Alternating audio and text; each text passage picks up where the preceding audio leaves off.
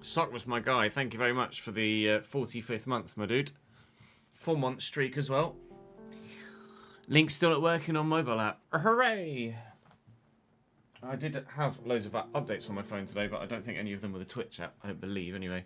Thank you to Dylan, Coach, and Sheehan for the follows on Twitch whilst we were offline. Thank you, Cole and Enzo, for the follows on Kit whilst we were offline as well. Very good, very nice, very kind of you.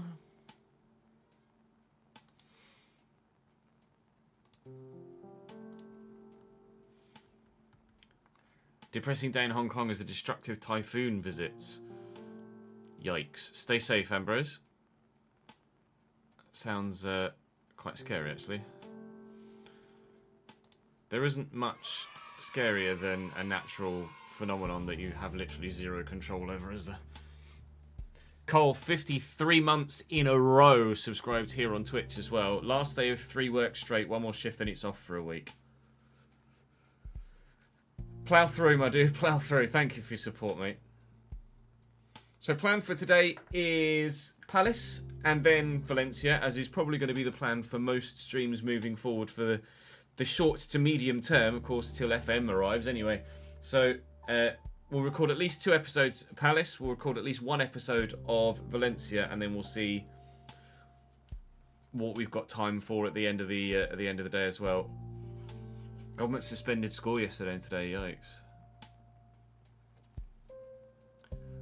This is the third kit. This is the Palace third kit, this one. The home kit is the usual red and blue stripes. The away kit is white, and this is the third kit. My Valencia kit should be here at some point soon. Your colleague was just in China on his holiday, just missed the super typhoon. Bloody hell. Timing. Right, I don't believe we have any subs to gift out at the moment today. What's the date? 24th.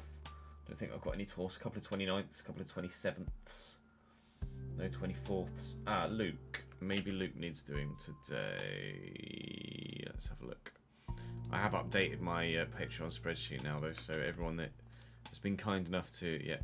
Everyone that's been kind enough to downgrade to the £15 tier rather than the £18 tier has now been updated on my spreadsheet. I wonder if it'll let me do Misha as well. Might be a day early, but sometimes the calendar tweaks it slightly. No. Okay, excellent. That's that.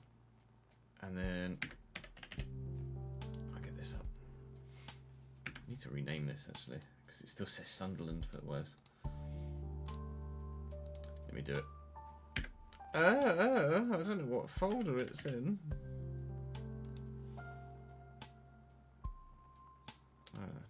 Yes, I do. Yes, I do. It's in here, isn't it?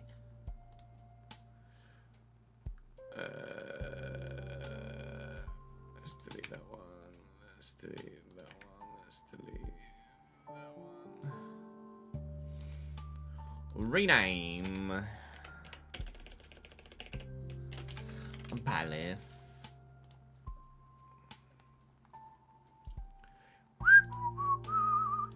So yeah, Crystal Palace to start. A couple of episodes of that, and then we will switch to the Valencia save a little bit later on this afternoon after luncheon. Getting Lecter to finish next week as well. Nice. You are indeed, Ben. Yes, thank you, mate. Pretty sure you're still on that. That's the wrong one.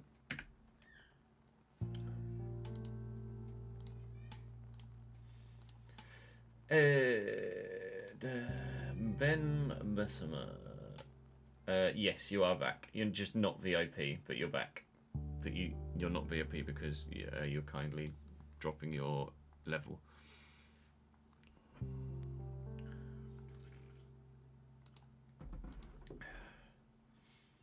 Boom, boom, boom, boom. Alanyaspor is going to be quite tough, actually. I'm not anticipating that being a very straightforward game, in all honesty. Vroom, boom, boom, boom.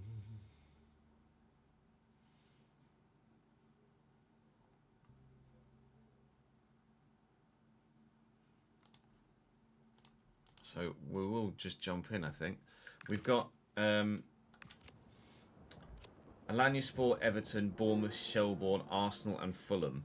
So what I'm probably going to do is play Alanyaspor, play Everton, sim Bournemouth and Shelbourne, play Arsenal, and then Fulham will be the first game of the next episode. And then we'll play Fulham, play Brentford, maybe sim Strasbourg. Obviously got to play Brighton because that's the... ouch. Ran over my own toe. That's the local derby, isn't it? Oh, very kind of you, Lee. Thank you for rejoining the Patreon, mate. Appreciate it, dude. Here's to you, sir. Then December's going to be hella busy, isn't it? Yes. So we'll just power through. It's not quite going to be, 3 games, or sorry, a full month per video, but it's fine. We're just working our way through, aren't we? Well, yeah, local in inverted commas. It's the rivalry that is most important to Palace fans. Oh, yikes, that sucks. That's unlucky. Don't fall in love with a lone striker. Never fall in love with a lone player. Right, let's get cracking. Welcome back to Crystal Palace. We are ploughing on with our first European game. Taking on Alanyaspor in the Conference League. Conference League only, unfortunately, for Crystal Palace. And then we've got Everton. We're going to sim Bournemouth at home. I think they're down the bottom end of the table and really struggling. And obviously we'll sim Shelbourne away because that seems pretty straightforward to me.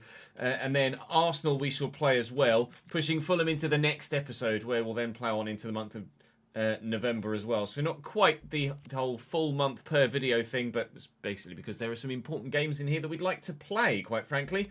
We have some money available at the moment, I think, left in our budget, £13 million as we get closer to the January transfer window, but we're not thinking about the window just yet. Still waiting for a potential absolute worldie through the youth setup. Nothing screaming at us thus far, but Ewan Brown does look like he could be okay. So he might be worth a call-up and a loan out in January. What is that? Is that a chip shot?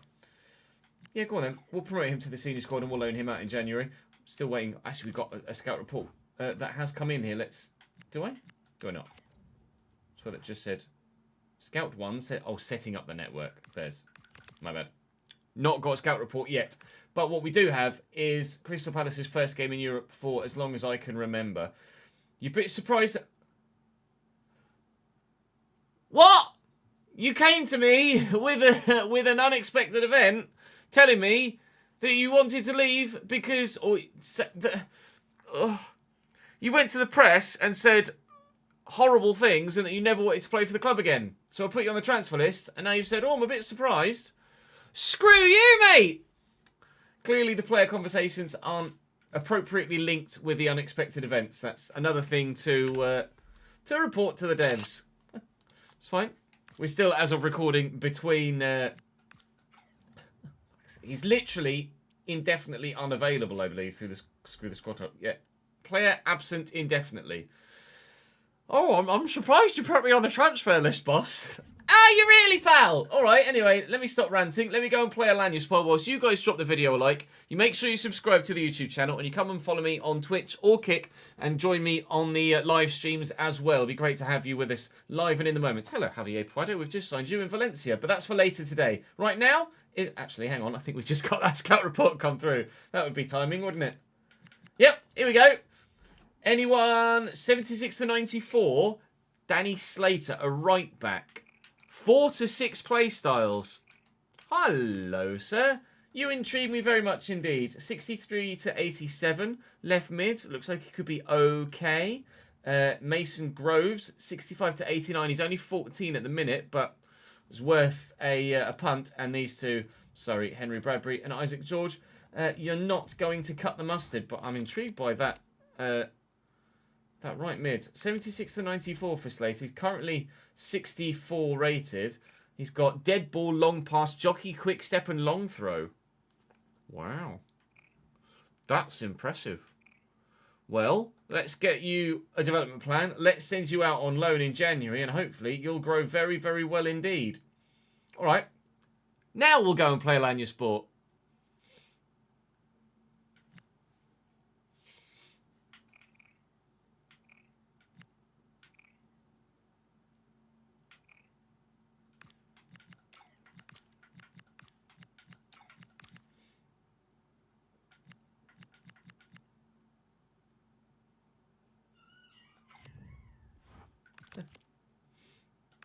Jude making all the noises.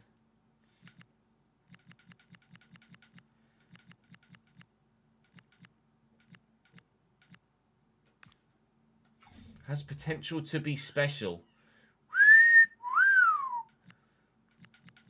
Right, let's get you trained then, Sunshine, shall we?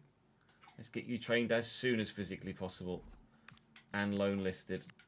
Who was the other youngster? Ewan Brown.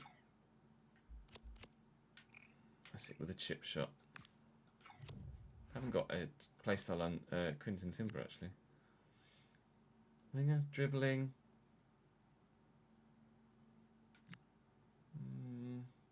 Kind of want to do all of them really. Let's do winger first.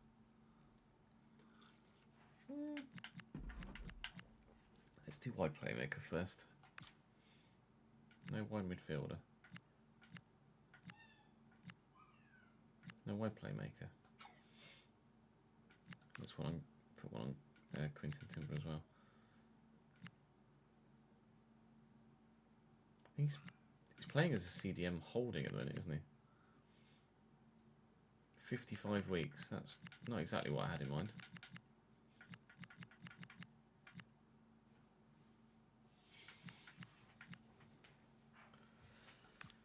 Just do holding like that then instead. Slater was left-footed, was he? He's got a 4-star weak foot though, so absolutely can play on either side. But well spotted. We'll make note of that.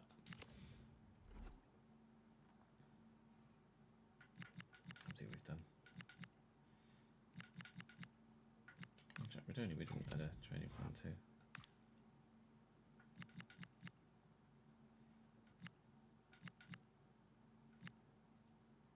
I think he's playing as a box-to-box.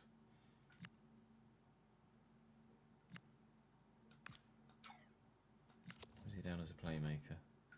Might be down as a playmaker, actually. If we left anyone else on balance, then?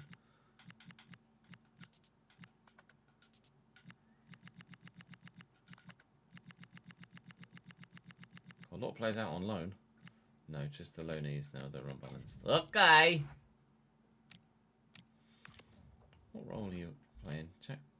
He's on box-to-box. It's going to take longer to rank him up, though. But he's already got a plus there, so it's fine. Hello, Oscar? You want to play, do you? To be fair, in Europe, you can. No worries, Carl. Catch you later, dude.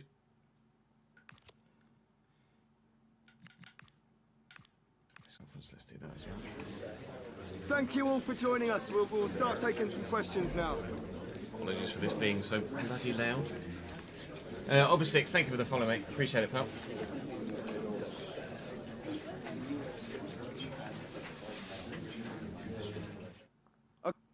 I didn't go to Fulham last night, Alfie, no, but I watched it on Sky Sports Plus. Very pleased. Very pleased indeed. Abdi, yeah, let's just play with... Oh, I can't play with fucking Benitez, can I? Mother trucker, dude.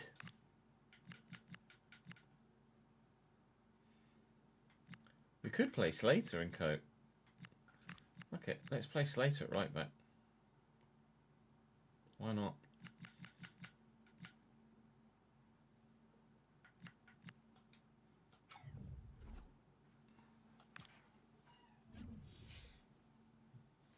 Oh, you said that was at Lincoln, was it? That was exciting for a while. Yeah. Until about 90 seconds into the second half.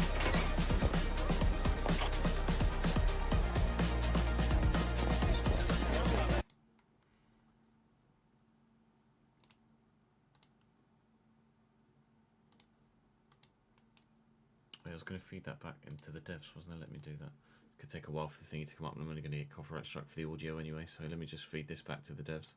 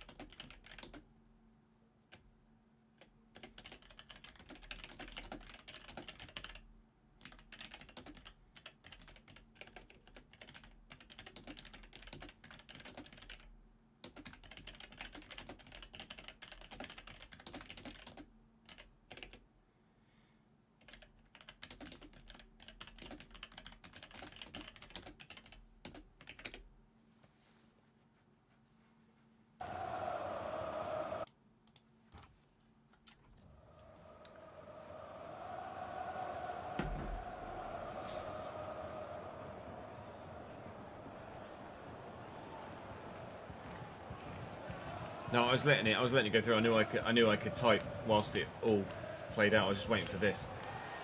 So here is Alanyaspor's team. Yanis Hadji in there. It's probably the only name we recognise. Although Elia, is that? I can't. It's not going to be Eliero Elia, is it? I mean, it might be. That's a name I haven't seen for a very long time. Is it? No, Meshak Elia. Do we recognise any other players in there? Bruno Viana, no, not really. Paulo Victor, no. Anyone on the bench that we're familiar with? Steve Mounier, bloody hell. That's a blast from the past. Other than that, no, not particularly. That's a very strange formation with those wide men quite so close to each other. What is... That looks a bit weird, doesn't it? With the right... The left mid and the right attack. That's probably just a visual thing, but that looks rather strange. Regardless, let's crack on. We are playing with a rotated 11. Actually, that new youngster Slater, before we get to the point of being able to send him out on loan, he's going to get a start here in the Europa Conference League. Welcome to the club, young man.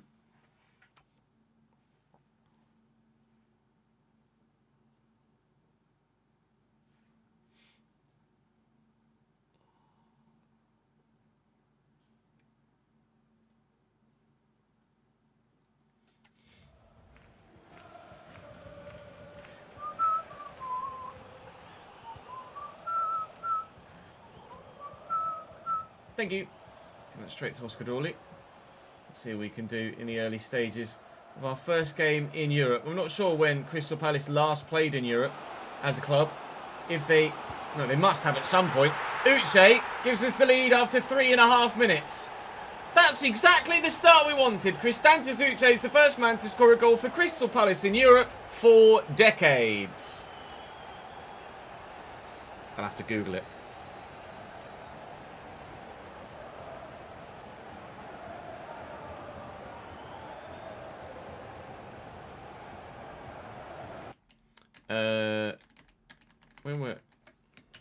When were Crystal Palace last in Europe?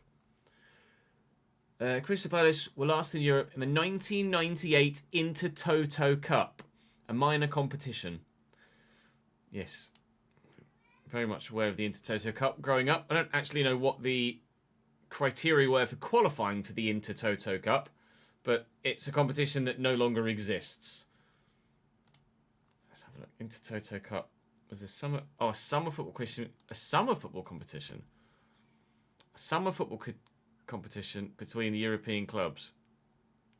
Ran up until 2008. Oh. Merged with the UEFA Cup, which is now obviously the Europa League. The more you know.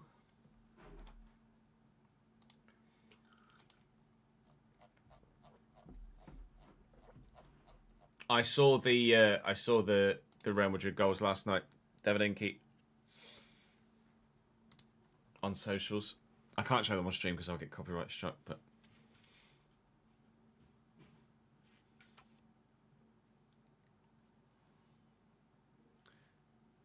you've had when the on the ball graphic shows all your players on the left wing. That's intriguing.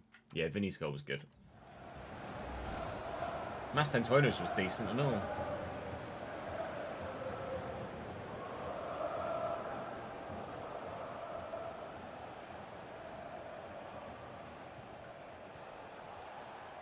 Right, that's really well worked around. We're able to cut it out, thankfully. We'll try and come on some sort of counter-attack. Caught them on the counter in the opening 3 minutes, and you never know, we might be able to grab another goal as well. Abdi delivers the cross, looking for the man at the back post who can't quite get there. We win this with Cobby? No. Check Decore, well, didn't need to challenge for the header because they've just given it straight to me anyway. Decore Mainu looking for Uche, who's in again and scores again. Crystal Palace lead by 2, and Alanyaspor are not up to the challenge.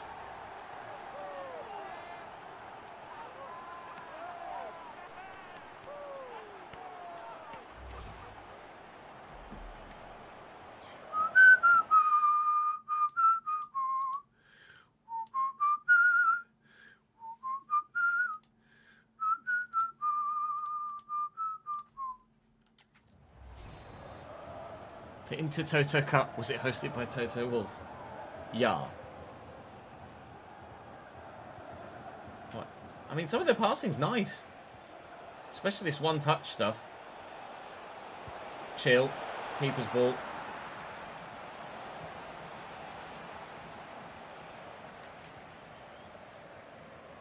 Not quite what I had in mind with Romanessa, but it's worked well enough. Float an early ball. Never mind. We're going to get to that. Oscar Dawley probably should have squared it. Good save by Paulo Victor. If we weren't already 2-0 up and we were desperate for a goal, I probably would have looked to square that, but felt like going for it. Oh, good clearance. Get to that first. It's Romanessa. Lays it in front of Cobby Mainu. Fires it straight into a defender. We are absolutely bossing this so far. They've had a couple of opportunities to get forward. Forced Dean Henderson into a very simple, well, I'd say save, but I mean, he just had to catch it, really. But after 23 minutes, we're absolutely the best side on the field right now and looking to improve the scoreline again. But the ball isn't quite weighted and positioned well enough to keep it away from the defender and get it to Uche for another goal. Still, we come forward though, so we win it back again. Oscar and Mainu. I'll look to lift this for Uche. Right. Check Decore. Looking for Essa. Never mind. Half an hour in, still 2-0. 2 ex-Huddersfield players. Mounier. Oh, Hadagonai, yeah. Slater's not touched the ball yet. No, don't think so. Let's have a look.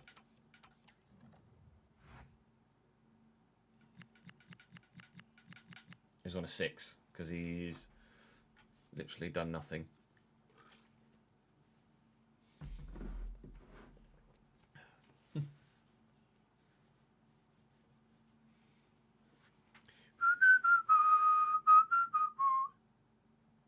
Debut to remember. I mean, it is a debut to remember. Just not for anything standout, but you still remember your debut, don't you? He's got very flash yellow boots. It's got to be offside, surely. He's on. He's on. Saved by Henderson. I mean, that is the most perfect timing of a run and pass I've seen for a while, because he was 10 yards beyond the defensive line there. This is Yelgin. It's a nice sharp turn and a lovely tuck inside as well, but Decore will get rid of it. All right, Alanyaspor actually fighting back a little bit, and you never know, they might score a goal here, but they haven't. Henderson again with a relatively comfortable save.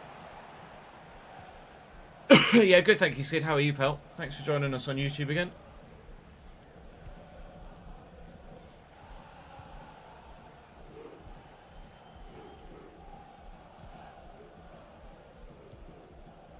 bit open at the back here. Oh, it wasn't meant for Essa. It was meant for Uche.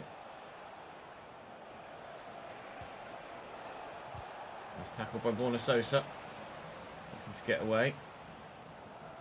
Out wide. Abdi back onto his right and delivers a really good ball, and it's an excellent header from Oscar Dawley, but it's also an impressive save as well. Put a bit more power on it from Dawley this time. We have scored a header from a corner now, of course. Check Decore, and in possession now, doing so in the last episode. Can we... No.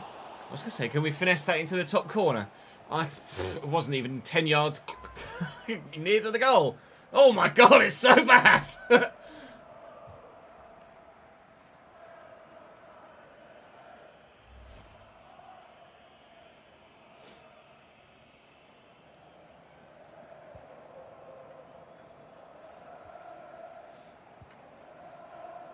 That's half time.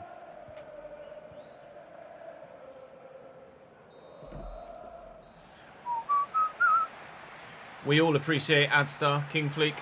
He is the man that keeps us moving. Honestly, Curtis, I don't know what the situation is with Ultimate at the minute. No one seems to take any sort of responsibility for Ultimate difficulty. The gameplay team say they don't do anything with it. It's not their they've never done anything with it. It's not their thing. And Career Mode team say that it's not their thing either. So no one knows who actually decides anything about Ultimate difficulty, or even what Ultimate difficulty is anymore. But someone needs to take responsibility for it and do something with it. IMO. Good vibes. Good vibes indeed. What isn't good vibes is you've got to play Liverpool, City, Arsenal, then Liverpool again in a row with a random Fulham game in between. Well, then they're not in a row, are they? Actually, they're not in a row.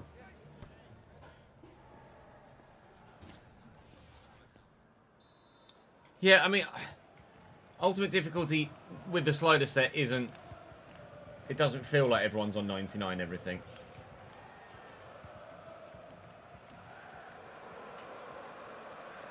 Mainu to Corey, quickly to Uche, looking for Essa, who's dropped the shoulder well, but can't get away from Janvier.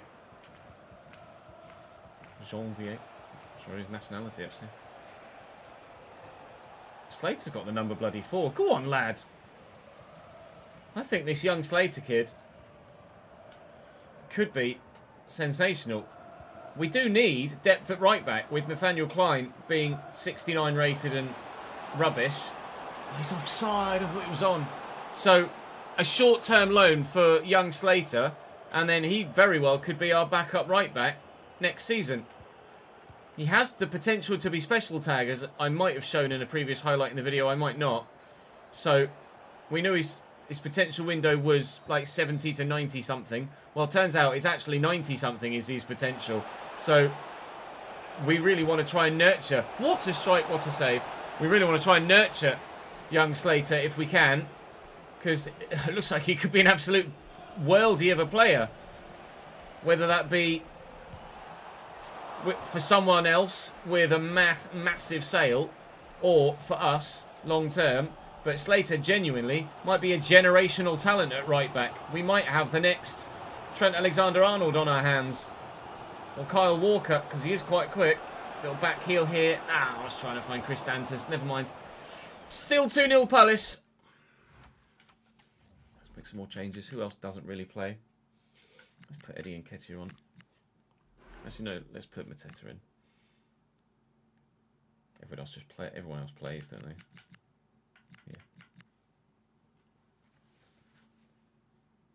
Yeah. We're on Ultimate, Spinsy.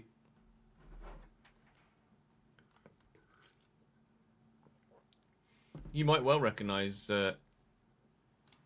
Janvier, that man.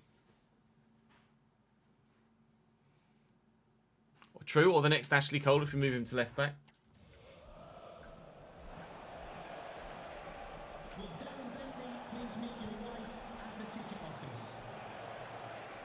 Oh, that's loose. That's really poor.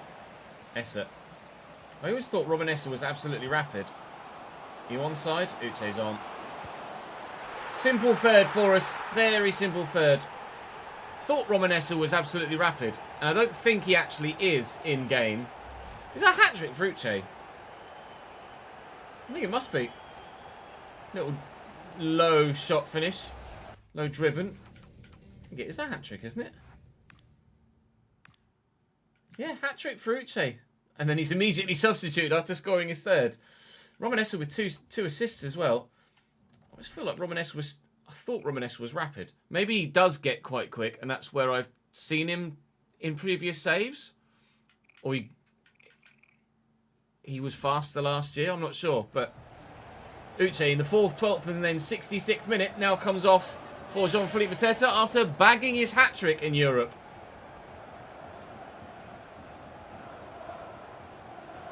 I think we might get through the league phase of this competition if this is the calibre of opposition we're going to be facing. He says, as Aliyah pulls one back for Alanyaspor, shut your face, Ches, it's not going to be that easy. Timing.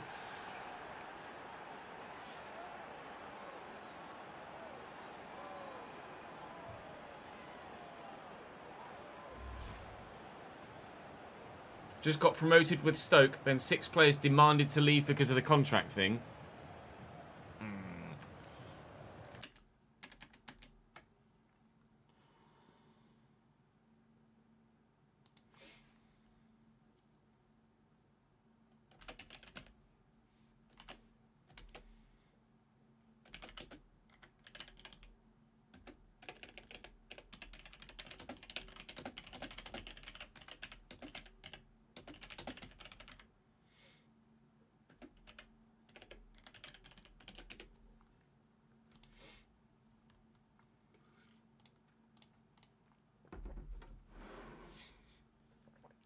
Yeah, the contract thing is pretty fucking poor.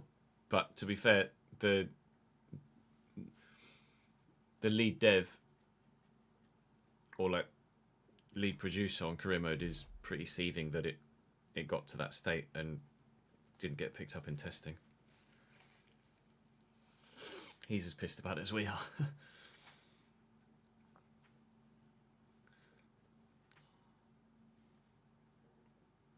That it's literally top of the priority list.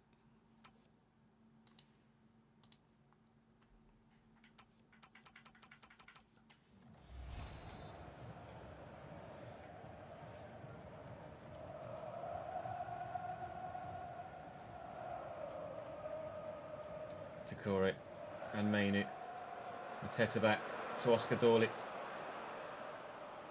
Probably should have played some sort of pass there, but it was going so well that I wanted to keep playing Oscar through. Oh, and he nearly had the chance to grab a goal for himself as well. This is with a rotated 11 as well, that we're getting this strong result here.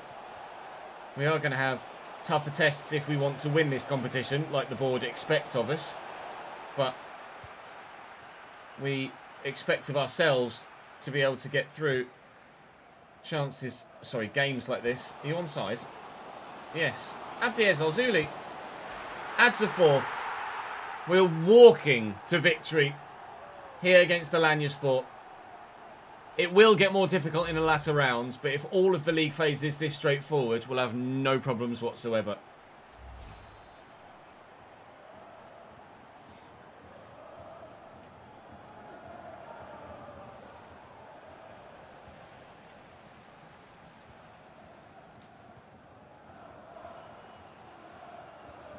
Dawley looking for the run of Mateta. Mateta! Well held.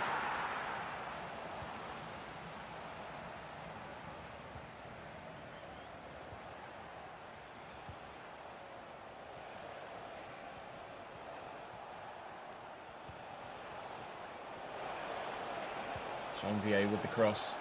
I mean, he's picked out the man at the back post brilliantly, and that heavy touch nearly worked for them. Oh my lord. Run around and clear it. Ping! Christ, that was like a quarterback's pass rather than a long ball. That was fired. Well in. Deary me. That was unbelievable. Mainu forward to Matets. Just one fleet to Oscar. Dawley looking for the run of Essa. Never mind. Oh, 2 minutes added on at the end. I didn't realise we're at the 90th minute already. This game feels like it's flown by. Into this 92nd minute. They've gifted us the ball back and Borna Sosa will just get it forward.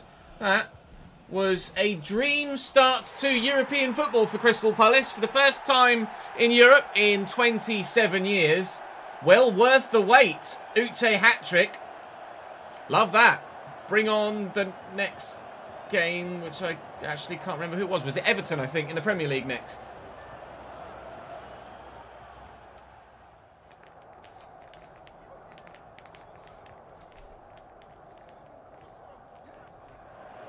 Yeah, under the leadership of Andreas, who's currently the career mode producer that is forefronting everything, at least on our side as well, I'm actually quite confident about the state of career mode moving forward.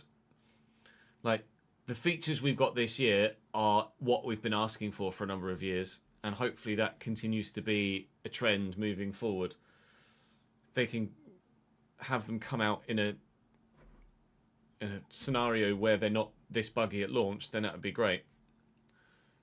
But I think the trajectory and the projection for career mode in the next few years is actually really promising. Whether it rejuvenates anything on the content creation side from the Let's Play standpoint, I don't know. But certainly...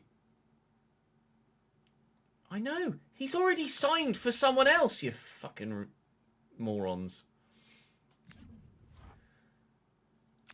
Screw you. That's part of the contract bug.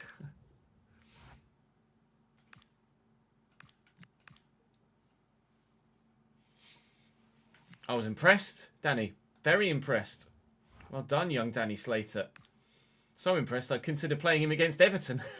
Mark Gahey's role has it's been changed, or is updated.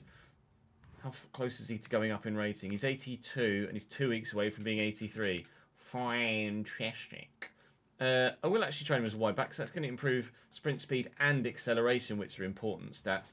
The general consensus in the comment section, I think, Birmingham have bid for Slater already. But to be fair, he might get quite a bit of first team football at Birmingham in the Championship. Loan to buy? Absolutely not. Short-term loan, please. So I'd be quite happy to loan him out for the rest of the season. And hopefully he could be an absolute banger moving forward. I was in the middle of making a point there and then I forgot what it was.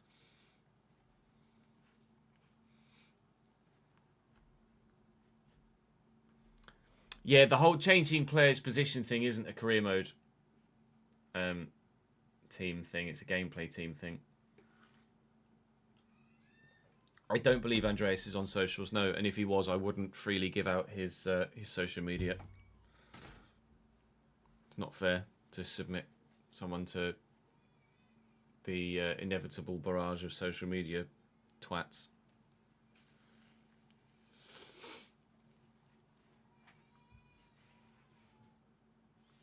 Haru, thank you for the follow, mate.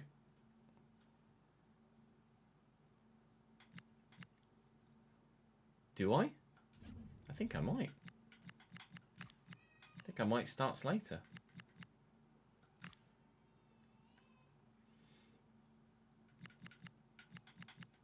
Abdi played very well as well. Got a goal. That's what came out there. He's unhappy for some reason. Or at least he's not happy. If you know what I mean by that.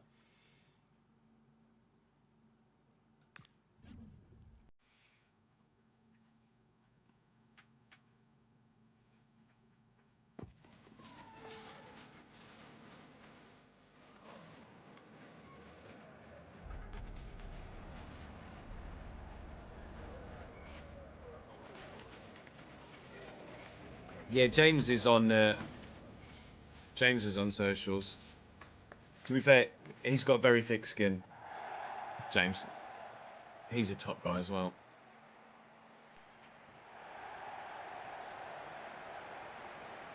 Doing Palace in a Network FM save. Nice.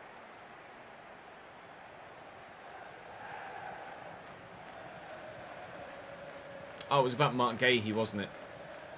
Thank you, Darren.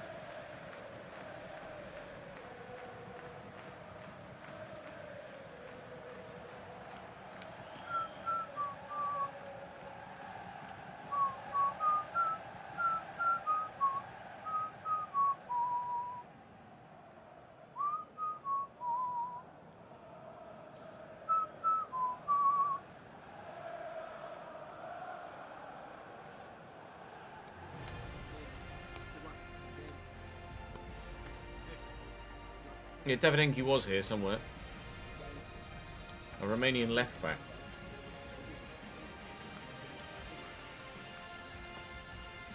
Still struggling to score headers, but we have scored one. Oh, Davidenki's arrived.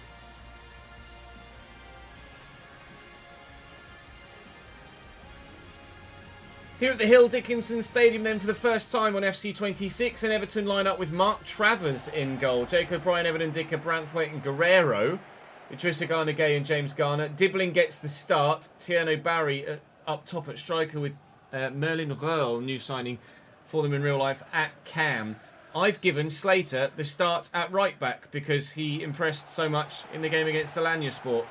And what I'd started to say in the previous highlight and then kind of interrupted myself about Mark Gahey, what you guys had said in the comment section is that you would probably prefer that I make him transfer listed for the January transfer window and just see what happens. You reckon it makes sense to sell him whilst we can get some sort of value out of him rather than just let him leave for free at the end of the season? So I'm willing to do that. I'm willing to sell Mark Gahey in January. Then obviously we'd have to replace him in January, but we'd have the funds to be able to do so. Just trying to work this about, see if Quinton Timber can get the shot away, but unfortunately not. But that's what I was saying before I interrupted myself earlier. I think that's probably the most popular option. It's not going to be solely well received, but I think it's the most popular option to do with Mark Gahey. Thank you for giving that straight back to Timber. Appreciate it, mate. Rudoni, Ismail Assar. Rudoni's there again, and the ball forward is decent. Eddie Nketiah looking for Ismail Assar. He will tuck it back for Eddie Nketiah. Narrow angle. Travers makes the save and holds on well.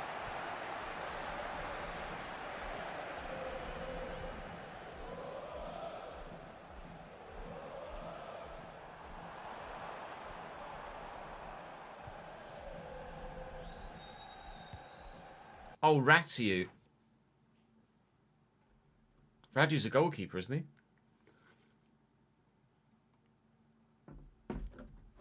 Yeah, Ratu's a right back for Vallecano. We looked at him in at Celta. Yeah, we looked at him in the La Liga save, in the Valencia save. He has blue hair in his photo, but not in game, no.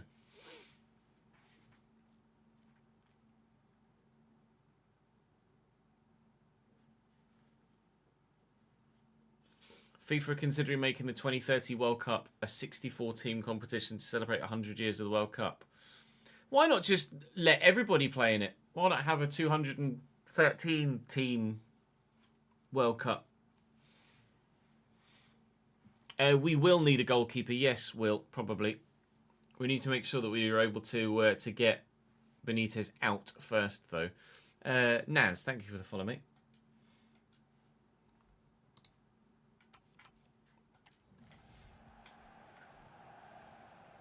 Well, forward to Tierno Barry, given away. Acquart, Rodoni and Quinton Timber. Lovely movement from Rodoni. Not good enough from Idrissa there.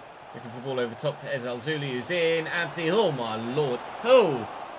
That was nearly boot to face, and it was a terrible touch from Ezal Zuli. He should have done better there. Sarr finding Nketiah, but he can't get it under control either.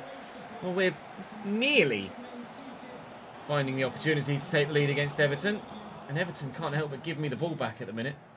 So if they keep this up, it's surely only a matter of time before we do take the lead. And Ismail Assar could have done so too if he could have just gotten away from Jared Branthwaite. Blimey, Tierno Barry's a big boy, isn't he? He's won himself a free kick here too.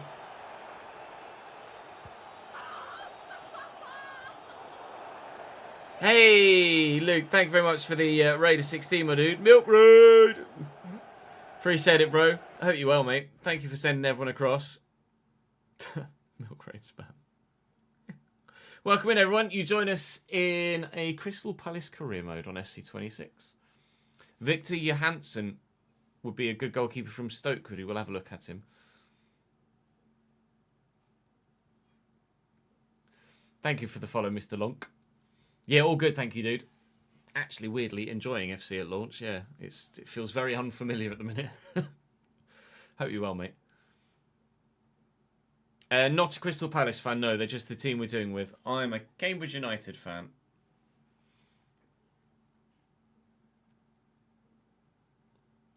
You're struggling with shooting, Will. In what regard? How are you struggling with shooting?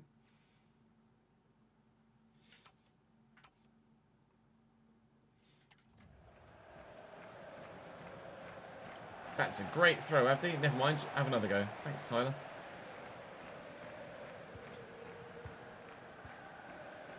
Mitchell. Forward towards... I've overrun that.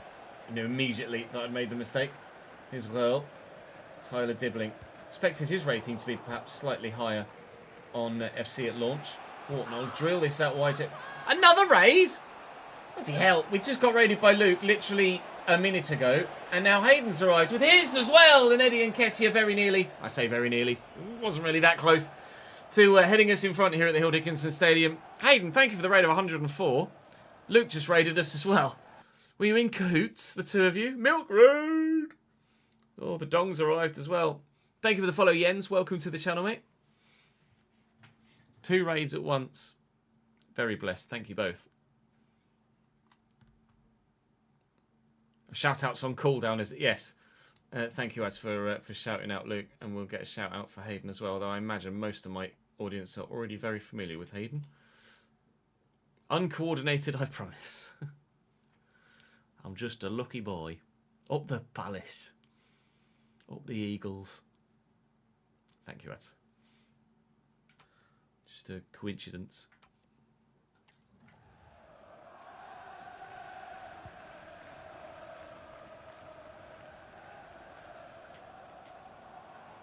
Dibbling.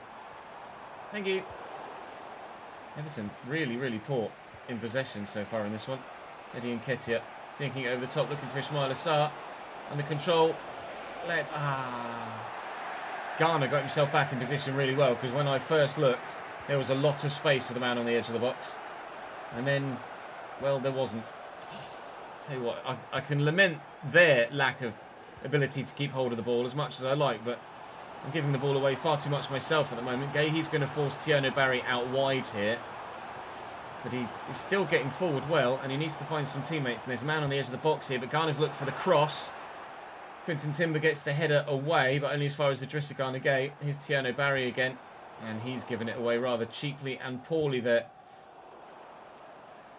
Copy-paste, Jack Rodoni.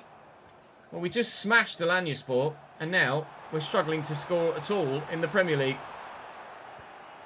Looks like it's going to be 0-0 at half-time. Eddie Nketiah's header goes as far as Rafael Guerrero.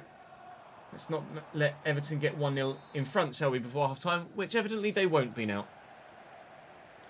Big Bearhead, thank you for the follow as well, mate. If you shoot the ball, it seems to drag a lot and go out near the edge of the box. Have you maybe set it to manual accidentally? Alanyaspor was the first game, Mike, yeah. Exclamation mark camera. Will. We'll tell you my camera settings in every... There you go, Answer's done it. Every game. Yeah, you might have manual turned on, precision shooting, a couple of options as to why your shooting might be a little bit rubbish.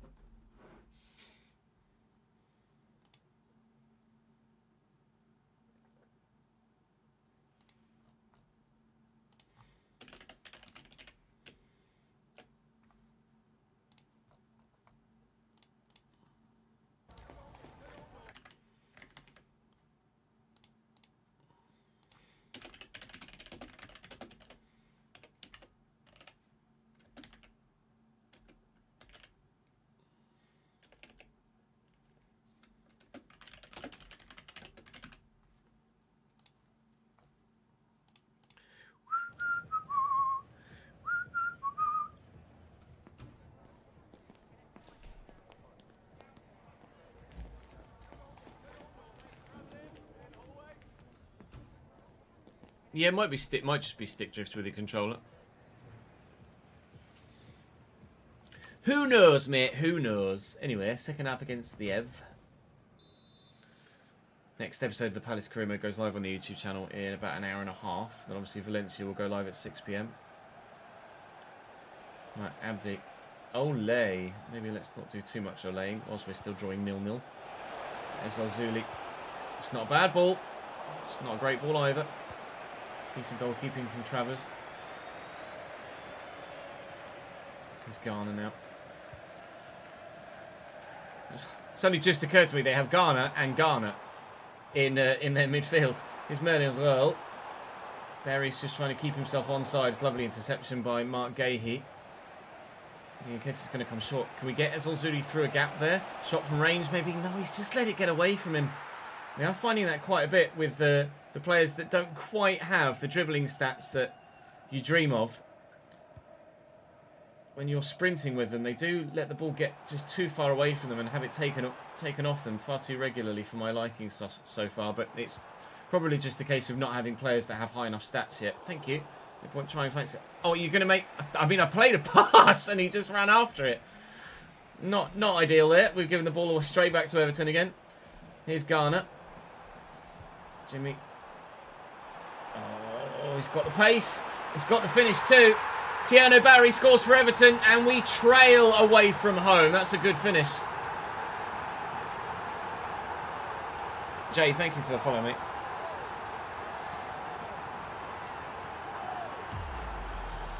Unexpected events we've got set to medium and we've had like one a month maybe ish on average. You can manually change them to like high, low, medium or off entirely. Lassar, thank you for the follow, mate. Appreciate all the follows today, guys. The journey towards 100k continues. Rodoni. Nicely to Sar. We're actually running out of time now to try and get ourselves back in this one. Evan and Dick has intercepted that very nicely indeed. We should bring Lacroix towards this and try and utilise his pace. Good, that went well. Well done. Lacroix. Right, Rodoni. Spread it. Oh, Merlin Royal tracks back brilliantly. I feel like we've been a little bit complacent here against Everton, and actually they've stepped it up in the second half. In the first half they couldn't help but gift me possession and I felt like it was only a matter of time before we scored, but now in the second half actually I'm finding it quite difficult to break them down. Wharton into Quinton Timber, who's going to go a bit further. No, it's a heavy touch again when sprinting, and Timber's got decent dribbling stats. I might have to make a couple of changes in midfield, you know. Take Rodoni off and bring Kobe Mainu on. I think he's going to be the first one that we do. Mainu's not quite fully fit at the minute from the previous game during the week. Let's bring Jeremy Pino on as well. See if a little bit extra dribbling talent. Compare the two. Actually, Zuli supposedly has better dribbling, but if Pino's running slower, then he should have closer control. Let's do Nketiah for... I mean, Uche scored a hat-trick in the last game, so it's only fair that he gets a bit of a run out in the Premier League. I probably should have started him, quite frankly, after scoring 3, but maybe he gets the nod against Bournemouth in the next game. Rodoni's intercepted that, but again, just can't quite keep it under control before an Everton man takes it off him with 15 to go here, and that's handball. It's going to be a free kick for Ev. With 15 to go, we look like we're going to lose.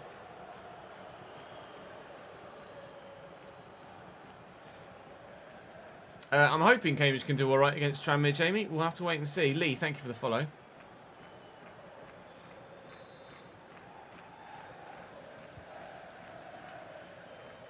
And Dicker. Garner. Oh, nice first time pass. Decent save by Henderson. He's quite frustrated at his defenders. That's Tyler Dibbling going off for Everton. Not sure who they brought on in his place. Here's Jared Branthwaite with a header from the corner, and it's very firmly met. Very well saved, thankfully. We'll go to the right back first. Then we can get it down the line. He's got loads of space here. They left one player really, really deep there. Ismail Assar, just a little dink to try and find Uche. And Dicker's back, though, to clear it. Maybe I should have played that on the floor slightly earlier. Really poor defensive positioning from them on the breakaway from the corner. Someone was just 20-odd yards deeper than everybody else, and was playing 3 men on side with no other defensive support, and I've kind of fluffed that there. Guerrero now back inside here to Idrissa Gana Gueye, who's found only Ismail Assar. We drill it on the floor now looking for Uche, but Ndika's in the way. I'm going to lose this. I really felt quite confident in the first half that we were going to get a positive result. And then the second half just didn't go according to plan. Uche, Ndika's solid. Ndika and Branthwaite have been really good at centre-back as a partnership.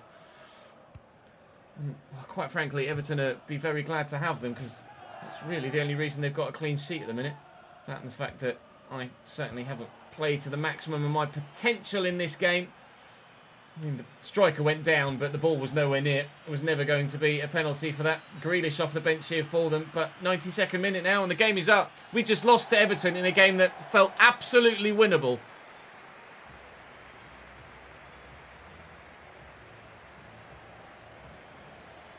Newcastle Bradford have been an intriguing one, actually, Fishy. Bradford are in an unbelievable vein of form at the minute at the start of the League One season, looking for back-to-back promotions and look really strong right now.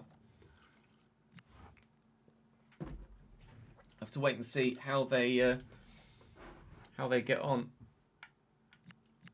throughout the course of the whole season. Our Wharton's now Playmaker plus plus. So let's go deep line Playmaker. And then our Rudoni. Rudoni's now Playmaker plus. Nice. Pretty sure he's in a box to box at the minute for us though, so let's try and train him there. 3 offers. Ducore, no, I'm not looking to get rid of Ducore, I don't think, at this particular moment in time. Birmingham's still trying to negotiate that short-term loan. Alanyaspor would like to take young Slater on loan, but we'll try and negotiate that as a short-term loan rather than a loan to buy. Now, Newcastle want Ducore. Well, that says to me that Ducore somewhere has said something about a contract. Yeah, I didn't get a notification about that one. Ducore is wanting a new contract, which is fine. I'm quite happy to give Ducore a new contract. Let's see what he's currently on and what we can negotiate with him. I wish it wouldn't keep doing it. It's going to not let me go left now, isn't it? Yeah, good. Squad hub. Check Ducore. What are you currently on a week? Let's have a look. He's unhappy at the minute. Submit the transfer request. He is currently on £55,000 a week. He's only 25 though, and he'd be a great squad player. So let's go to the contract negotiation. Oh, he isn't. Can I delegate it? No, he just genuinely wants out. Well, I think we might be about to lose Check Ducore. Okay. Let's see if we can maximise the financial package with Newcastle, or maybe get a swap player in there. Who might they have in midfield that would be able to fill that role? They wouldn't be willing to let anyone like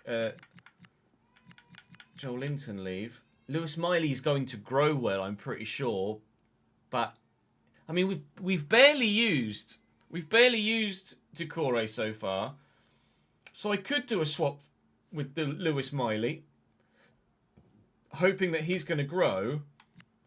And then maybe 9 million plus Lewis Miley. Would you actually be open to that? They don't want to lose Lewis Miley. Well, let's just try and maximise the financial package then. If we are going to lose Ducore, then we want to make sure we get decent fee for him. £15 million? 11.2. I'm going to reject it. I'm sure I can get a bit more than that from someone else. So we will do what we can to try and maximise a Check Ducore deal, but for the time being he stays. And up next is Bournemouth. Whilst I say thank you Haber for the raid, appreciate it mate. Sorry, I was on a big YouTube highlight there. Thank you very much for sending it. We've had 3 raids in the space of like 15 minutes. It's been pretty mental. You bought Mainu in on loan. You bought Conor Gallagher for 21.9 million plus Bissouma. Nice. Yeah, the Ducore thing is just part of the contract bug, which obviously we're hoping to get fixed over the next few days. We do have enough midfielders to deal with the potential loss of Ducore.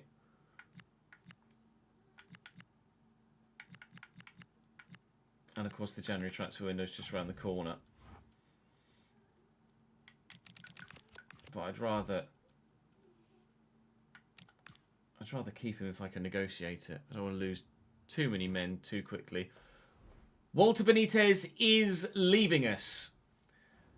Indefinitely unavailable because he badmouthed us in the press thanks to the unexpected event, and he has agreed a deal with Everton. He will leave us to our most recent opponents. Right, Yeremy Pino is now a left winger as opposed to a right mid or whatever it was his previous thing he was set to, and I think we play him as a I think we actually play him as a winger just to try and get that sprint speed and acceleration up. So let's do that. He'll be up to 82 rated in 20 weeks' time, which will be before the end of the season. Loan offer for Slater can now be confirmed to Birmingham for a short term.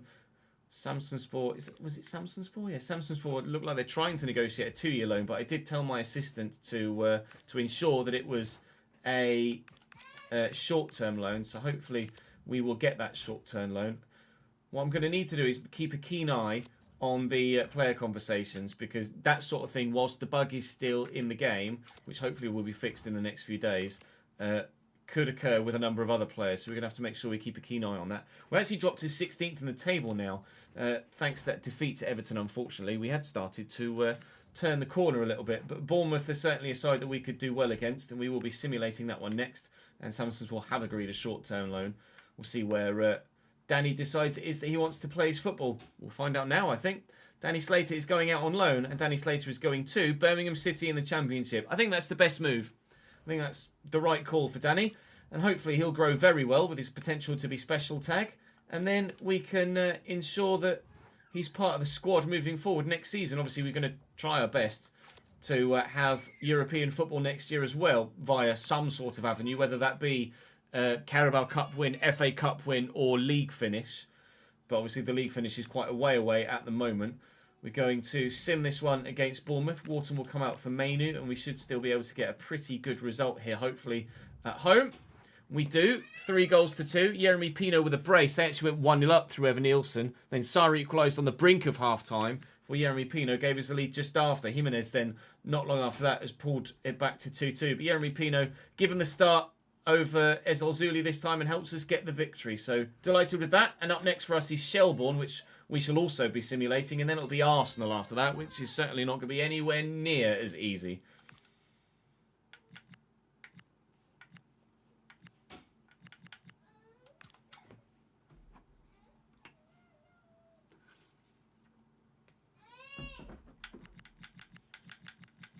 Is there 2 roles? Is it just Lacroix? Just Lacroix. Okay. Oh, a message from Adam Wharton. Wharton wants to play in the next game against Shelbourne.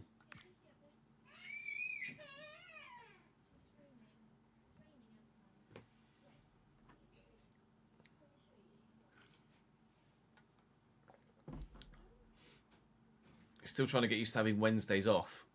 Did you normally have Thursdays off, Mike?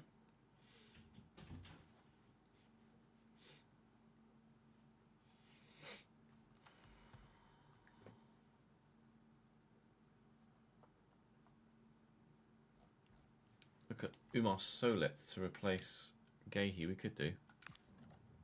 Yeah, Jude just saying hello to everyone. I'll do that. Wharton wanted to play though, so I'm quite happy to throw Adam Wharton in. Right, Shelbourne. I mean, oh, who's unavailable? Ah, bloody Benitez. Yeah, no, I'll do that permanently in the other menu. Right, I used to have Tuesdays off.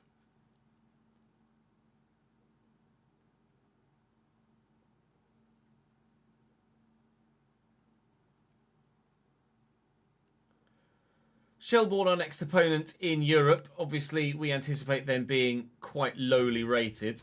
And it's a 2-0 win. Ezol Zuli getting the first goal. They had a man sent off after half an hour, which is not necessarily going to help things, is it? We dominated possession, we dominated creation, and we dominated the result. Europe is going perfectly thus far.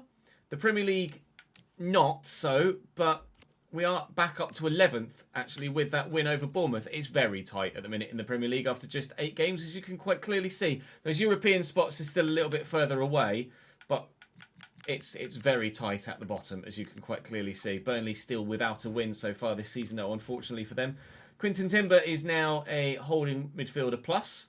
1 week until he goes up another rating, which is superb. We're getting great growth from the side so far, and hopefully we can do something against Arsenal.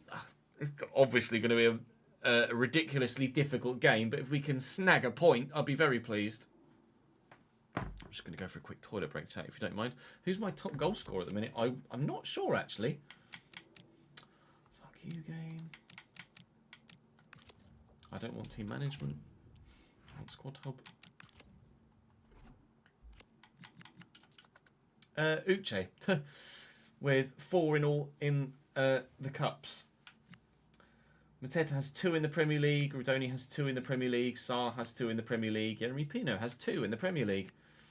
Abdi has 2 in Europe. We've not got a go-to goal scorer yet, do we? Really.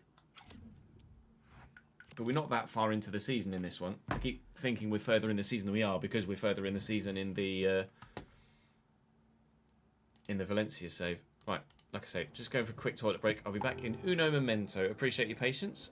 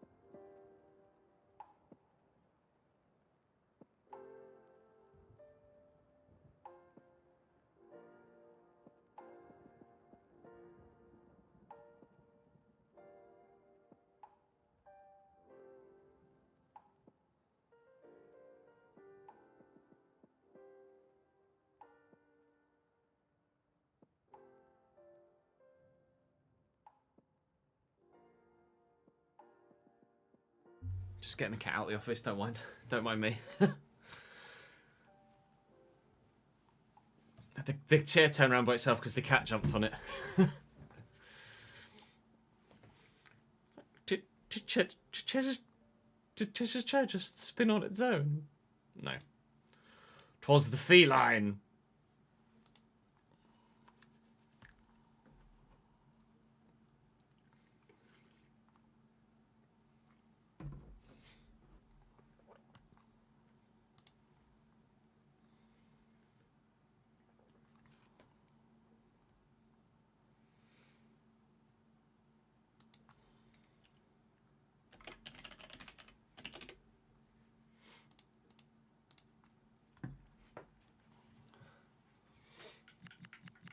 Right.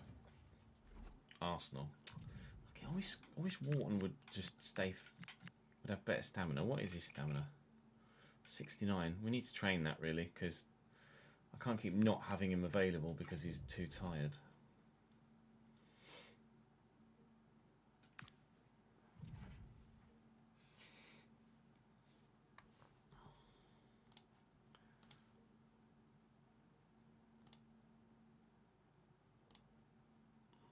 As always, the only 3 comments in the Twitch stream, sorry, Kick stream so far are bots. And as such, I've missed the good intro. That's annoying, isn't it? Hey, look, there's us over there. Apologies, chat. It's annoying, isn't it?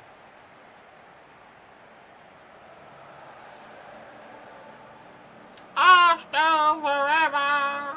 Or North London forever!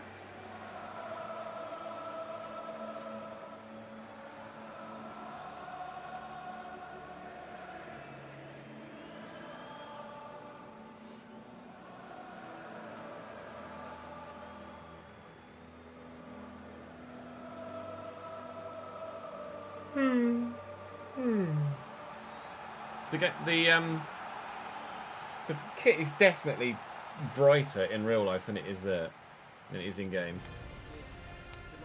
You can literally see the difference.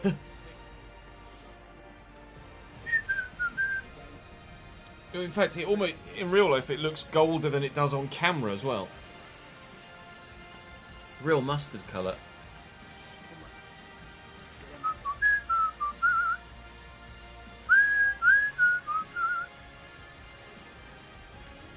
Right, Arsenal lining up as follows in their 4-3-3.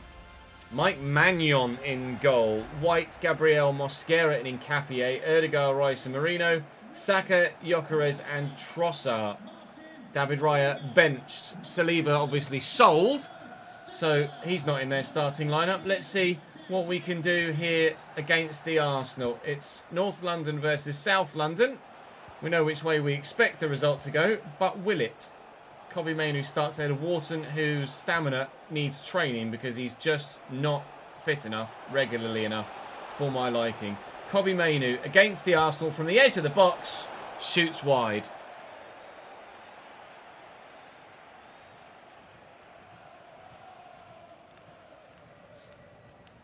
Thank you for the follow, HLT. A handful, Dan, yes.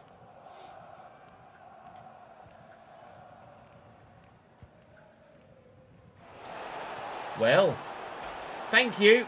Thank you very much indeed. I can't remember what the old, thank you, bow formation celebration is. I've done the motorbike one, apparently. Kristantis Uche scores his first goal in the Premier League, his 5th goal of the season. And, well, that is what they call a gift.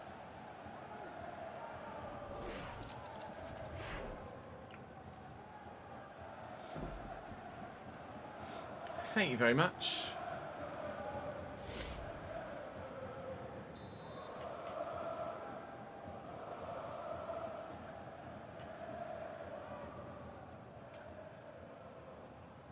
Marino, Erdegaard. That was weird. Someone just beats a car horn or something. Meep. Henderson with the ball forward. Marino's going to get to the loose ball. Here's Saka now. Gyökeres, Erdegaard, Saka, Erdegaard. Erdegaard still. Just got to him. Don't know whether we Gave him the shoulder barge in time to put him off the shot. Yes, just. And it has gone wide of the target. Well done, Tyrek Mitchell. Putting the effort in to cover the yards to get to him.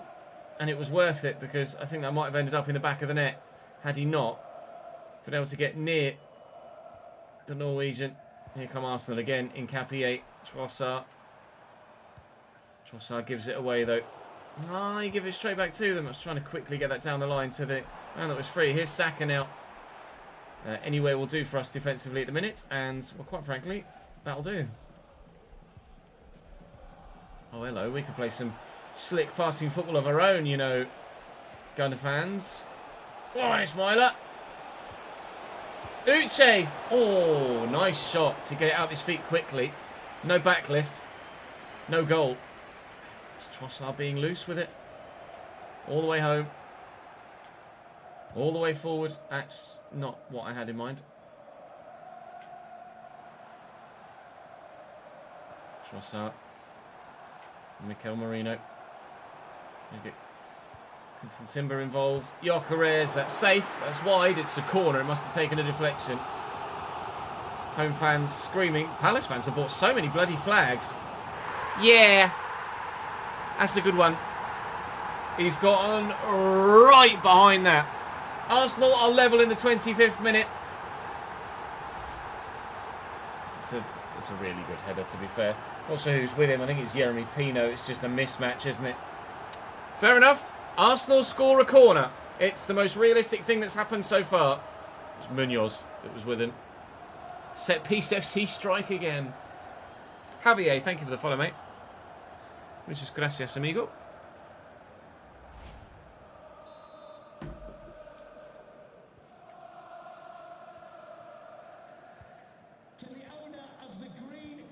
Munoz. Rizone. Mainu. And Pino.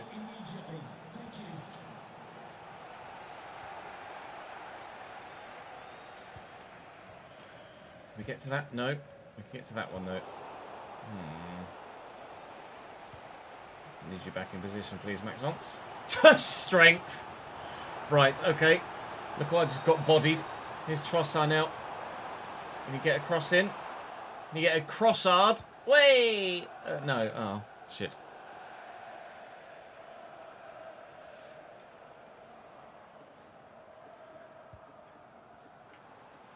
Gyökeres. Gyökeres is much faster in game than I expected him to be. Realised he was that fast in real life, quite frankly. Timber looking for the ball for Sarr, and it's a great ball to Sarr. He's got it under control as well. Uche's going to be in the middle. Try and nod this down to the edge of the box. Or get to the loose ball. Can't do either against the very strong defensive pair for Arsenal at the back. White. Gyökeres. Erdegaard is there, but selected not to use him on this occasion. Rice looking quickly, failing to find the man. Scare's just nudged me there. I wonder whether there was a hand in there. Mitchell intercepts. This is tough. Can we get to that? No, and Nkapie rise as well. Gyökeres spins me. Gyökeres is in. Don't foul him. Well, I don't know how much Henderson knew about saving that with his feet. Gyökeres, I think, just kicked it against him, but we'll take it. Right, don't let them score this time, please. Well, they might. They very nearly did. Gabriel leaps well, but heads wide.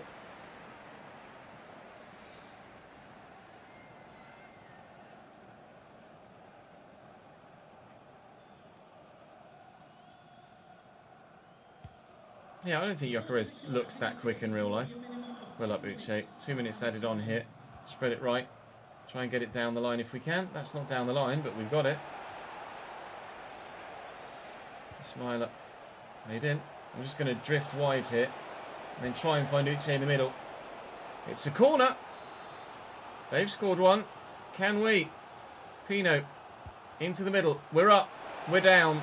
It's 1-1 at half time.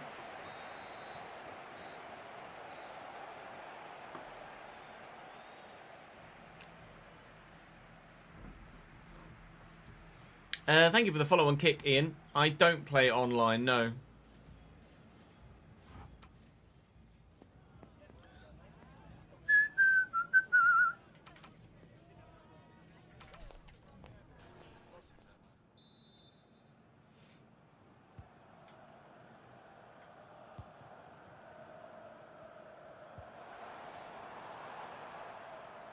Erdegaard.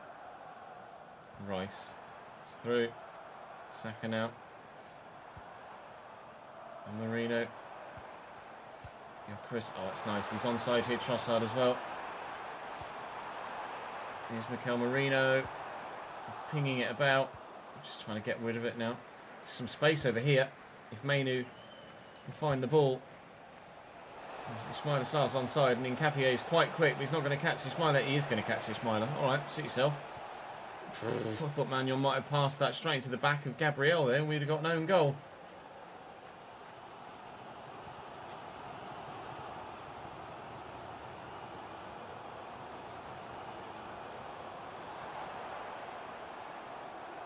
Jimmy, well into it. Keep it in. Go to the left back again. Gone? Gone.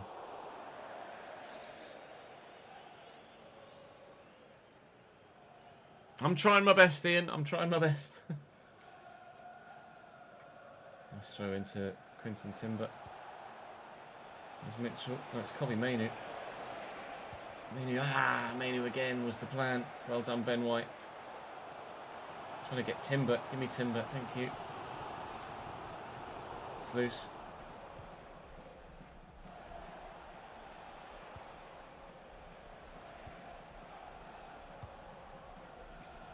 So, it's not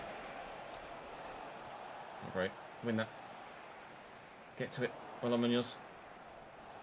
On then. Early ball in. Gabriel's there again.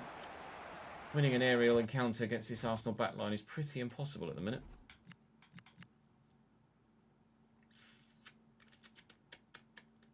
Really many options there, are there? Everybody's a bit tired.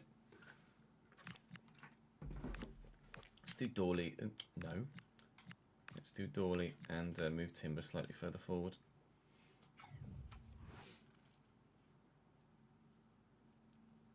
Your caps lock is stuck on, Ian. FYI. Don't need to shout at me.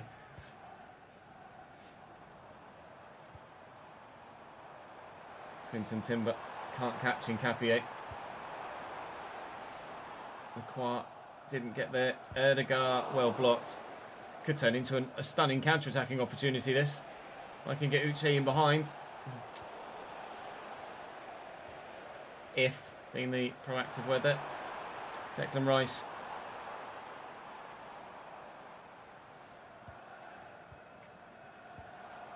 Okay. Ben White. Oh, beautiful. Gyökeres. Good save and away. Still Arsenal just will not let up. Unrelenting pressure on the Crystal Palace goal in this second half. We are trying our best to hold on to what we've gotten thus far, which would be the point we said we'd absolutely take prior to kickoff. Erdegaard and Rice. It's well worked again. Gyökeres making moves.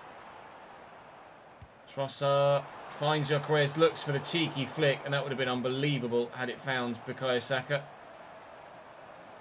Erdegaard trying to get around Mitchell. Expecting him to go back to his left, which he doesn't, just powers forward with his right, and Gyökeres' header straight at Henderson, thankfully. Oof. You getting the game on Friday, are you, Ian? Yeah, I don't blame you for waiting.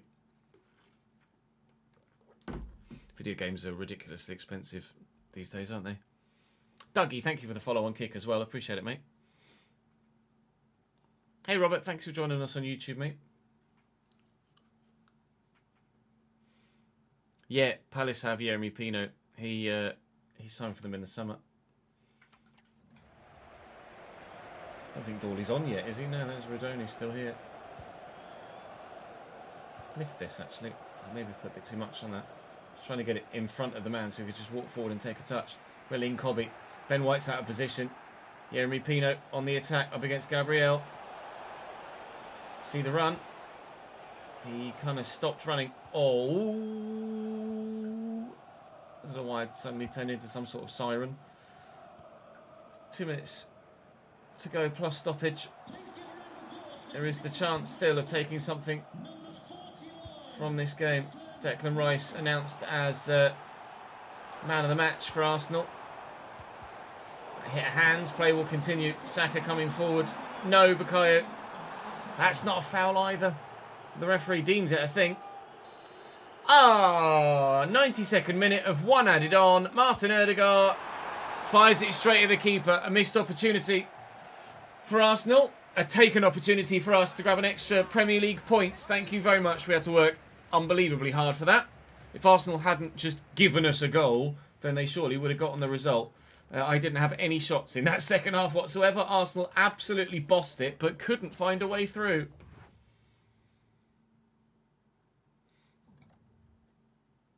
No, I appreciate it, Dougie. Any follows on Kick to just help boost the channel profile would be appreciated. Anyone that has a Kick account, if you could just go across follow on Kick and then drop back, even if you enjoy watching on someone else's watching on a different platform. Sorry. Yeah, there are patches coming for the managerial market ads. Seems that Simeone resigns in almost every save at the minute.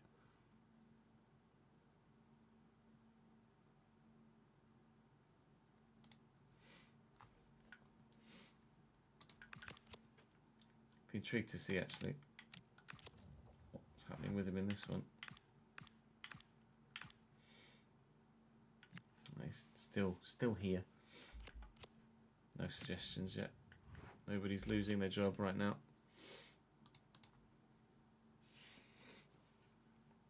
Someone got a Wenger in their market. Nope. That'll be a mod or a doctored image. Roger. It wasn't necessarily Simeone resigning that was the issue, which obviously is still not that realistic for Simeone to resign from Atleti in season 1. It was more him signing for Brest afterwards.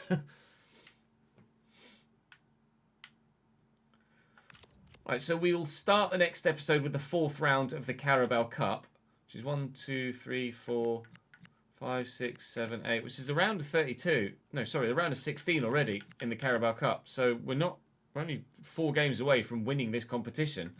It's all Premier League apart from Bristol City, Sheffield, Stevenage, well, and Rotherham. All right, there's still some lower tier clubs in there, but Fulham is a game that I thought. Let's be honest, the Carabao Cup's a great opportunity for us to win a competition this year in our first year in charge, and I'd love to do so. So we will do everything we can to ensure that we have a chance in the.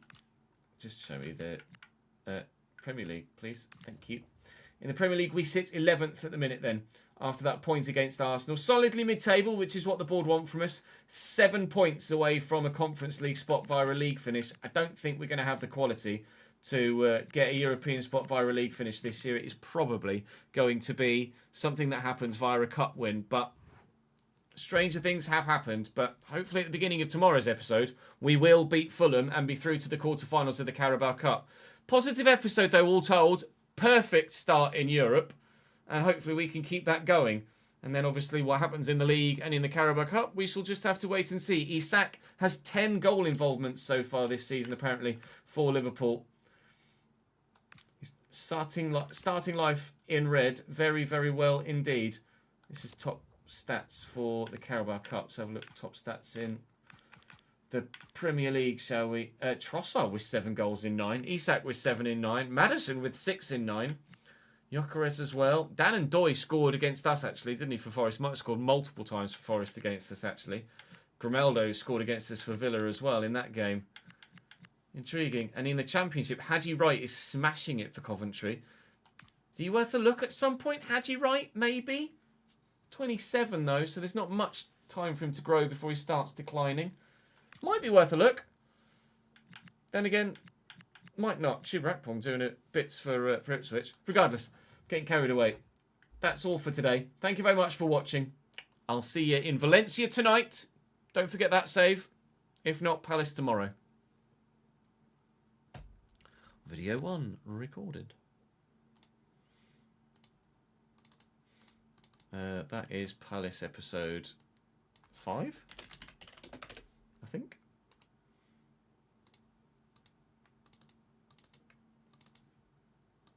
Yeah, Palace episode 5. Let's record episode 6. Yeah, good, thank you, Liam.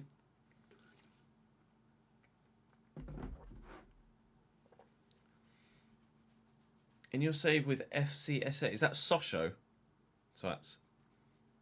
You have 53 players out on international duty. 53 players? Is Sosho, I thought so. I thought so, like... Right, we're going to have a look at Wharton's thingy, weren't we? Where are you? There you are. I want to train his stamina.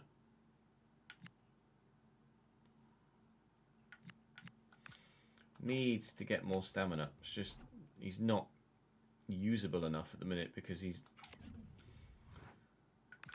Well, he's fucking knackered.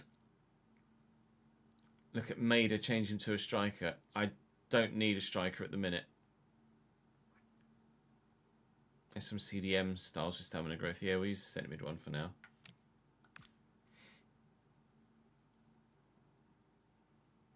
Wow, Rotherham knocked Sunderland out on penalty. Or no.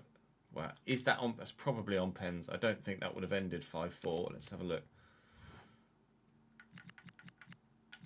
5-4 on pens after a 2-2 draw. Chelsea through against Wolves. Man United beat Stevenage. Sag.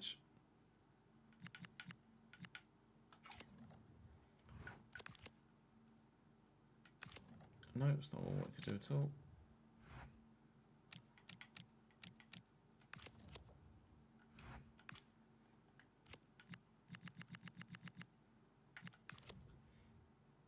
Cambridge 6th thus far. Come on, the Yellers! In the playoffs.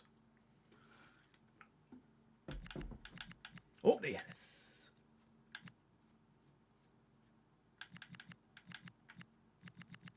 Again, apparently everybody's in the playoffs.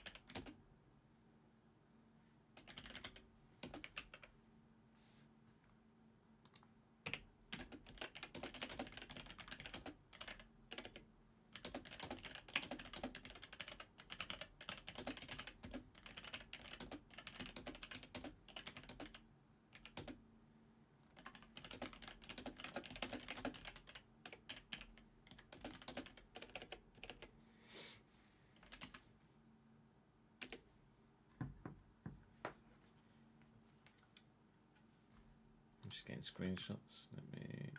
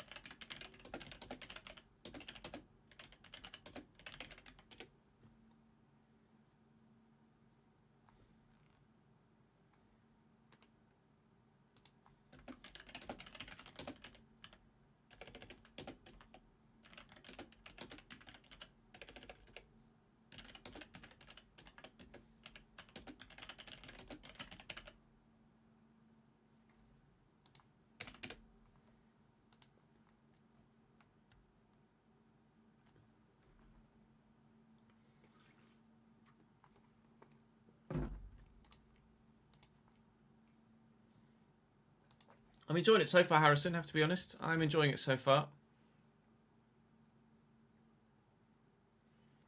It's something you're not a fan of. When you go into player stats for a competition for clean sheets, it has outfield players. Let's have a look.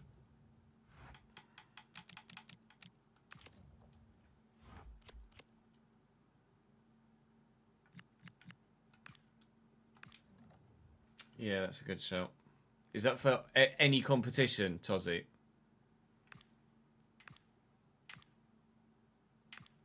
Seemingly so. Yeah.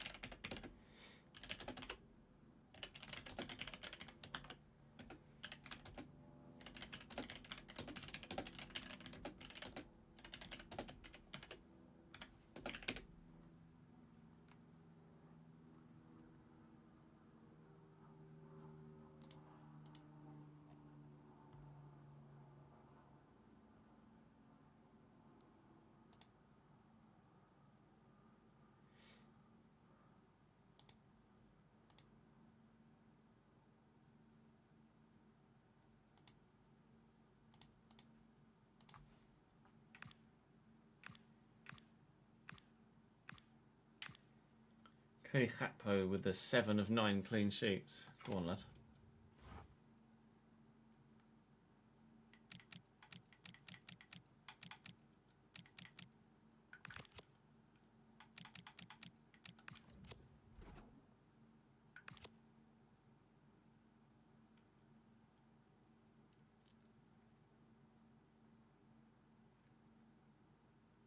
Gakpo winning the Golden Glove, yeah. Where's he going? Let's negotiate this. I could just start the episode by mentioning that I've negotiated all that I've sold him. Actually, do they have anyone we could swap?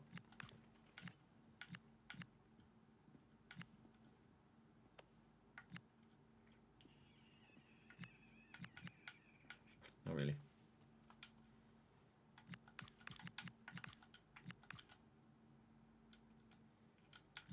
11.1. 12? 11.4. 11.7. Hooray! Connor! A goalkeeper swap might not have been a bad idea, actually. Maybe we can utilise that in the January transfer window.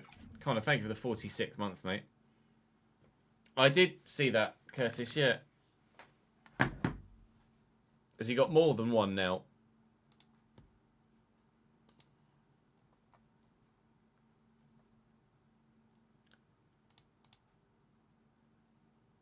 Takure put a transfer request in.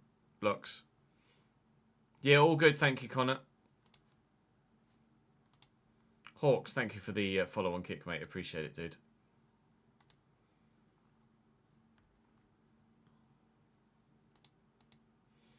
Yeah, we're what? How many days into FC content now? 1, 2, 3, 4, 5, 6. 6 days in. Tomorrow will be... Oh, actually, no. To be fair, I uploaded on Thursday, didn't I? So we're a week in now. We are a week in.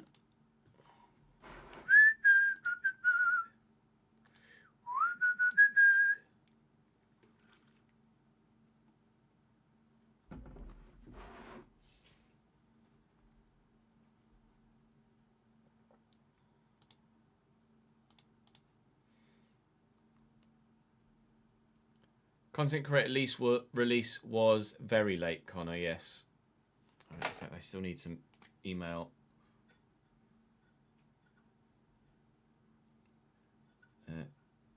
Gabe and Abdu. I have now rung Sky. And done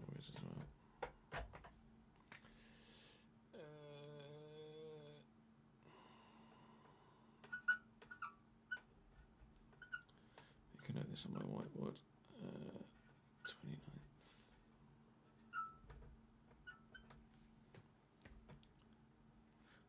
Still need to email Andy and Adi.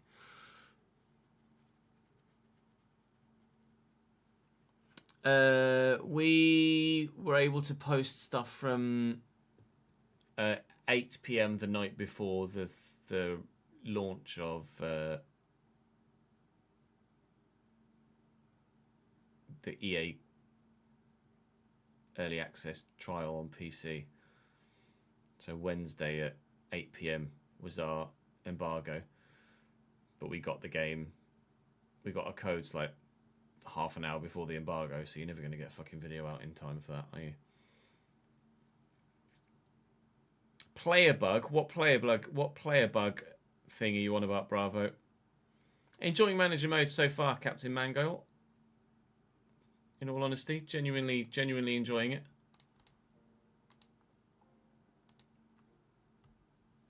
There are obviously grievances is perhaps a too strong a word. There are obviously frustrations with a handful of bugs, but the devs are on it. We're still not even at full launch, so we can't really get too carried away. Devs have been, or at least Andreas has been very open and very vocal in the Discord with us.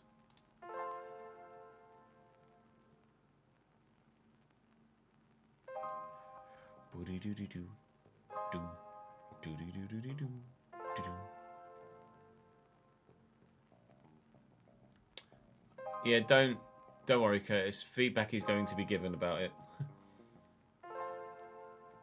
to the correct people. Yeah, all good. Thank you, Misha. I'm just going to go and create some lunch. I'm going to go and create some lunch, and then we'll record another episode of Palace and some Valencia too. Feel free to go and grab a snack of your own. I'll be back in 5 minutes, and then we'll crack on. Appreciate your patience. BRB.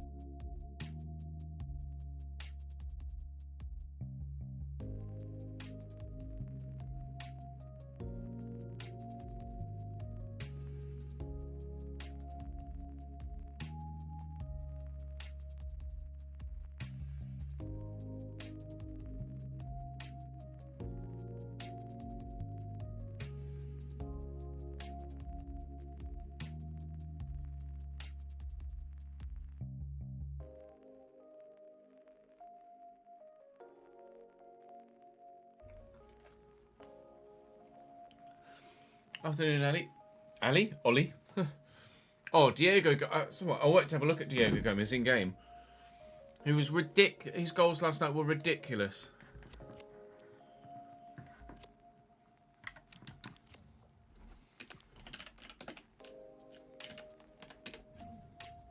$74.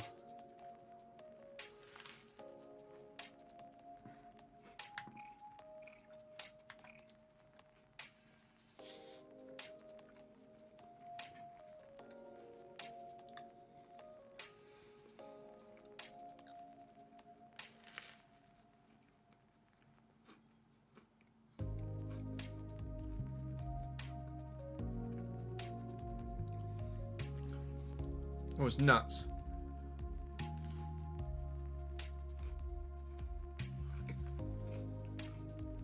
Nothing special in game, but up to 84 potential maybe.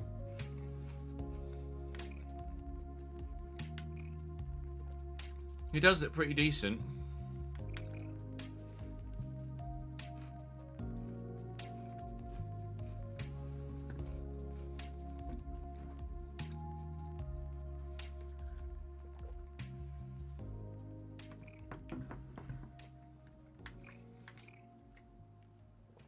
Was very, very impressed.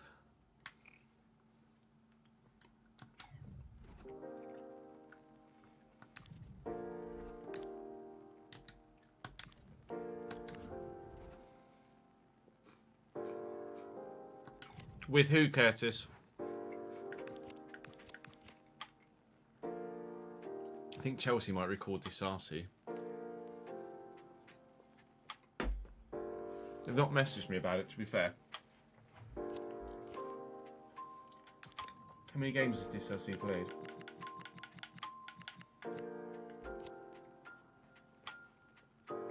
6 games so far this season.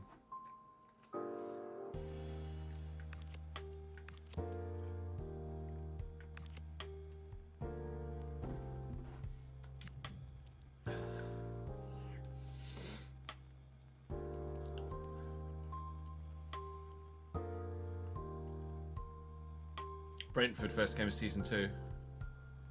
Damn. Content creation is my job, Ryan, yes. Be that live streaming or YouTube videoing.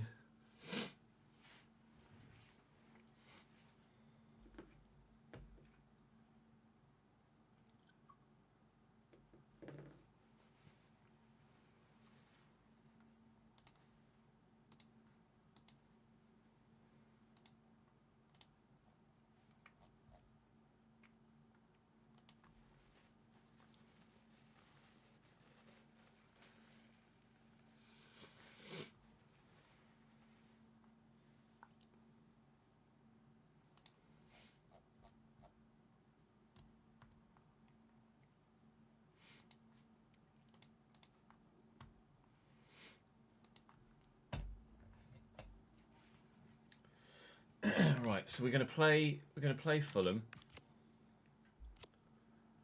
Play Brentford. I'll probably sim Strasbourg, and then we'll play Brighton.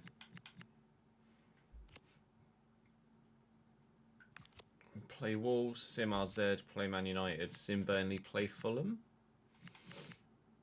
and then sim the 2 other European games. Depends on how we're doing in Europe, obviously, but 2 wins from 2 so far is good enough for me. In your save, Saints, or in real life? Yes, Barnsley's in Yorkshire. South Yorkshire.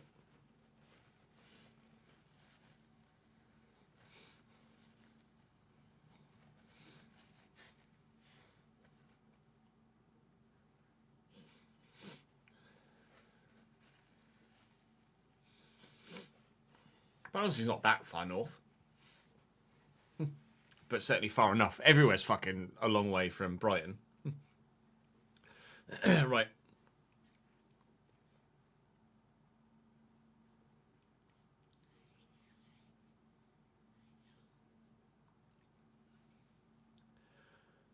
Welcome back to the Crystal Palace save. Things started brilliantly for us in Europe in the last episode, and we're looking to carry that on today, whilst also, fingers crossed, carrying on our good form in the Carabao Cup as well. We're in the round of 16 against Fulham, away from home to begin. We've got league football today as well, of course, and things in the Premier League are going well enough as we need them to in this first season. We sit 11th so far.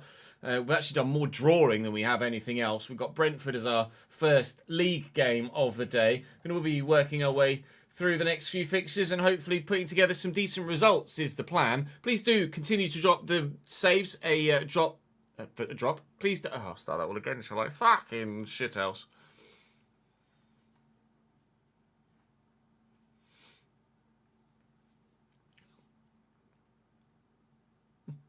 That went well.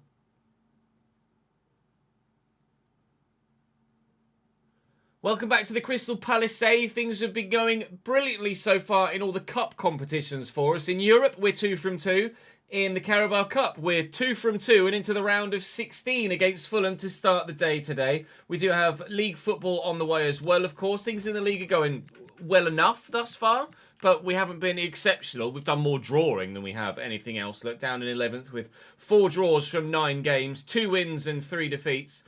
It's been an uneventful start to the league season. We have played a number of the higher in the division sides already, so I'm happy enough with the start to life here at Crystal Palace. We have made a sale, actually, in between episodes, or at least are in the processes of making a sale. Napoli have bid and had an offer accepted of £11.7 million for Czech Takore, who obviously, as you found out in the last episode, is wanting out and won't sign a new contract for me. So we're going to have to replace him when January comes around, which isn't too far away. Please do drop the video a like. I very much appreciate it. It really helps the content and the channel. Do make sure you check out the Valencia save as well, of course, coming to you at 6 p.m. every weekday, alongside this at 3 p.m.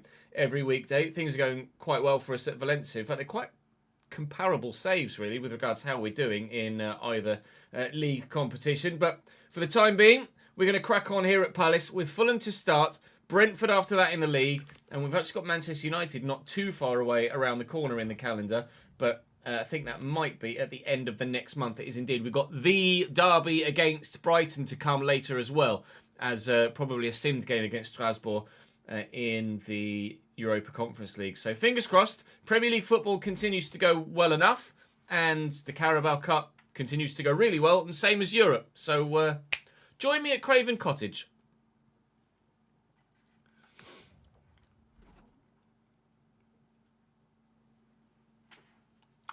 Yes, Punisher. I dip in and out of just chilling, just regular chat, and then kind of presenter mode, Ches. Fucking Benitez. Bear with 1 sec. Team sheets.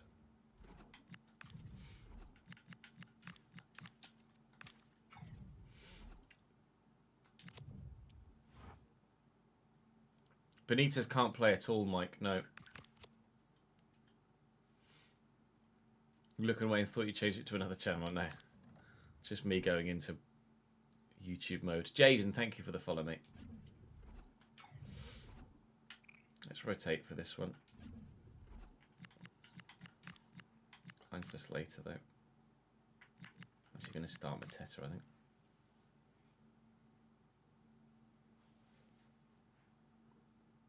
Trading clash between 2 players, Kelleher and Kyoto, both out for 3 months. That's a yikes. Unlucky.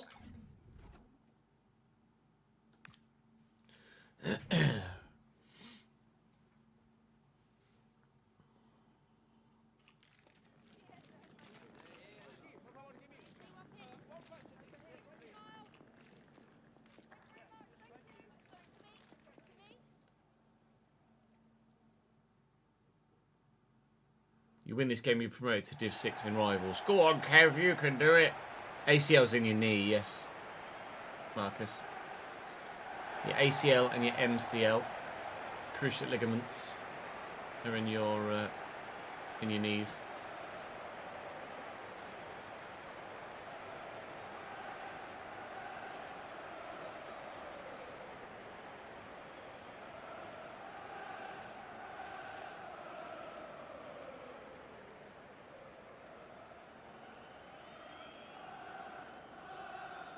Samuel Chukwueze is apparently the player to watch for Fulham in this fixture. Fulham, literally last night as I record this, just played Cambridge United in the Carabao Cup and unfortunately knocked us out of it, but only by a single goal to nil. It was a valiant effort by the Cambridge boys. That is Dan Burn playing for Fulham in this save right now. We will, of course, have a realistic RTG to come later in the cycle, which will be done with Cambridge again, as it was a couple of cycles ago. We did Bradford last year and Cambridge on FC24, and we will, of course, be back to my beloved Cambridge United for FC26. Let's just see what the Fulham lineup is going to look like here. Renov in goal, Byrne and Bassi at centre-back, Lukic and Berger in the midfield, Kevin Smith-Rowe and Chukwueze sitting behind Raul Jimenez. Kusiasari's on the bench for them, and Sessegnon and Tete are the full-backs. Got John McGinn on the bench as well, actually. So a couple of new signings for Fulham in this save. We've made a few signings of our own and will undoubtedly be making more when January comes around as well. But for the time being, the players we currently have at the club are good enough for us to be considering this being a relatively decent season thus far. Well, in Jean-Philippe. Never mind Jean-Philippe.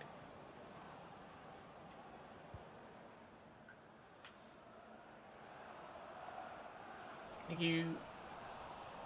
This Slater kid's going to be a baller, I can tell you. Slater. Anessa. Oscar.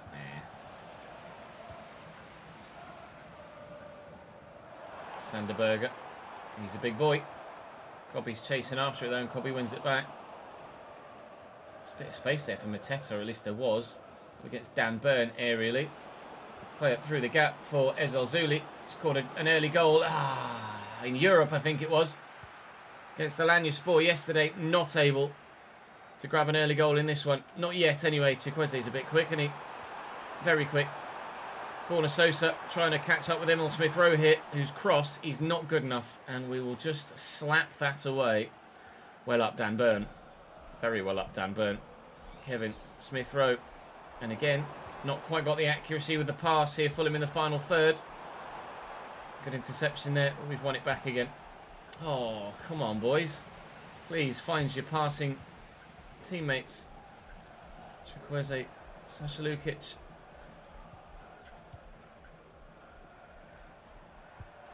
Safe. Boop, boop, boop, boop. Tita's in the room. Yeah, we'll be Cambridge again, Sparky.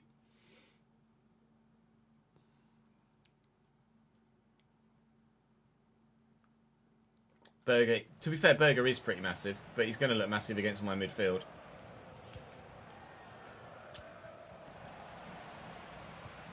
Lukic. Here is Sanderberger. And Emil Smith-Rowe. Into Ryan Sessegnon. Oh, the pace of Slater just way too good there. Out to Essa. He's going to look for Mateta. Can't find him. End of attack.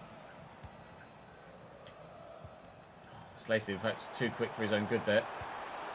Got toe in though. That might be a corner actually. No goal kick.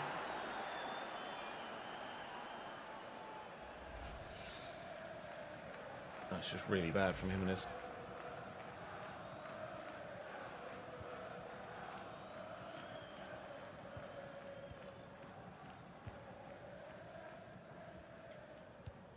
Ducouré.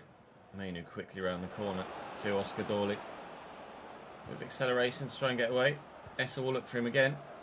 Oscar Dawley floats it, looking for Mateta, whose header is saved by Runov. Well up though. He might get another chance. No, Sasha Lukic has done well. That's a free kick for us in that position though. I will take that. Thank you very much. I know, I take a free kick, thank you. Kobe Mainu on it. We don't really have a go-to free kick taker, I don't think, at the minute.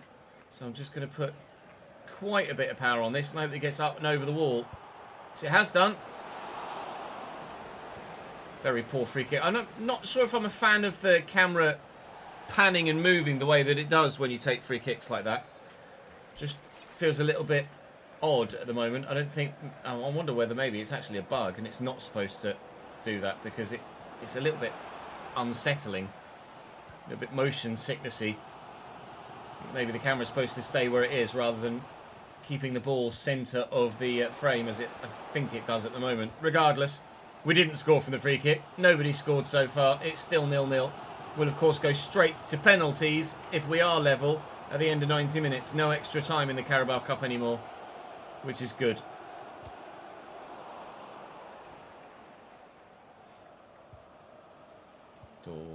I thought it was Dory. It's Dory. I thought it was Dory. I've got Dory in my midfield. She just forgets where she is half the time.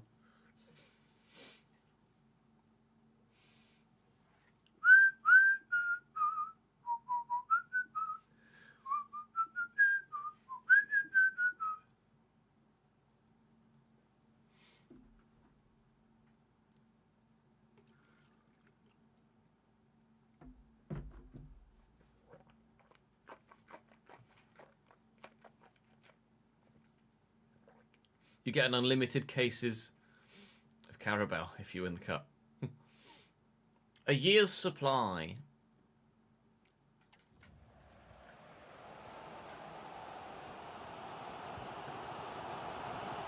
Lukic looking over the top. It's gone.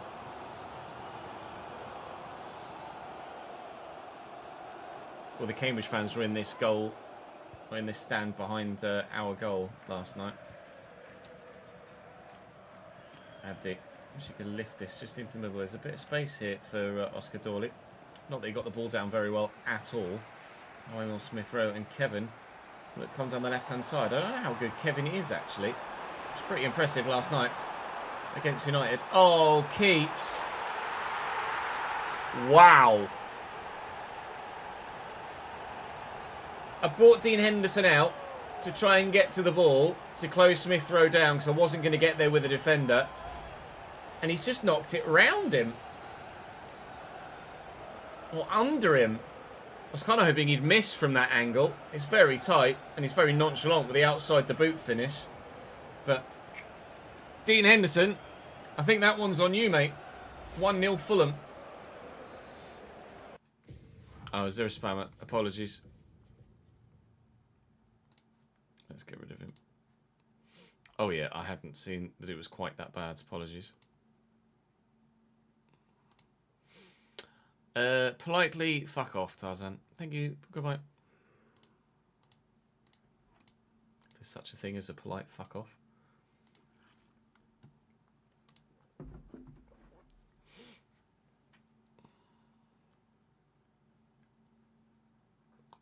That was me, Curtis, giving ads the credit. How dare you?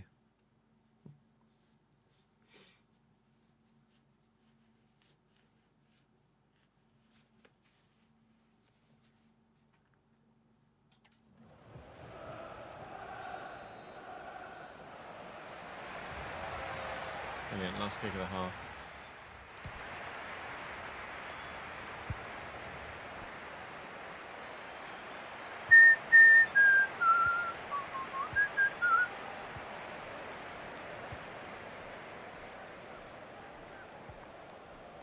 Oscar looking for Essa again. And inside, and Mateta just turns straight into Calvin Bassett.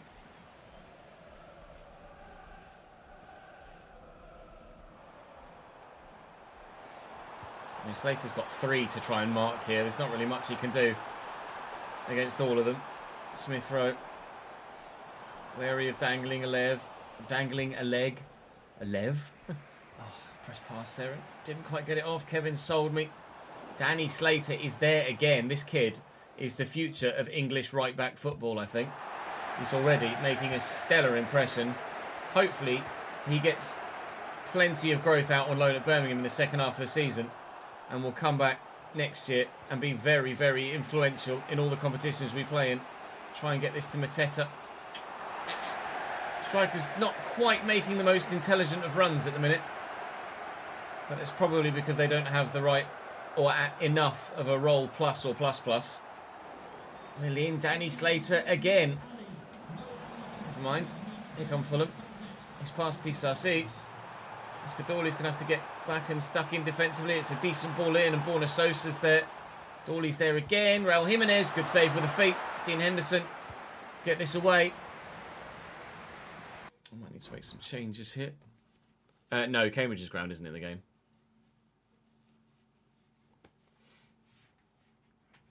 You're a Fulham fan, are you, Hawks? I'll let you off. How very dare you?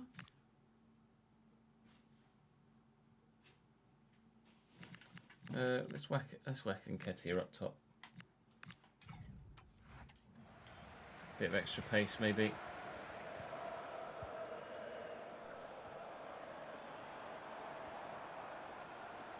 Sessegnon.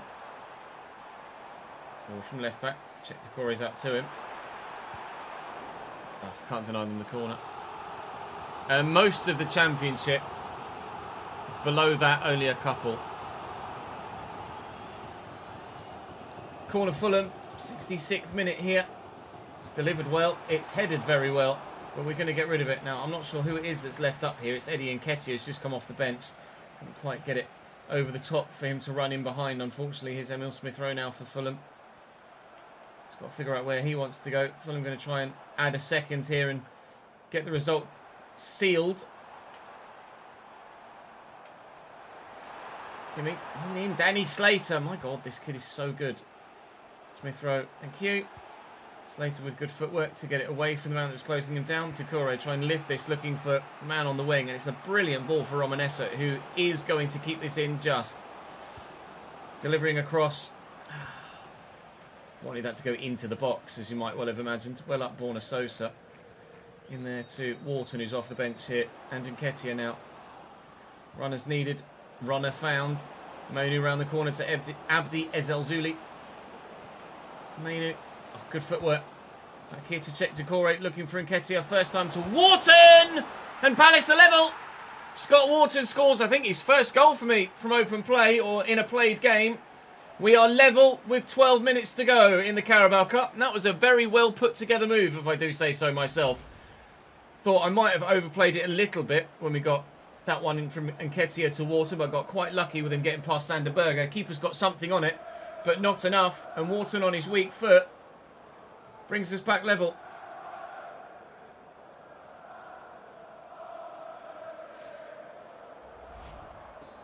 Oh, did I say Scott Wharton?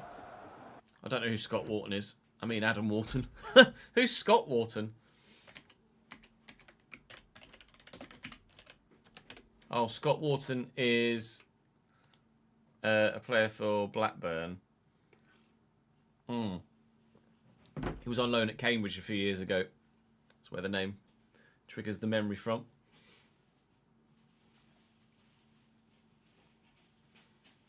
Of no relation, I don't believe.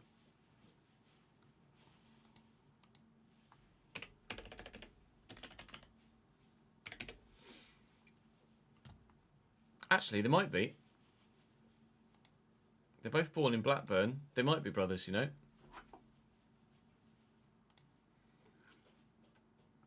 He is indeed Scott Wharton's younger brother.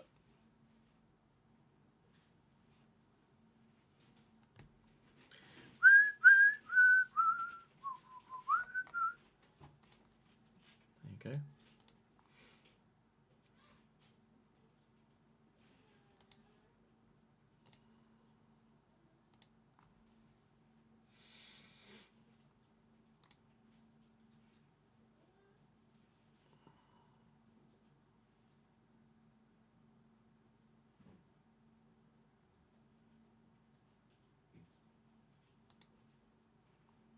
Erling Haaland's been playing career mode. You don't need to apologise, ads. You're not expected to be there every minute of every day. Would I sign Gadalar? I don't know who that is. Pricey. Haaland's playing career mode as Bodo Glimt. Nice tackle by Adam Wharton, brother of Scott Wharton. Oh, someone's managed to sneak in the foghorn. Sander Berger to Raul Jimenez, looking over the top for Chukwueze. He's going to find Jimenez again. He's got runners. Shot with the left foot, deflected off Chris Richards and out for a corner to the home side. That was Ryan Sessegnon going off. Timothy Castagna coming on in his place. That's a decent delivery. Fulham are going to win. Dan Burn with a late header from the corner. A captain's contribution at the end of the second half with only 5 minutes or so to go. That's the game done and dusted, I imagine. We worked very hard to get ourselves an equaliser, but you just don't beat Dan Burn in the air, do you? It's a brilliant header. He's powered that home. Forgive the clipping of the ball inside his head. Regardless, very good finish. That sucks.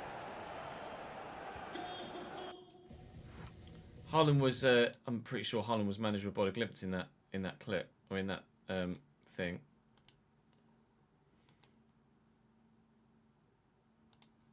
Yeah, look.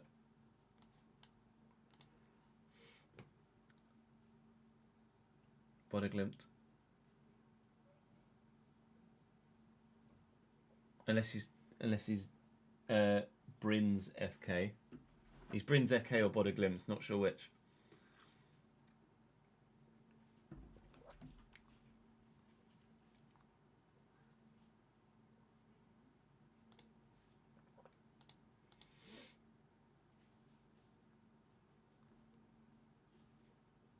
Oh, is it Bryn? That's where his career started, is it?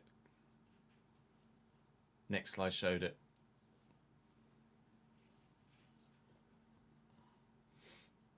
First time they've been in FIFA, Fairs.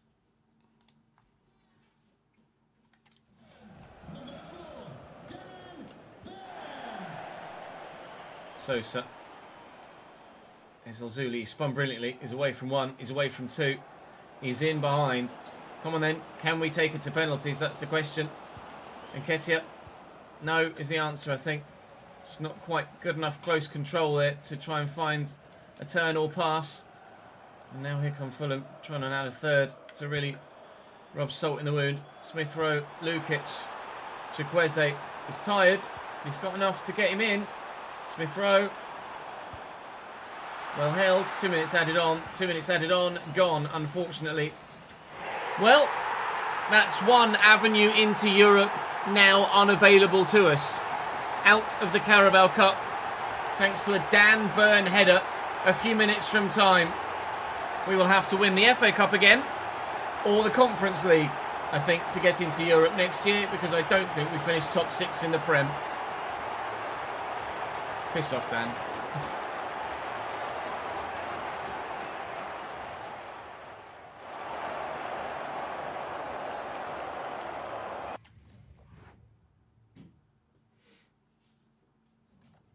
Dan Burn, ex-Brighton, knocking out Palace, yeah. Liverpool win 15-14 on penalties against Arsenal. 15-14! Unbelievable, Jeff. 15-14. Wow. Keepers taking pens and all sorts. We've got Brentford next, as Chris Richards has now gotten the Stopper Plus role. 2 weeks till he's going up a rating as well. We've seen really good growth so far this season in this save. Do we still have... I just noticed that... bloody bug. Still noticed that Tyrick Mitchell was on... Oh, come on. Let me go left. Let me go left! Tyrick Mitchell was on the false back training plan, but he is actually back on fullback, so let me deal with that in the squad hub. Let's take him off false back and put him back to fullback. It's going to take him longer, but I'd rather he had the plus, to be honest.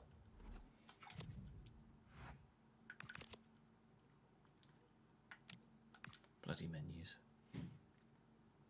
Bloody menus.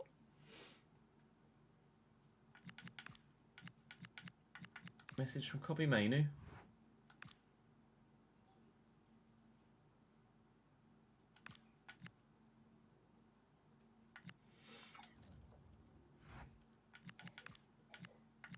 Right, any wonderful players to take us forward? Josh Reed. We're getting potentially quite a few good fullbacks here, aren't we? We'll reject you and we'll go with Josh Reed and see if he might actually be quite good. Will Holt. I'll reject him. I think we're looking for right backs and we're looking for, was it centre backs as well? Can't actually recall what we're doing. Right back, centre mid. Don't know if we've got any centre mids that are any good so far. We've got wide men and fullbacks, but no centre mids. Groves is currently 56 rated. Oh no, it was Reed, wasn't it? Reed, 78 pace. Alright, he could be okay. I never know whether to take them off balance, because you don't want to pigeonhole them too much. You kind of want them to grow across the board, really. Don't actually want them to specialise anywhere just yet, but I'm going to have my hand forced here, I think. See, he's right-footed, and the other guy is left-footed.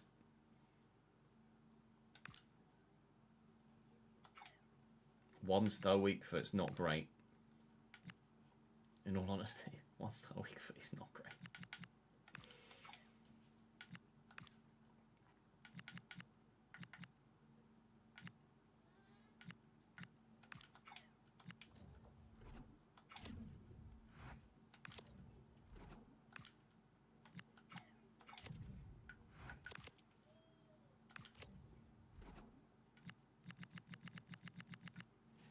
I've nearly got a full bloody thingy. Where'd he go? Where's the left back?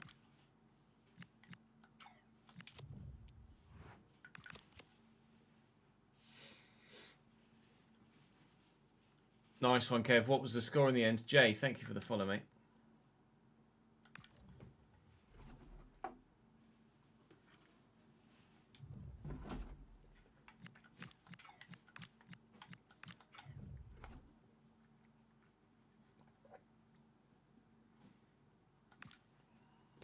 You won 10-2. Okay, fair enough. I think you deserved that then.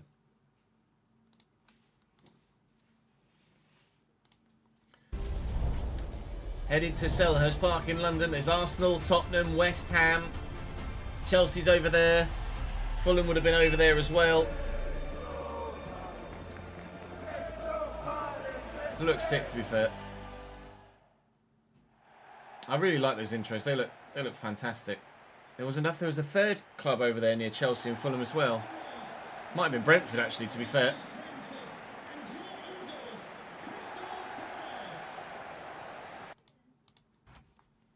Actually, probably was Brentford, wasn't it? He had Lamine Yamal, did he? Thank you for the 50 bits, Ashley. 3-0 down to equalise in the 89th minute. Nice. GG's.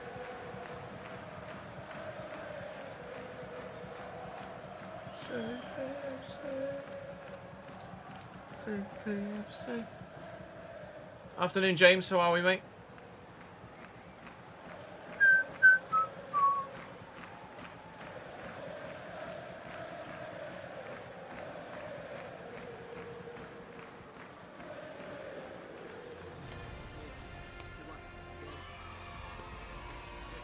James has subscribed for the second month. Woo indeed, my dude. Thank you, mate.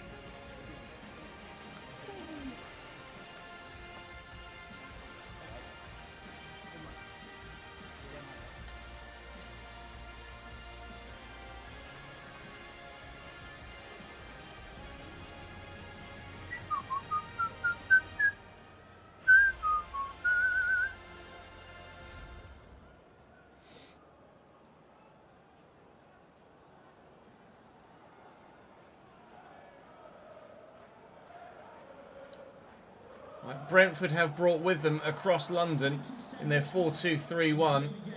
Quavine Kelleher in goal. Araujo, Pinnock, Vandenberg, Ulrich, Jensen and Henderson.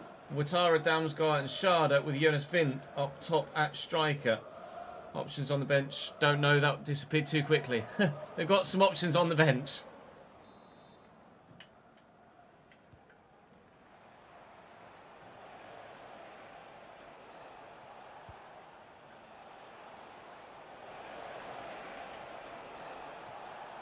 Jensen straight to Timber.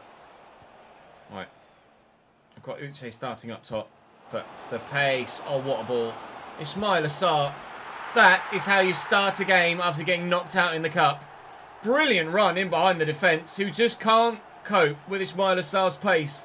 Only his third goal in the Premier League in 10 games. I'd like to get a bit more out of Ismail Assar, if I'm honest. But he's performing at the moment. Man United, thank you for the follow, mate. Yeah, I should sign Scott Wharton as well, shouldn't I?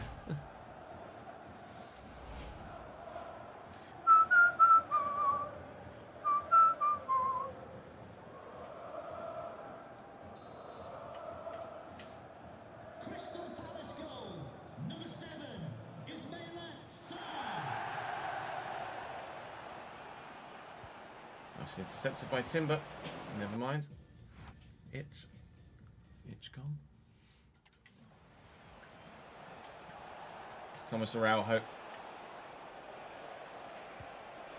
Nice around the corner to Dango Ouattara. Keeper's there. Hold it out nicely to Rodoni. Rodoni's up to 75 rated at the minute. So he's growing as we might like him to in this season so far. Damsgaard, that's a heavy touch, and Quinton Timber doesn't need any extra invitation. Looking for Kristantas Uche in the middle, and that would surely have found him for a second goal if the through ball made its way through. They're being a little bit loose with their possession here at the minute, Brentford. I'm going to try and take advantage of that if we can. Really disappointed to go out of the Carabao Cup. I feel like that was a winnable competition for us this year. Yeremy Pino's gotten to that very well. Just need to dink this into middle to find someone else and win this header. Jude's very happy. Oh, but I can't quite score the goal, unfortunately, to go with his jubilant sounds. Oh, nice interception by Rodoni. Maybe we can. Never mind. Accidentally gave it away. I've had one insta-tackle, Curtis. It cost me a goal, unfortunately.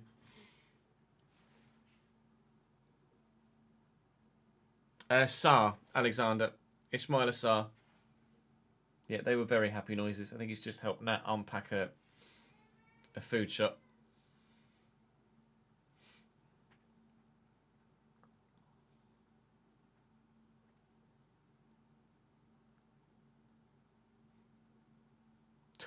Just they've got highlights on the TV above me.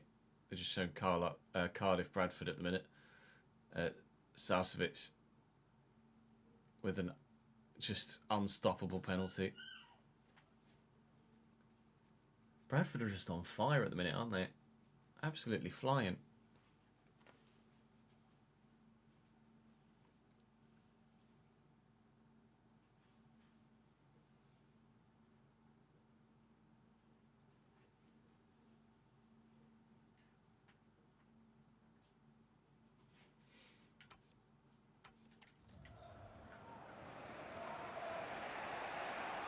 Sharda.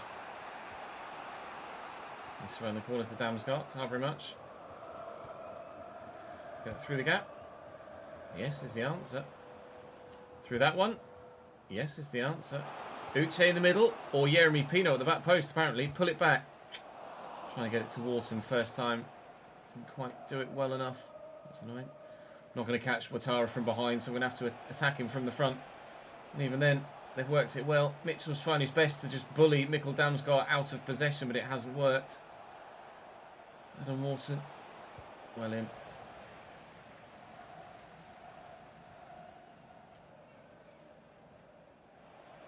Araujo. And Henderson. Jensen to Ulrich. Well in. Timber. Still Brentford to keep hold of it. Matthias Jensen. Jordan Henderson around the corner. Oh, Jonas Vint, that is poor, mate. We get to that? No. Don't have to. Forward to Pino. Oh, sold the defender. Thomas Araujo left for dead. Thought Araujo was a Bournemouth player, actually. Might well be on loan at Brentford or signed permanently. Timber across here to Rodoni. Round the corner looking for Ismail Sarr. He's in the box again and doesn't have the ball anymore because Ulrich has just walked off with it. That's annoying. Yeah, Newcastle, Bradford tonight. Wigan knocked out by Wickham last night as well, weren't they? Tozic.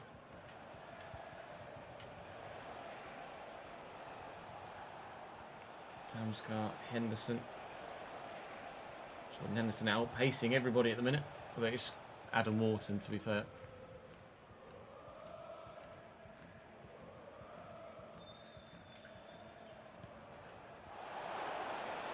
Jonas Vint. Bring the midfielder into this. Done well. Timber's in the way. Get the turn in. Then find the ball on the left foot. Adam Wharton with a brilliant ball.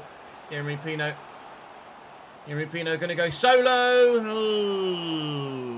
Oh, cannot get used to finesse shots on 26 so far. What a lovely camera angle. Unfortunately, I haven't quite nailed that. I say I haven't quite nailed that. Probably couldn't have been any further away from the goal, could it? Still 1-0 up, though, as we approach half-time. So looking good for leading at the break, he says, as he maybe has just... Commentator cursed himself again. Sharda over the top. Django Ouattara laid that down.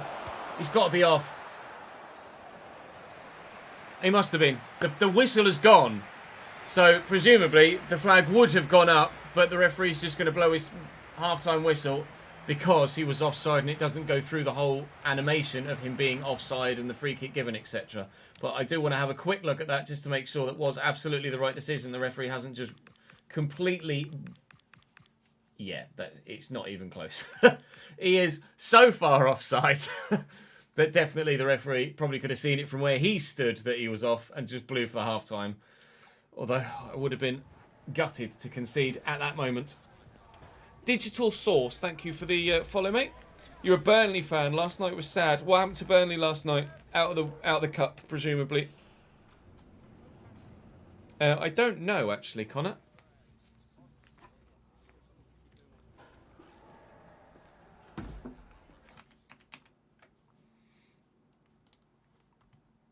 Nice one, Naz. Thank you, mate. We'll tweet that out.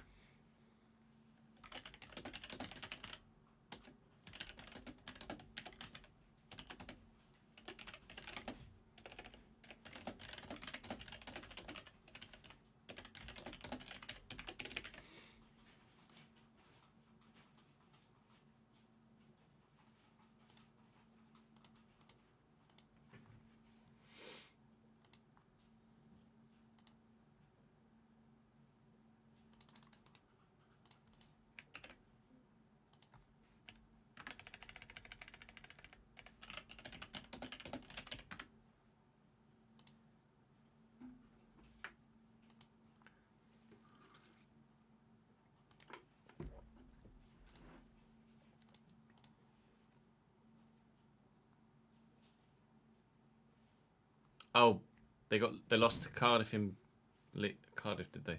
Yikes. Unlucky Burnley. Cardiff haven't even been that great in League One so far, I don't think. Burton's half and a half kit actually looks really nice, you know. Big fan of that.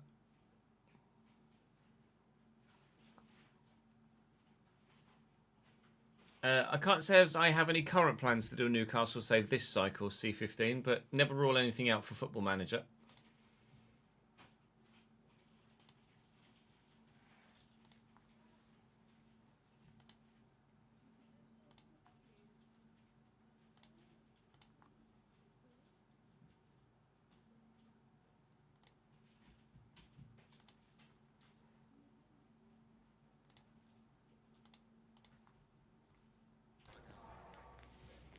No plans to do Burnley at the minute. Digital, sorry, mate.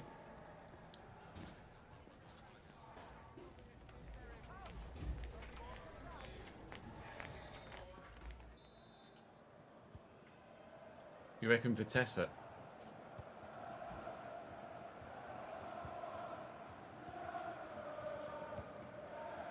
Rodoni, Wharton, Munoz. Sal's on the run again. Here's Uche. Okay. Any particular reason, Vitesse? Twats? It's going to fall to Wharton. Oh, twat.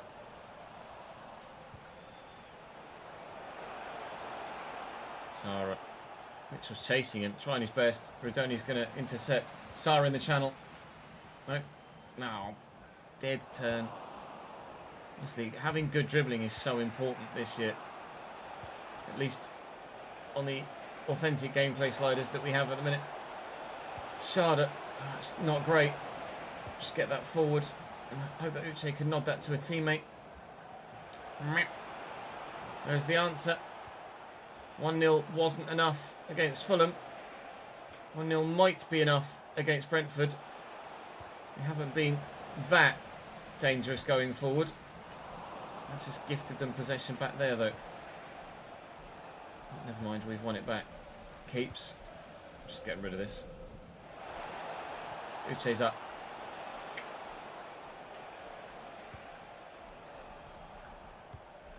Oh, well in. Wharton's intercepted that nicely. Sarr through the channel. It's not quite got there. Time for Uche to come off, I think. I might do it in Nketiah, though, rather than Mateta. We're going to do a journeyman in this game, Nathan, probably after the Valencia save. And we're going to be doing a glory hunter on Football Manager.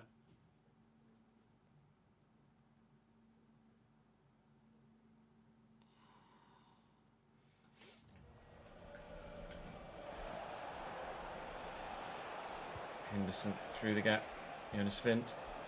There's Mikkel Damsgaard. And Django Ouattara. Okay, he does well. Keeper's there. All the way out to the fullback.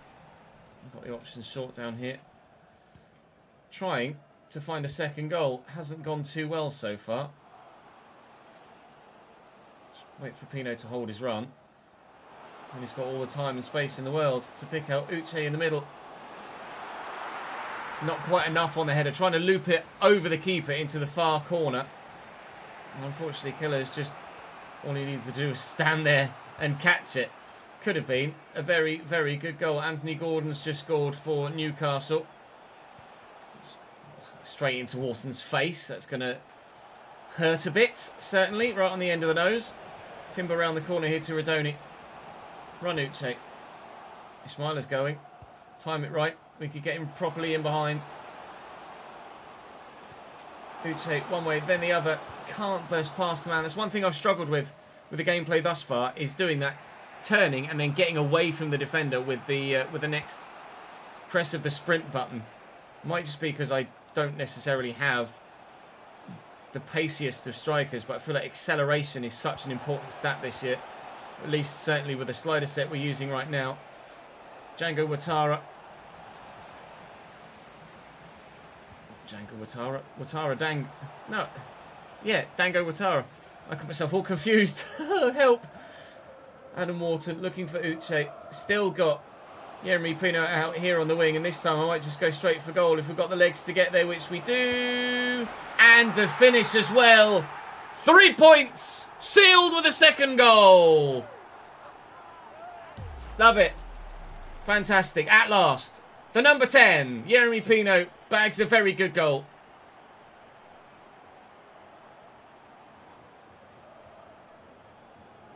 A glory hunter is a save where you have 20 years to win each of the top 5 European League and Cup titles and the Europa League and Champions League.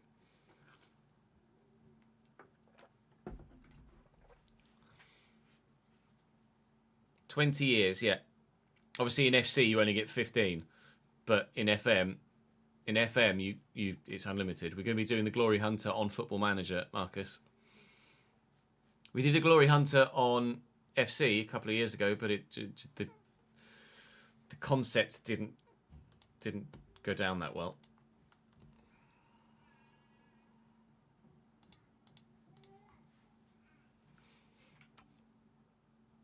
In fact, we have... Is it on here? Where's the... Here we go, trophy room. We have it.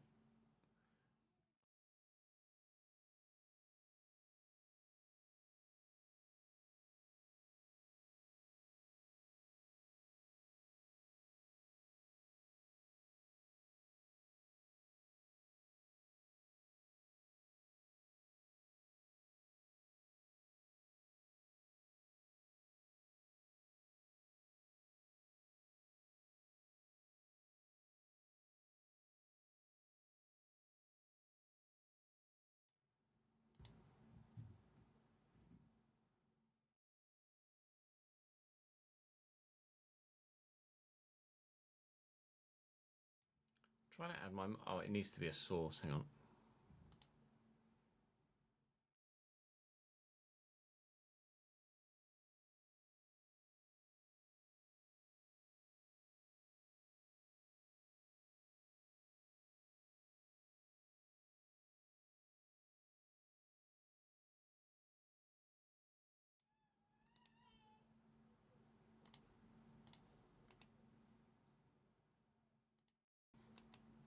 There we go. I was trying to get a mic source. So this is what we use for the Glory Hunter. So we needed to win the Bundesliga and the DFB Pokal, which we did. Needed to win the Premier League and the FA Cup, which we did.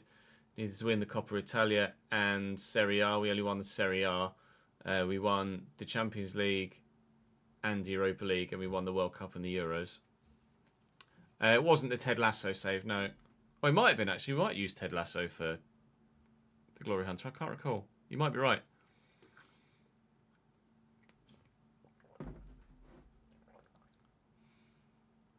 But this is what we'll use again. We'll reuse this for the Glory Hunter on YouTube on Football Manager. Obviously, I'll replace or just take out the Euros and the World Cup Qatar thing. Obviously, it's not the right ones, but this is what we'll use as a trophy room. I'll need to add it as a source on my Stream Deck, actually.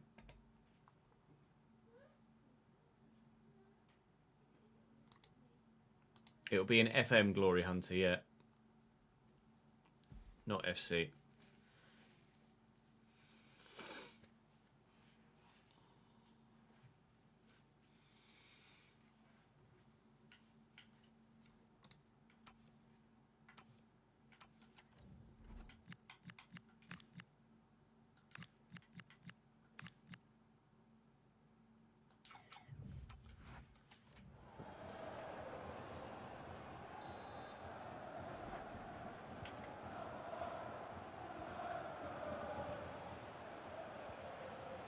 And Oscar Dawley's off the bench here and immediately puts in a tackle to break up the play. Sarr trying to find Nketiah but can't get it to him. Oscar Dawley's in again. Talk about an impact off the bench. Sarr, Nketiah needs to hold it up. Has done well. Looking for Sarr again. Oh, he's trying to get it under control to get it away from one. And then turn from the second but couldn't do it. We're going to get 3 points here against Brentford. It's just what we needed on the back of that cup exit. And to get ourselves back in high spirits and back in the winning habit before we now go and play rivals Brighton in the final game of the episode, which obviously we absolutely want to win.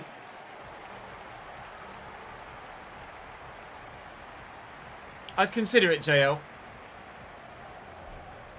Now that we've got the managerial market in, I'd consider a Glory Hunter. But ideally, we're going to look to do a... We're actually going to look to do a journeyman more so than a Glory Hunter, I think, on the YouTube channel. Maybe after Valencia. Thank you for the follow. Who is the daddy?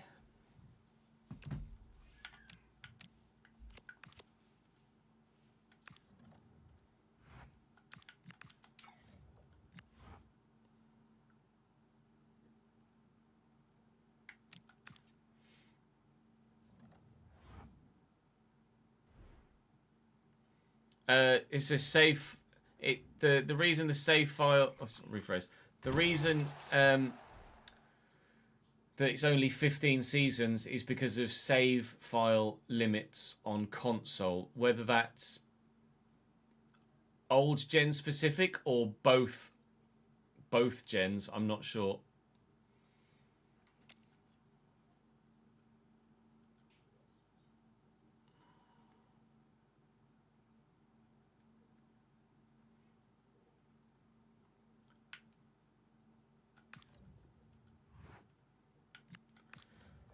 Confirmation from the board that Doucouré has agreed contract terms with Napoli. He will leave us for 11.7 million, 9.486360 of which will be added to the transfer budget. So we've got a decent amount of money coming in. So our budget is currently 12.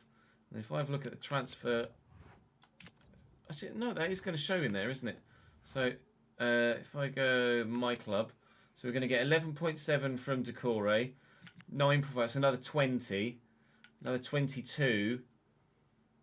So we're going to have about 30 million-ish to spend once you take out the percentage that you lose. Another 20 million to spend maybe. Certainly going to give us enough to do something in January, isn't it?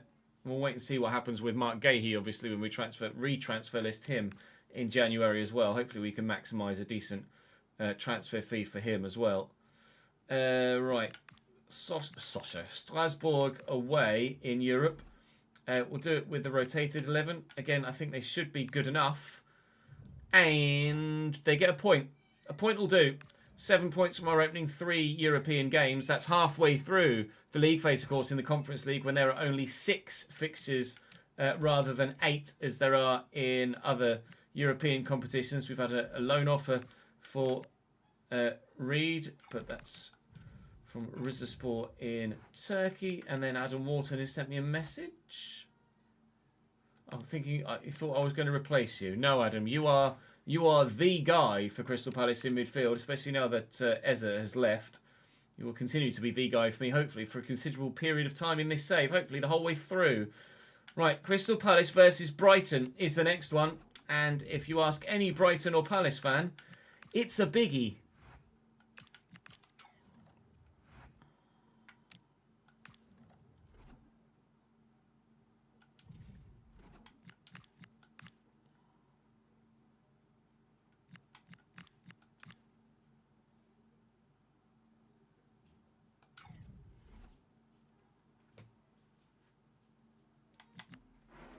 Would Brighton play in their home kit for this?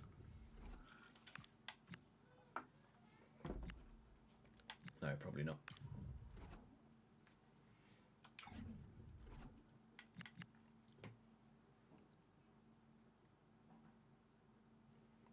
Just those 3, Daniel, so far, I think.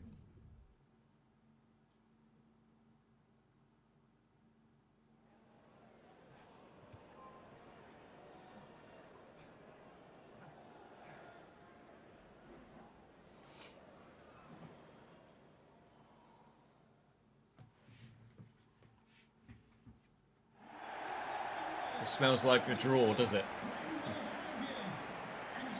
Stinks of a draw. Whiffy.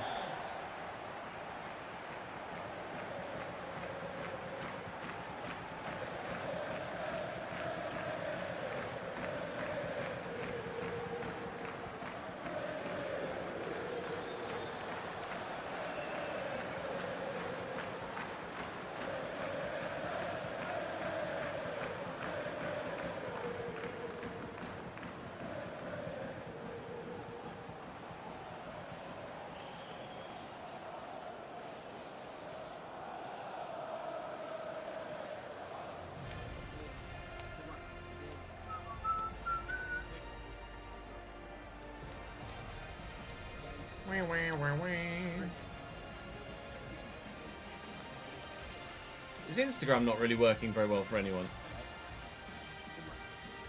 It's barely loading for me.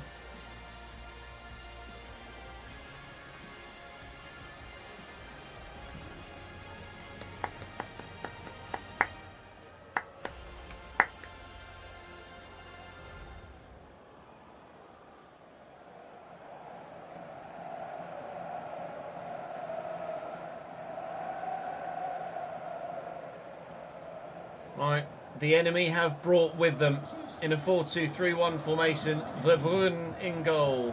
Feltman, Boshali, Coppola and Ferdi Cadielu, Belaber and Ayari holding.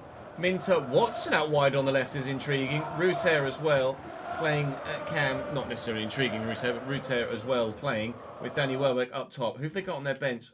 After the unbelievable performance in the Cup the other day.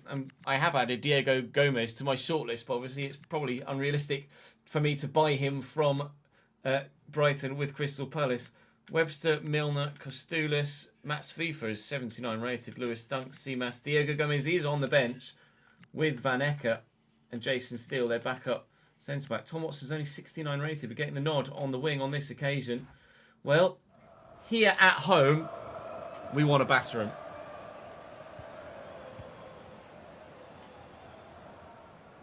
Mitoma might well be injured. No, they sold Mitoma. Pretty sure they've sold Mitoma in this save, actually. Having flashbacks to the end of the summer window. Mainu over the top looking for Ismail Assar. That might just hold up and has done. It's not a great cross, though. Picking out Baleba only. God, Minter's quick.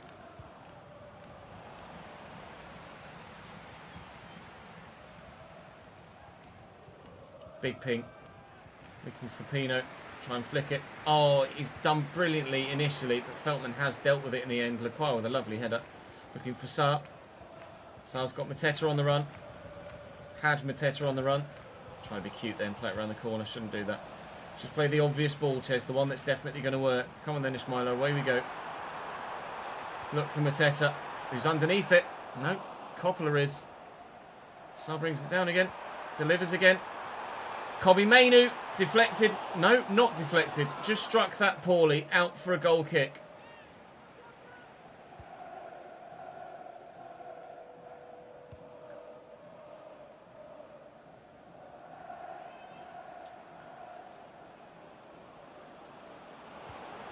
Elin Munoz. Mainu, Sarr. See you, Ferdy. Bye, lad. Support with Mainu. Mateta's going.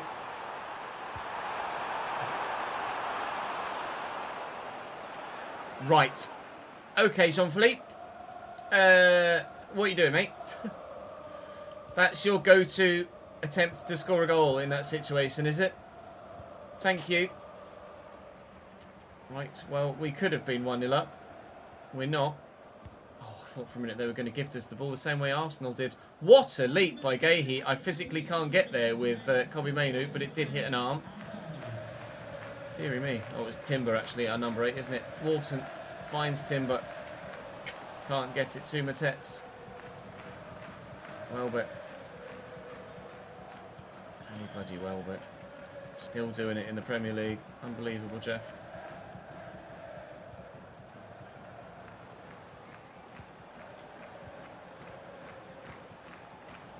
A lovely turn by Timber. Space for Pino. Can he do to Brighton? No. What he did to Brentford? No.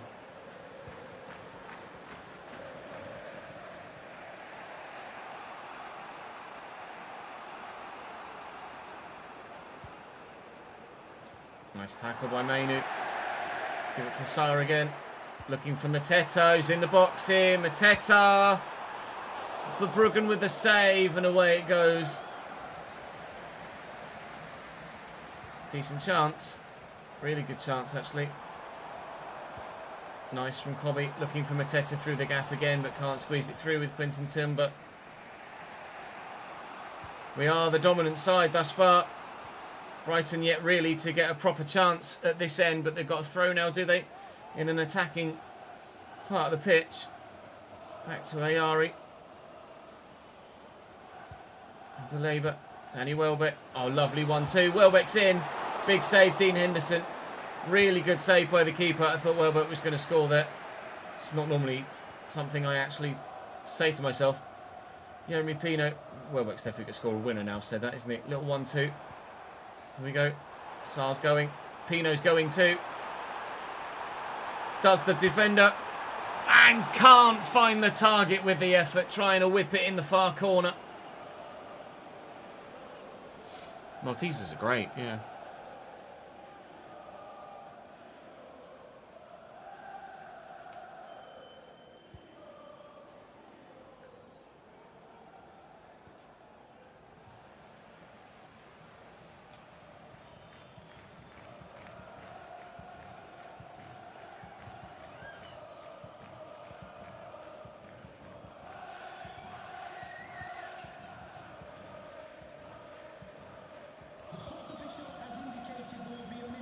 Hear it. 1 minute added on.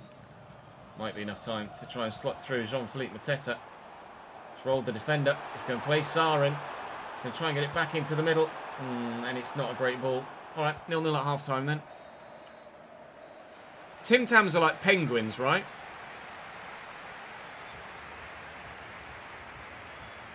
I've never had a Tim Tam.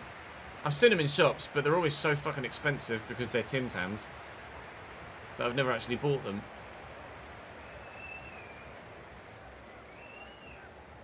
Are they better than penguins?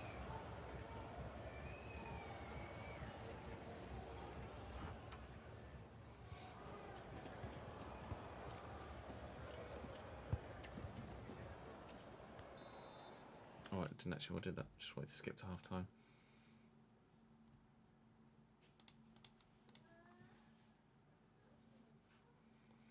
Maltesers are seen as an old person's suite over there.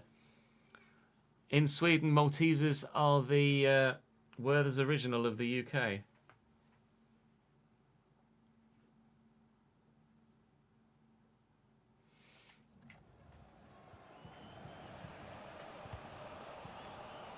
It's weird. Well, Mainu, nice interception, never mind.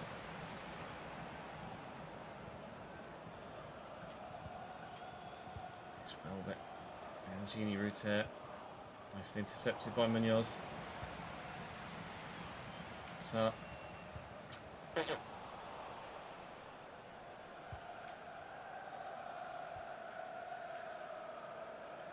Watson. Baleba. Look, I'm just chasing shadows a little bit in the midfield. Definitely going to be chasing shadows with Yankuba Minter. All four of them. Baleba through the gap. Gini Ruter, it's going to go central. Worried about the man in the middle. Got his shot away, but it was always on its way over, I think. There's not much room there. Yeah, always on its way up and over the bar. Worth a go, though, to be fair. Brighton haven't really created that much thus far in the game, so probably needed to just stat pad a little bit. Oh, Sarr was in there and I didn't see it quickly enough. Sarr looking for and finding Kobbie Mainoo, who just can't get past the defender. We've been so close to finding the chance to give us the 1-0 lead that we're after. Brilliant. Try to throw that. Oh, whatever.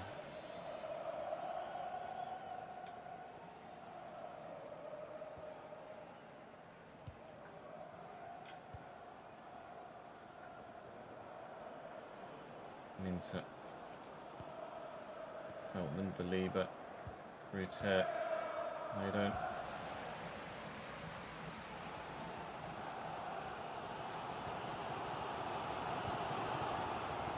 So, Kobbie Mainoo.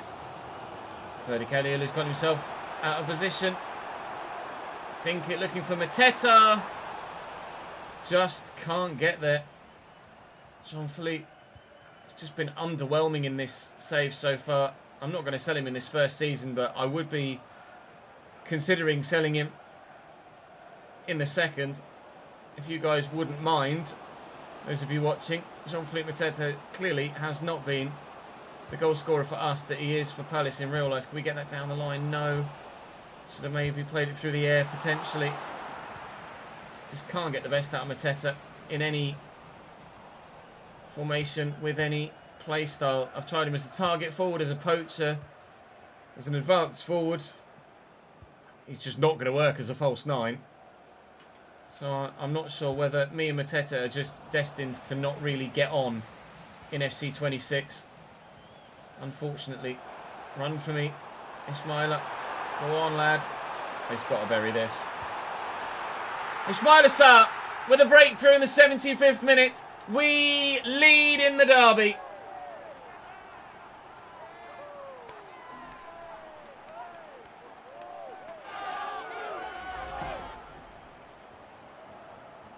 Another case of the fullback being more concerned with where they're positioned than what's going on the pitch, unfortunately.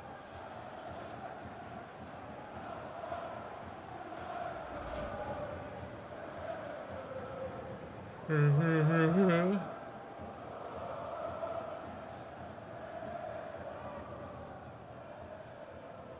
show you it in case you missed it. Well, you can see it there. Look at Cadiolu. Doesn't, until I get to the point of powering up the shot, actually pay attention to where I'm going. So Sarr runs. Can you clip this for me, please, ads? Sarr runs off Cadiolu and gets in behind here. And Kelly initially tracks the run and then just doesn't close him down at all. He's more concerned about being at left back than he is actually the danger. And only then does he actually go, oh, actually, I should probably do something about this, but it's far too late by the time he actually does. It's not the first instance where I've seen fullbacks in a 4-back or left backs or right backs in a 5-back just not track the run and just run directly straight down the pitch and not actually pay attention to the play. Something that was significantly prevalent in 25, less so in 26, certainly, but still an issue on occasion.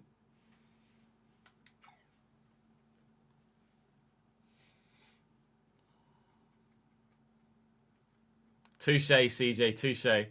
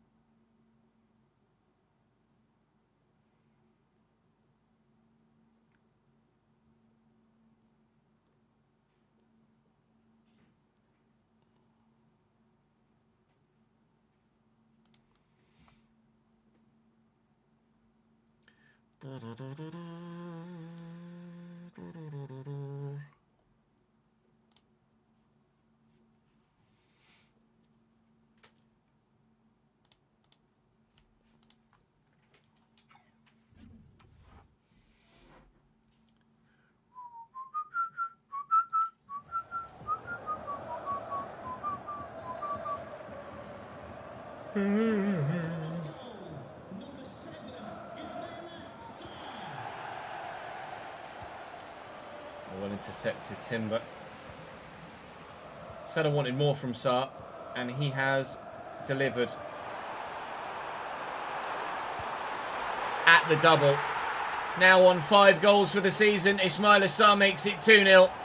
Brighton have defended as well as they possibly could for as long as they possibly could, but unfortunately for them, that was only 75 minutes, because 2 goals in 5. By the 80th, we're 2-0 up.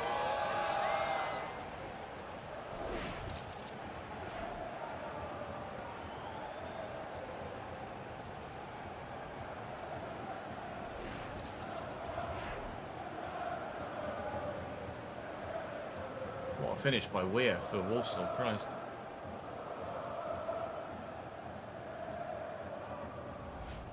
Steve Reichson. Crystal Palace goal. Number 7 is Sarr.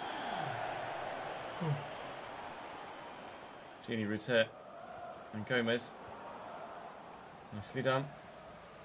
Wharton down the line well. Pino looking for Mateta. Go on, Jean-Philippe. Ah, that's annoying. I really wanted Mateta to score to just round out what would be a wonderful derby day. Couldn't quite get to that. Mateta's still in there though. Oh, it's a terrible cross.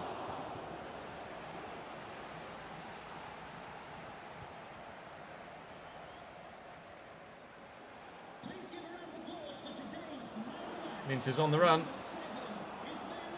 Yeah, I can't catch him. Ismaila Sarr gets the Man of the Match award, unsurprisingly. Absolutely fully deserved as well. A brace to give us victory in the derby. Come on, Jean-Philippe. Oh, I really wanted Mateta to score. I haven't gotten the best out of Mateta. I think mainly down to his low acceleration. He can run quite quick, but we don't tend to be able to play him into the channels because he's not quick enough to get away from defenders in the first place. Minter pulls one back. It's not quick enough to get away from the defenders in the first place to then build up the pace to get to his sprint speed and then get played in. It just doesn't suit my play style, unfortunately. It's a good save by Henderson initially. Can't really do anything with Minter on the follow-up. It's his second goal of the season. Thankfully, Sarr scored a second because we win by 2-1. The Eagles are preying on the Seagulls.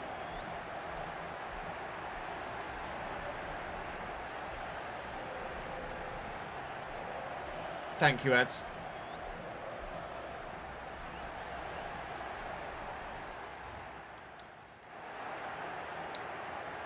Yeah, a lot of people are actually getting sacked in their. A lot of people are actually getting sacked in their lower league career modes because of the round of 16 objective. I have fed it back, and I did get a response. Let me just scroll up.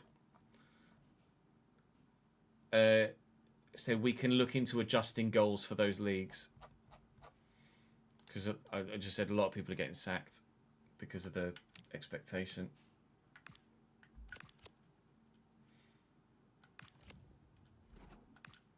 I'm still negotiating. Wolves are 5th. How are Wolves 5th? Christ. You want to see something unrealistic? Wolverhampton Wanderers 5th in the bloody Premier League. Title battle's quite tasty though. Liverpool and Manchester City both locked on 26 points apiece. Arsenal and Chelsea in 3rd and 4th. Spurs 6th. Sunderland still riding high actually in 7th. We drew 0-0 with them earlier in the season, didn't we? I'm tempted to sim Wolves though, because of just on paper our side is better. I might sim Wolves and sim RZ, and then we can head into the month of December with a significantly less busy couple of episodes. Players away on international duty at the moment, including Wharton, actually, who's been called up by England, which is pleasing for him. Still going on the way towards the game against Wolves. We've dropped to 9th, they've dropped to 6th. We've had 2 bids now, one for Riyadh. It's actually a loan bid, which I might be open to doing, actually, because he hasn't seen a single minute of football for me, Chadi Riyadh. Might delegate that to just a 1-year loan. But we are obviously probably going to hand changes at centre-back with Mark Gahey leaving in January. Away from home against Wolves at Molineux, it's a 2-2 draw. Fair enough. Jeremy Pino with a brace, actually. Fair play to him for that. Wolves are flying high. We'll take the 2-2 draw. RZ we should be able to get a decent result against. We're 4th in the table right now. Ismail Assar has seemingly peaked at 80 rated for the time being, but he's still growing, or has grown, which is good news for us. Hopefully dynamic potential will kick in for him next year. Unexpected event? No, just Josh Reed going out on loan to Rizespor for 6 months. That will happen when January begins in the not too distant future. Right, RZ. Do I go with the full strength side? I'm probably going to go with the fringe side still. We should be good enough to get the result against RZ and R. Colby Mainu with a late goal after Uche gave us the lead. That is us convincingly through in the Conference League, I'm sure, out of the league phase into the knockout stages. We're 3rd in the table. You need to be top 8, of course. There's only a point in it. But with Kiev and someone who escapes me for the time being as our final 2 games, we might end up having to Servette, isn't it? We might be able to sim Servette, but we might end up having to play Dinamo Kiev. Wait and see how things pan out in the next episode or 2. But we've got Manchester United next. That draw in the league keeps us mid-table-ish. Man United 13th, though. Very realistic at the moment, isn't it, for Manchester United? That's where today's episode ends, though. So thank you very much for watching. Of course, please do subscribe to the channel to make sure you don't miss out on any more of this. Save the January transfer window is not that far away. Do drop the video a like as well. I'd very much appreciate it. It really helps me out as a content creator. And, of course, come and join me on stream as well, here or either of those 2 places on the board behind me. And I shall see you in the next one.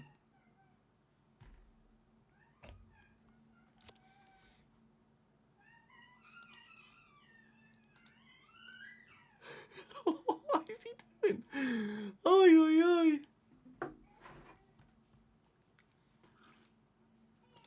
Yeah, no, thank you, Ads. I'm going to have a quick look at that, and then I'll post it.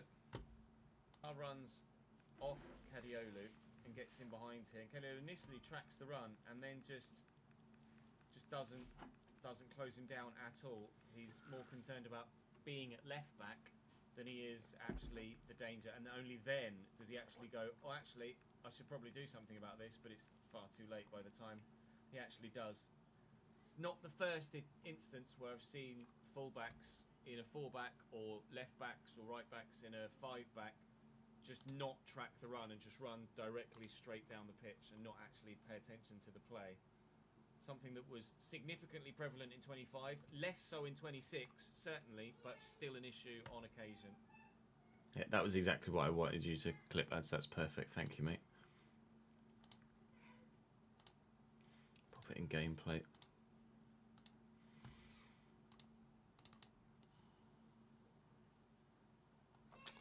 It's going to be in downloads.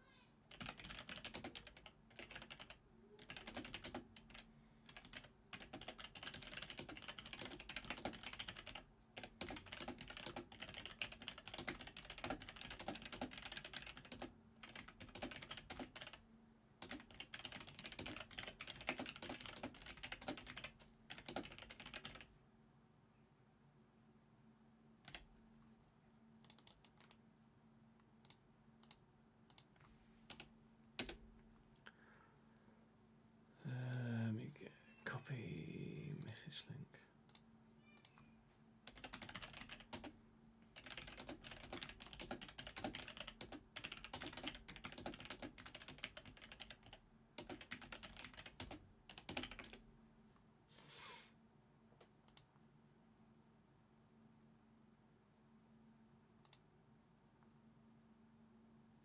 Oh, it's annoying that that's not played as a video.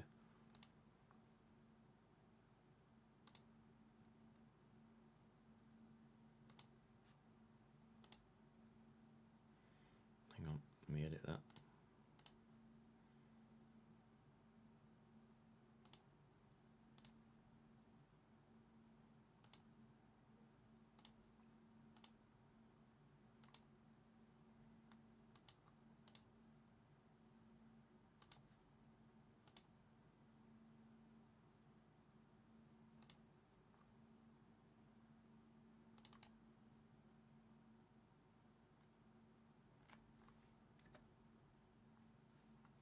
There you go. Wasn't showing it as a video. Saar runs off Kadiolu.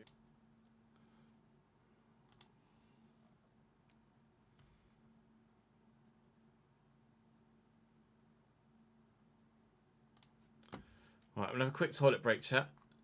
And then I think we're going to switch to the Valencia career mode to record an episode of that.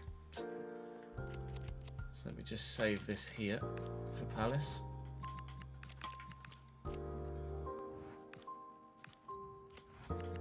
Just out of the January transfer window at Valencia, so we're not far away actually from finishing the season in that save and hopefully qualifying for Europe. Let me turn the Xbox on. If I'll wait to turn the Xbox on.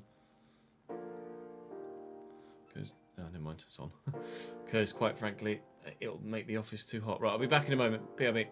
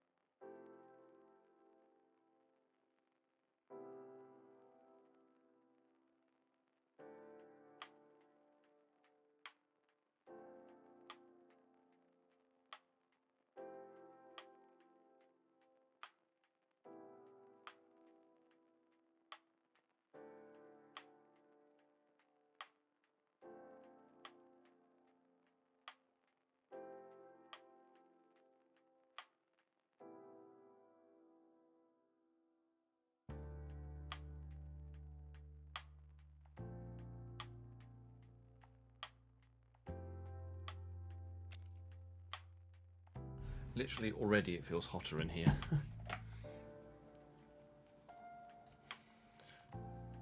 What happened to Carlisle last night, Kev?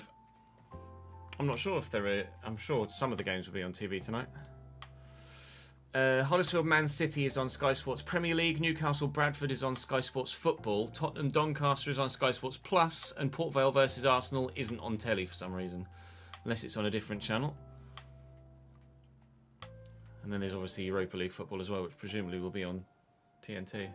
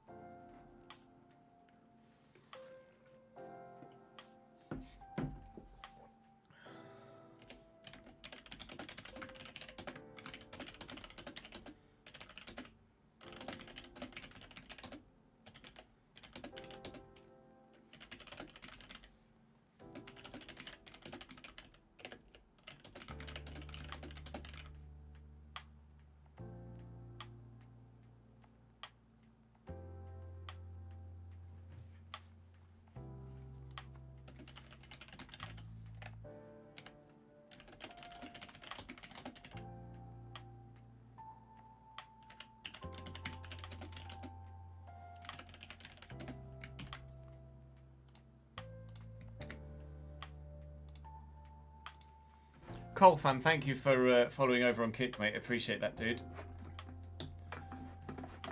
How many times a day we fed Rolo when she was a kitten? I don't know.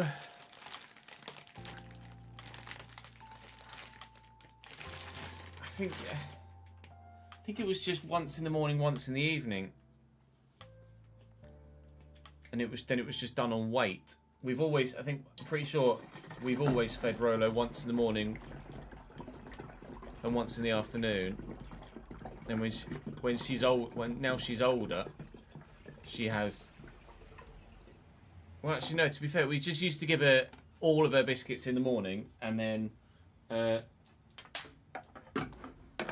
some like a tin in the afternoon. Now we split her biscuits across the day. She has half in the morning, half at lunchtime, and then a tin in the afternoon. Oh, Arsenal's on main event, is it, Leachy? It didn't show on Score Centre for some reason. Right, let's... I saved this, didn't I, at Palace? Yeah.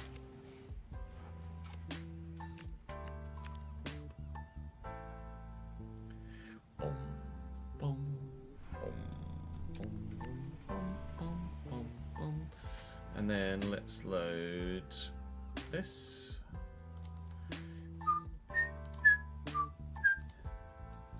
Change the title on Twitch to Valencia.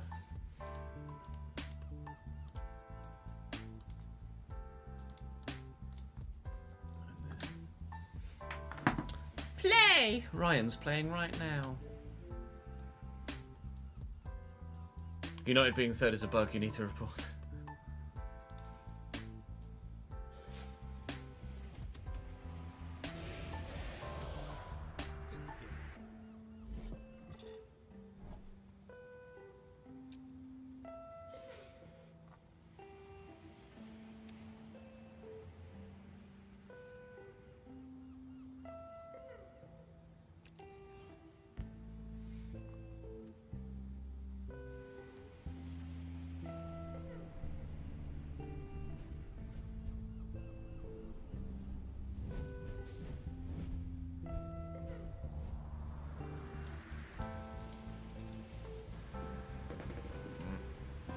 Manager Original Valencia. Hopefully let me check that email for it was retros, wasn't it? When did that email get sent? The 14th. Oh, 7 business days.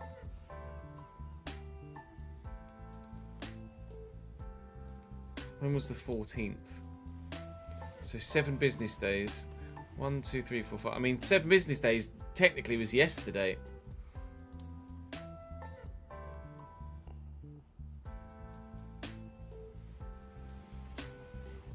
Well, I do have a tracking number apparently.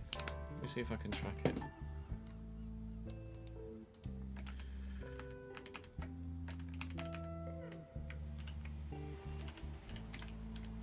Royal Mail tracking.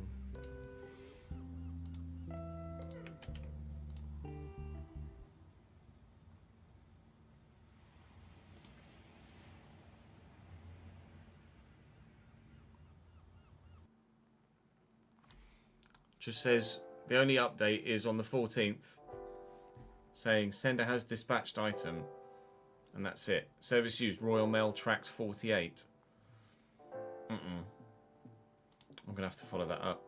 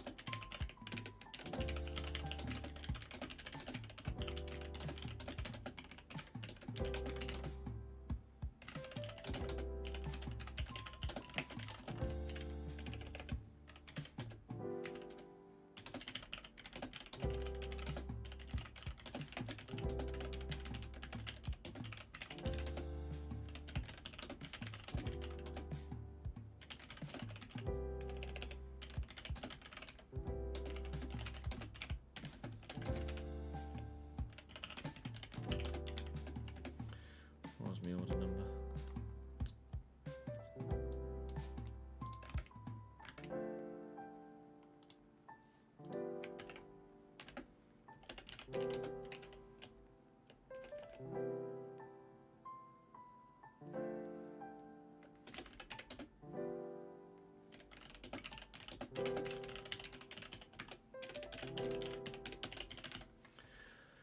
Where's me fucking shirt? Paid 45 quid for a Valencia shirt to not get the Valencia shirt.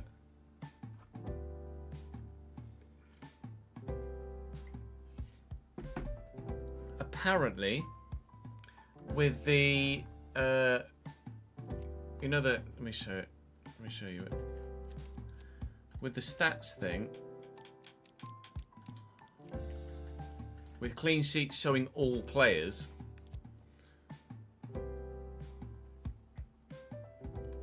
Apparently, the official Premier League site last year started showing general players in clean sheets, and the design team decided that they should do the same. Even though other people, like the Career Mode people, felt like it should just be goalkeepers. He said, "I'll put your side into our argument bracket and let's see if we can sway the design team." The only way you can I know it's dumb. The only way you can find out what goalkeepers are any good in your save elsewhere is with the clean sheet tab. There's no other way to find out if there's there's no other way to find out how goalkeepers are performing. The clean sheet tab should be goalkeepers. Like literally top of the clean sheet tab is a striker for me. Then David Soria in goal for Getafe, then 2 other Getafe players, then my other striker with 8 clean sheets. It's just all Getafe and Valencia players. It is categorically the wrong decision. Generally, there isn't much interest in French football, I'm afraid, Castello, in the YouTube content viewing arena, so I don't do much. I don't do any French football at the minute. We will definitely manage a French side in FM because we'll be doing a Glory Hunter, and who knows where we'll end up in the Journeyman. But at the minute, no plans to specifically do a French save. No.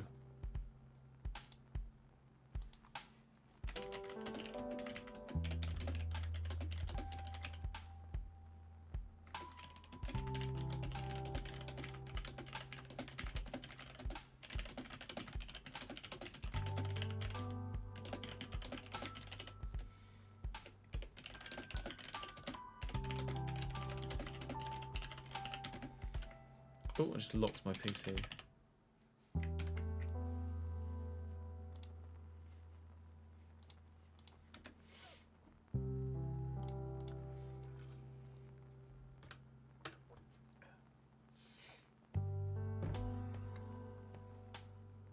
Sliders are linked for you in chat there, Tyler.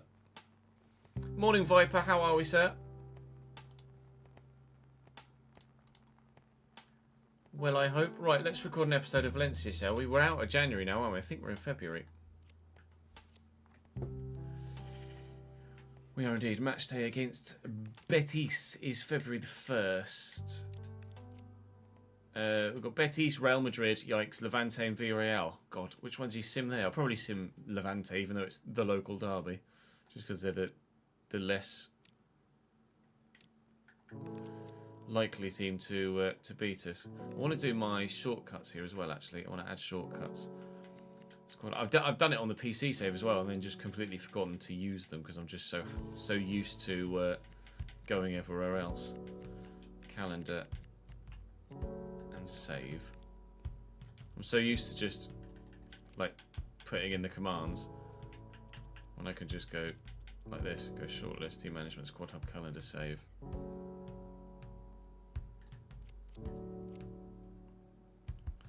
Right, let's turn the music off and let's record an episode of Valencia.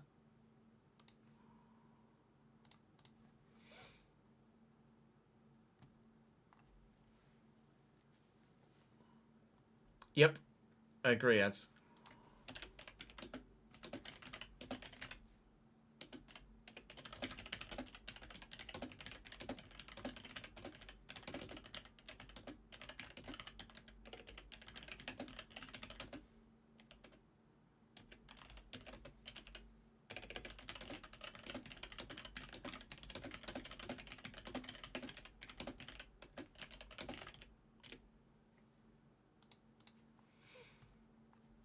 Appreciate it, Megatron. 'Tis my duty to entertain, sir, and distract away from having to do shit stuff elsewhere.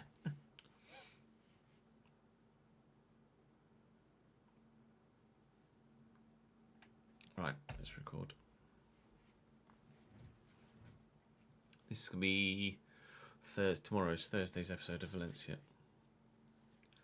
Welcome back to the Valencia Career Mode. We're out of the January transfer window now, and we have ourselves the opportunity to press on in the league and hopefully get ourselves towards those European spots. We're just 3 points behind Real Sociedad with a game in hand. So with our recent form, we've absolutely catapulted ourselves into a position where we may well be able to get ourselves some European football next season. So, oops, hello. That's not where I wanted to go at all.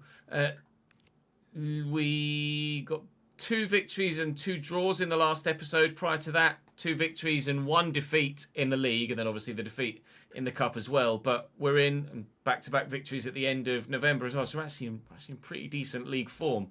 We do have Betis, Real Madrid and Villarreal today, though, so it's not going to be very easy at all. Levante will be the one that we sim. Then we'll push forward into March, which is pretty straightforward. Push forward into April, which is pretty straightforward. And then push forward into May, which is significantly less straightforward. Atletico, Bilbao, Real Sociedad and Barcelona. Yikes.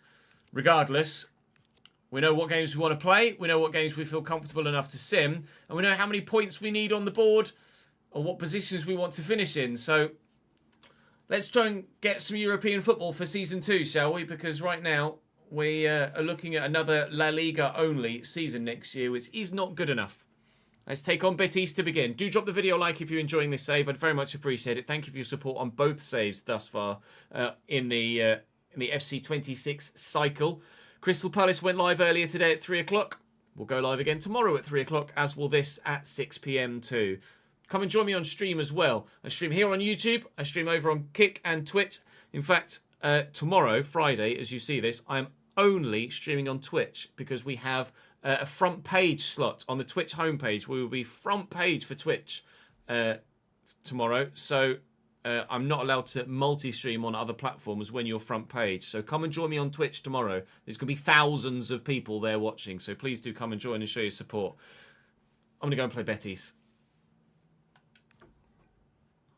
That's the day after tomorrow for those of you watching on stream.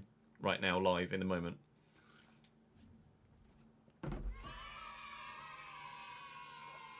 Charlie. Woo. Thank you for the 7th month, mate.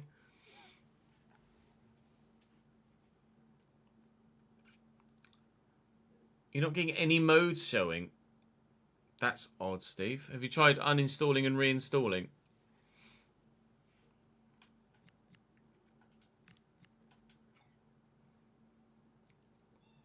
Trevan Sanusi? Who's Trevan Sanusi, Tozzy? Just tried. I am absolutely at a loss with that then, I'm afraid, Steve. It's not something I've heard of before. I might be able to post on the forums and get an answer. Hopefully tomorrow, Marcus, yes.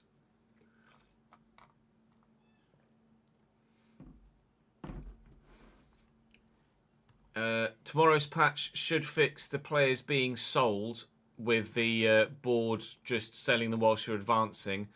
And then there should be another patch next week-ish. Obviously, don't commit the team to timelines because things can change with things that are completely out of their control, like console approval, etc. Should be a patch hopefully next week that should fix players that like the check to core situation.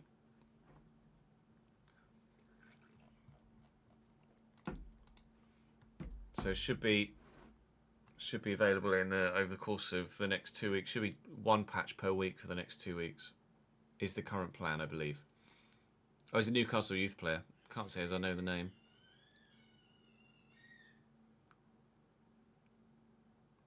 Oh yeah, true. You double check you didn't install the beta. That's one thing that did occur to me. Actually, you might have installed the beta.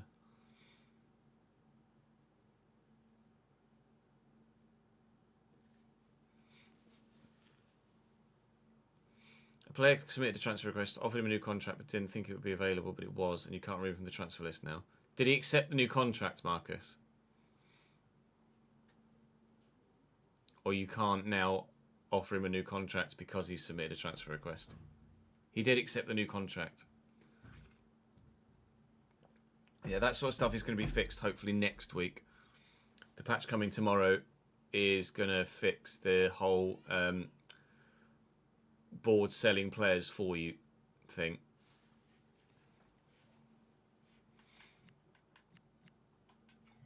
Let's go and play Betis.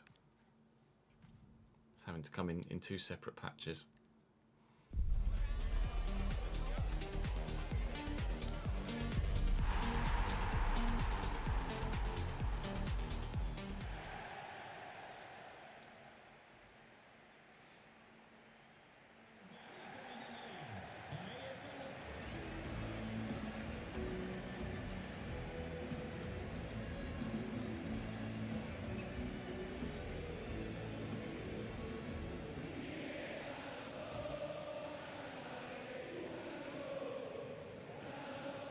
Anthony on the tifo.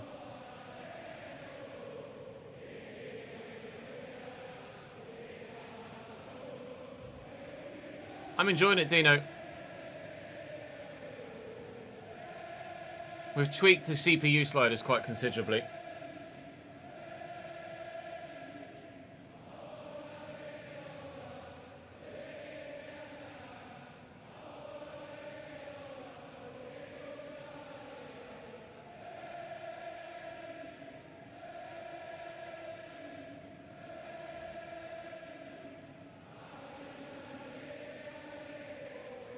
Quite a big ground at Betis, isn't it? 3 tiers. Didn't realise their ground was quite that big, actually. Quite impressive. They've got their team anthem being echoed around the ground.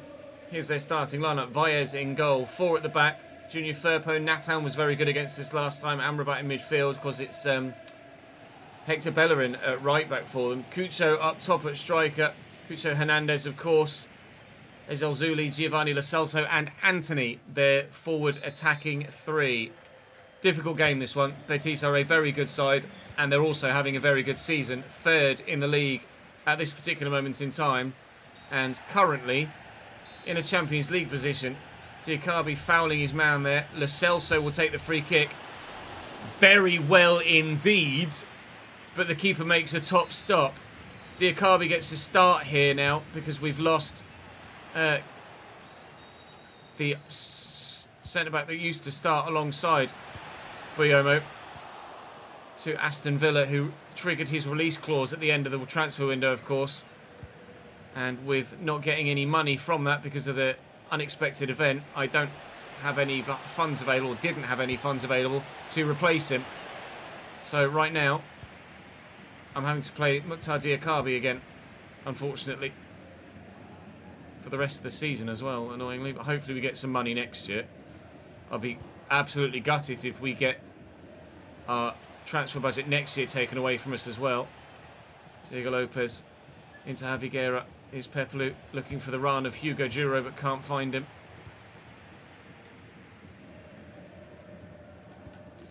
Thank you, Anthony. Appreciate that very much. Beltran, Guerra looking for Duro, fouled.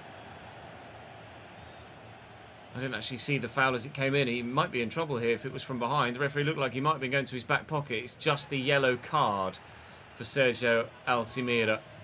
Just a yellow card. How strong was the challenge? Just late. Never going to be a red, that, which is fair enough. I don't think it should be. Pepelu. Pepelu from 35 yards. Quite a way wide.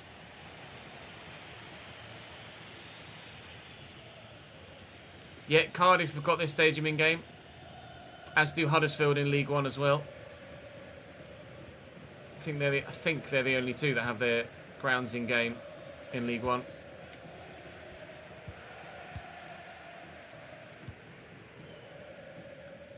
Bellerin, Ordonez. Bellerin again. Pumped clear. Well, I say pumped clear. It's not that far clear at all. Amrabat, is that our advantage? It is. Hugo Duro. So Javi Guerra, Beltran is here. And here's Diego Lopez. There's Junior Firpo. And Luton, obviously, yes. That's why there's significantly less stadiums in the Championship this year, because 3 real-life stadiums got relegated out of the division and 3 non-real-life stadiums got promoted in their place.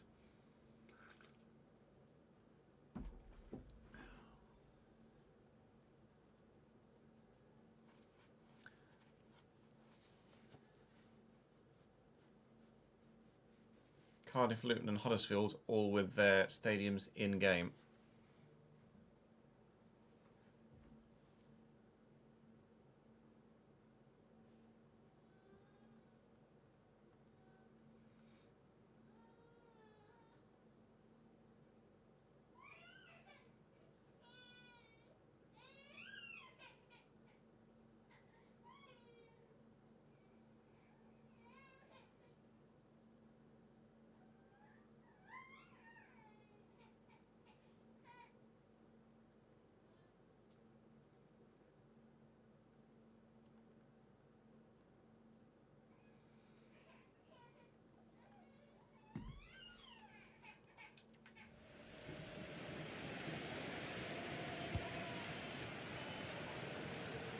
Challenge for that header. Can't quite get there. Lo Celso.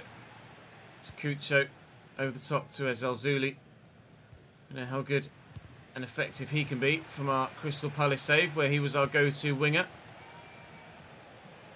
Lift this, looking for Luca Beltran, who, if he's just fast enough, can get there ahead of Natan. It's not a great header from Natan.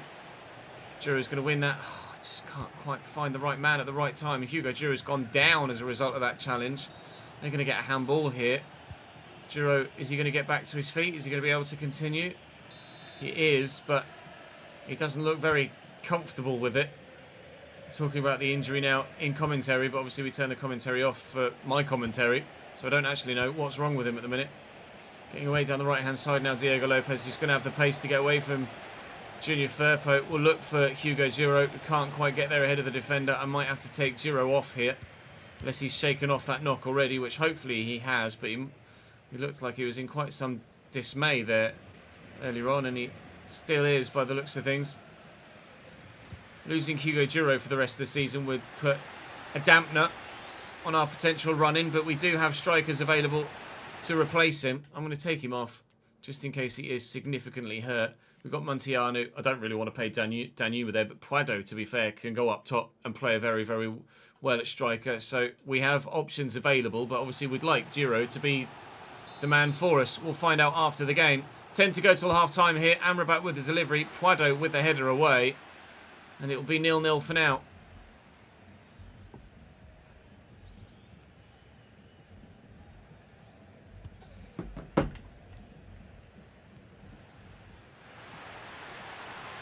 Firpo with the delivery. Cucho brings it down really well. Aguirre Zabala makes the save. Corner here again for Betis. They've had a number in this first half. It's going to fall to Ezal Zuli. I thought was just going to strike that. Anthony. Cucho shot straight at the keeper, and fortunately so. That was supposed to go to the right back, so that's gone very well. Cucho Hernandez. I'm under a lot of pressure here from Betis right now. Cucho's still going. Cucho's still going. Very nearly scoring. Big double save, Maguire Zabala. Unbelievable. How he's gotten to that second one is beyond me. We're definitely going to try and buy him next season if we can. Javi Guerra on the line and away. This is pressure like we've never known it before. And I'm just going to pump this and hope for half-time, which thankfully is going to come.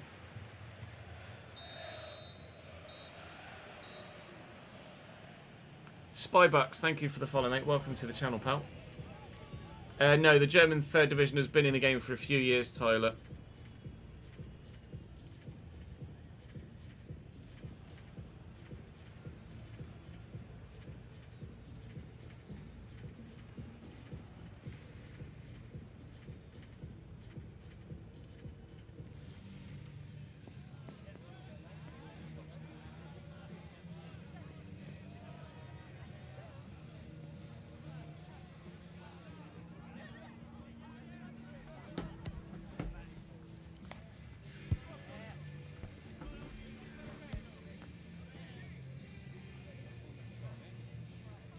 TSV Havelse have their stadium in game, do they?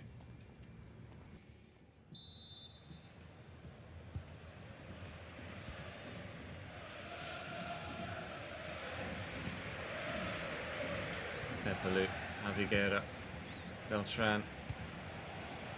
Javiguera gets it back again through the gap here to Montiano. Needs some support. Here's Pepelu. Beltran through that gap. This could be what we've been waiting for. It was what we've been waiting for. But Valles with the save. Lopez to deliver. And delivers well. Oh, it's a great header. It's an even better save than the last one. Boyomo has to be the guy we aim for from corners because he's just so good aerially. That's a great delivery. Oh! Controller vibrates as Prado's header hits the post and goes wide, unfortunately. Did the keeper touch it? I don't think he did. He didn't. Well, it was all Betis pressure at the end of the first, and it's all Valencia pressure at the beginning of the second half.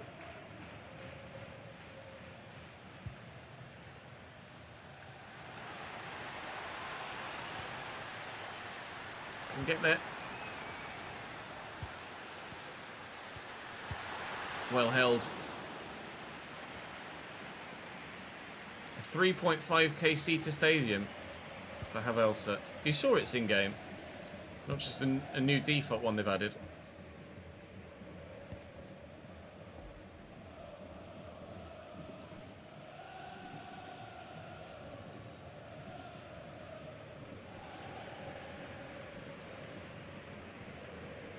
Javiguera. Ah, that's poor for me. It's a good ball. There's Alzuli with a sharp turn too.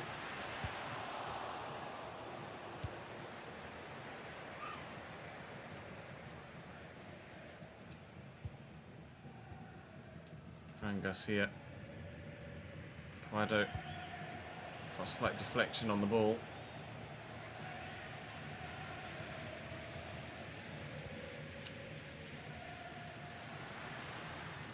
Amrabat. Touch back to Gio Lo Celso.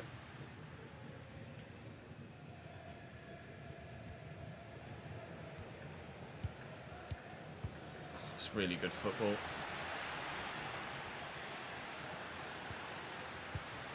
Safe? Just. I think De Kelp was in last year, but I might be wrong.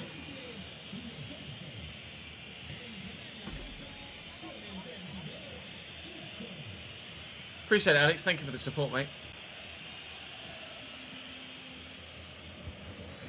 The Celso for Isco for them now. So they made a change in their forward midfield.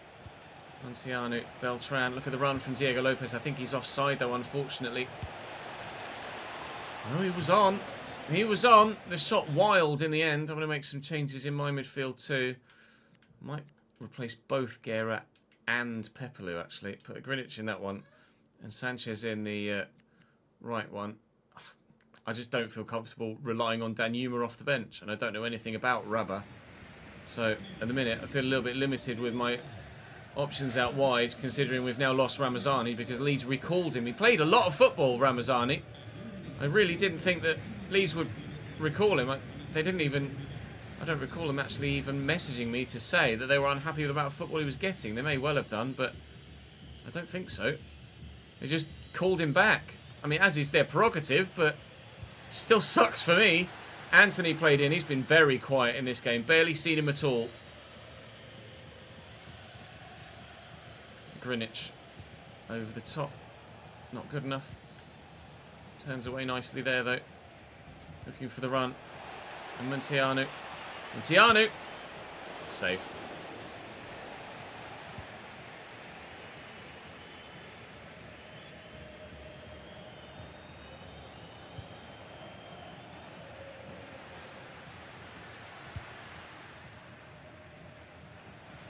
Isco. That's a great... It's an unbelievable ball. As Elzuli into the middle. Greenwich gets there. Away, please. Well, I'll try. Find the right ball out to Puado. And then nod that back inside. Get up, please, Puado. Montiano to him again. Option inside here. Goes for the 1-2. This will be a brilliant Valencia goal. And indeed it is in the 87th minute. Indeed. Big it up, Javier. His 10th goal of the season. Slammed into the back of the net. That's a brilliant move. One that is worthy of winning the game.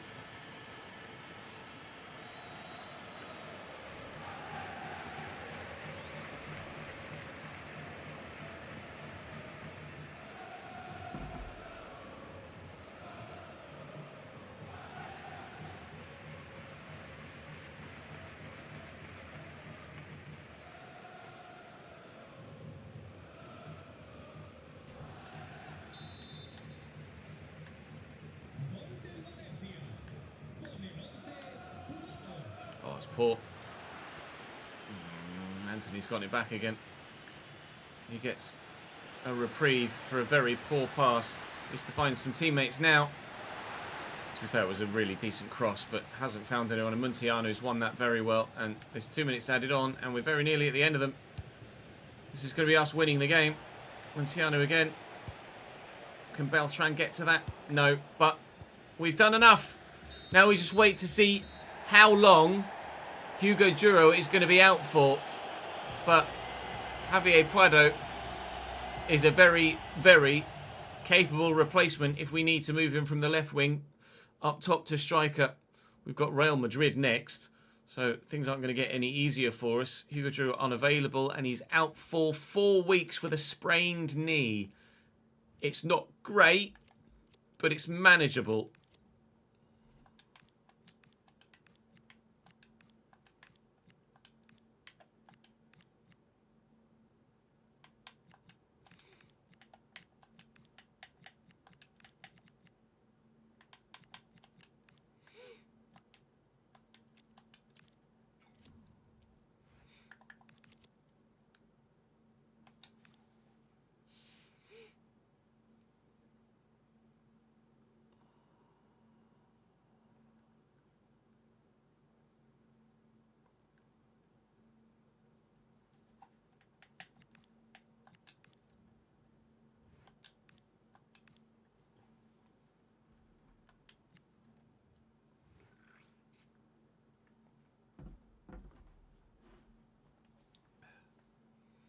In your save or IRL, Ollie?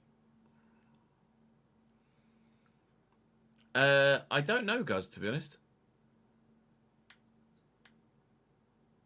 I think it's probably still similar injuries. I'm going to put a Greenwich in ahead of Pepperloot for this one. I might go Sanchez. He's only little, but throw himself around a bit.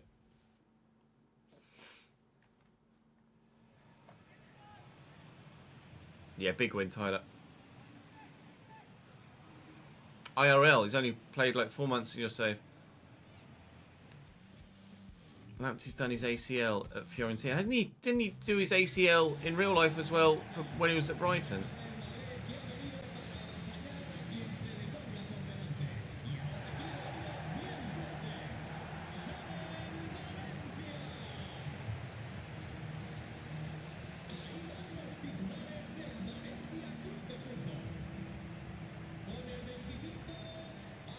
Liverpool centre-back also did his ACL last night on debut. Oh, Leone, yeah.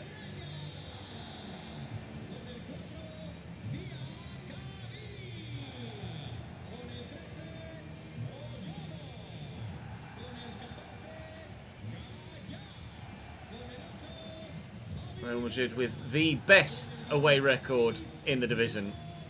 And now they've got Upamecano and Virgil van Dijk at the back. Oh, no!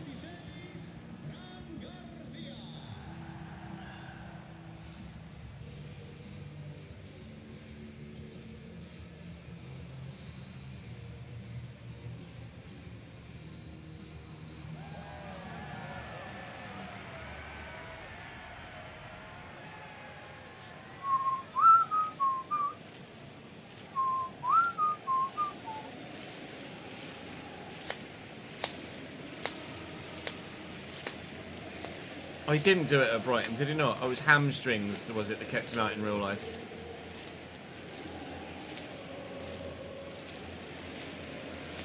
Courtois in goal for Real. Backline of Carreras, Upamecano, Van Dijk and Trent. Camavinga and Valverde. Then Ferland Mendy at left wing. Vinny at striker. Ferland Mendy on the left. Hendrick. Wow, they're missing Mbappe. I mean, Vinny up top is still not great. Jude, of course, scored a great goal against us at the Bernabeu. Pretty sure we lost that game quite heavily earlier in the season, but we'll do what we can. Ardagula getting a start as well. Surprised to see Ferland Mendy played at left wing. That's a real decision and a half from Xabi Alonso. Here's Trent in the box. Still going. Finding Ferland Mendy, and that's why you don't put Ferland Mendy at left wing.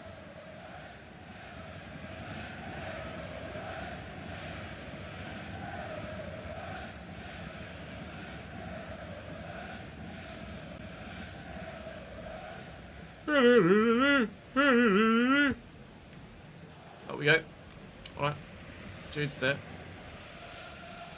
Oh, that's nicely done. Bellingham. Oh, what a ball. Ferland Mendy. Bellingham. Good save down low. Well, Mendy might not be the go-to man to pick at left mid, but apparently he's the go-to man in every situation so far in this game. Fede Valverde has one of the strongest traction engine right feet in the business. But that one on his left goes well wide.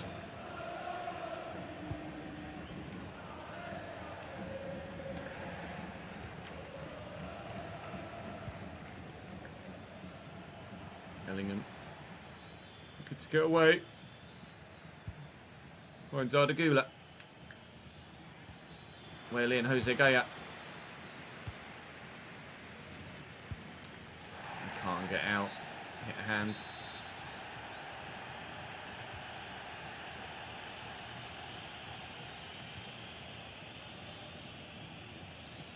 Diakabi to Sanchez through the gap. There's Beltran. All that wide. Fran Garcia, little dink. Prado's picked up an injury now. Don't make me lose both my strikers in the space of 2 games. Fran Garcia obviously is a Real Madrid man, but you can play players against their parent club in La Liga, hence why we are doing so. Puado's okay now. He's shaken the knock off. Alright, good. It'd be just my luck. We get ourselves in a run of form good enough to maybe qualify for Europe and then lose both our strikers in the space of 2 games that completely kill our season. Hopefully that's not the case. Valverde, Bellingham at the heart of everything for Real Madrid again. But they can't find a way through yet. Very much on the counter-attack only at the minute. Carreras, Bellingham again. And that's why you don't play Mendy at left wing. Take 2.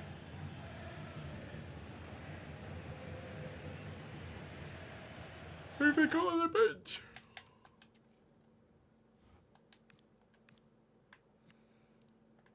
Alaba, Barker, Bradley Barcola. They've got Bradley Barcola and Rodrigo on the bench, but they've put Mendy there.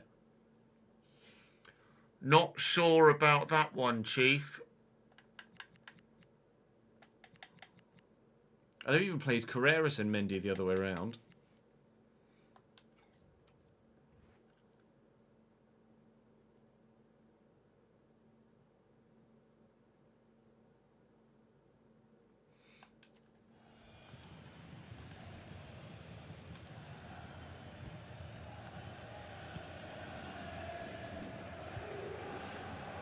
Sanchez, Fran Garcia.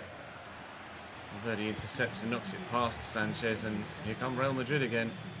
Bellingham out-muscled off it fairly. Okay, it was meant for Javi Puado, but Javi Guerra even. Javi Puado. Beltran, Javi Guerra. There he is. He's not going to outpace Carreras, but he could dig a cross out. Pinpoint pass to Thibaut Courtois.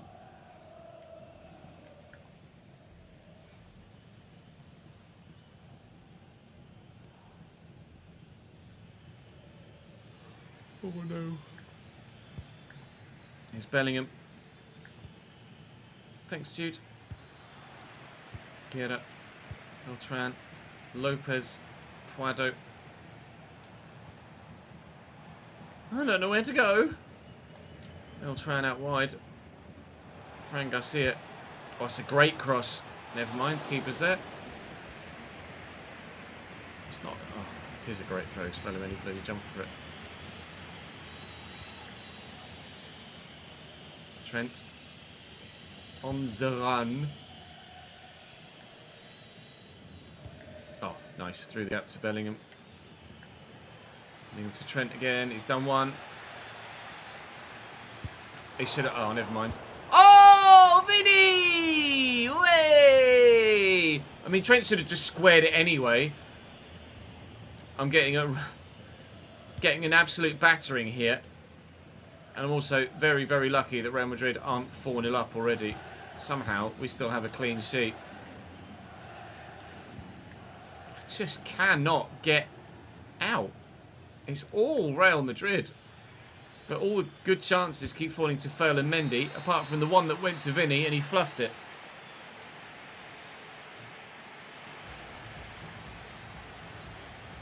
No, Tozzy. Oh, no. In the Palace say we recorded 2 episodes, Gold Scud. Now we switched to Valencia to record tomorrow's episode of this one.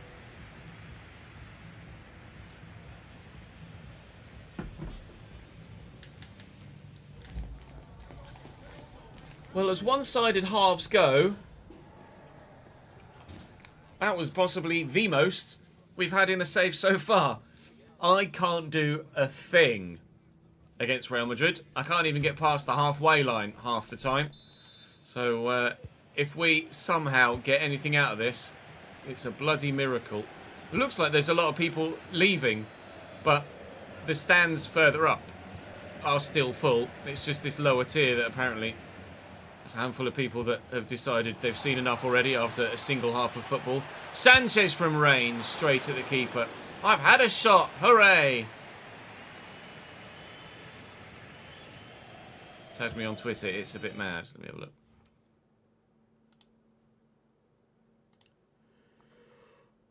What? How is that a thing? They're not even remotely close to the same weight class. How is this?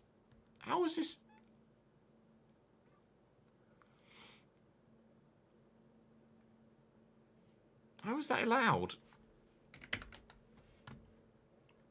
They can't be in the same weight class.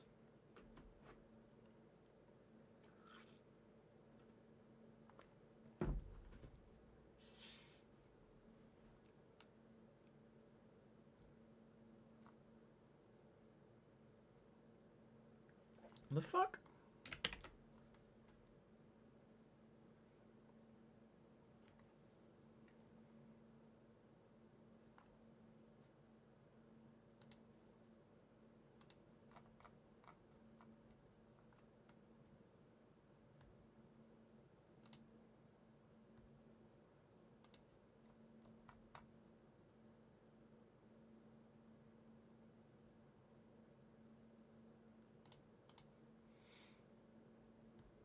Heh.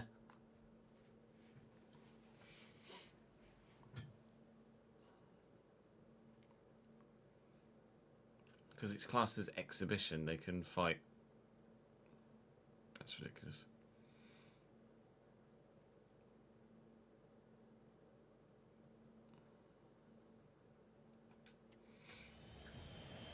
Here's Mendy.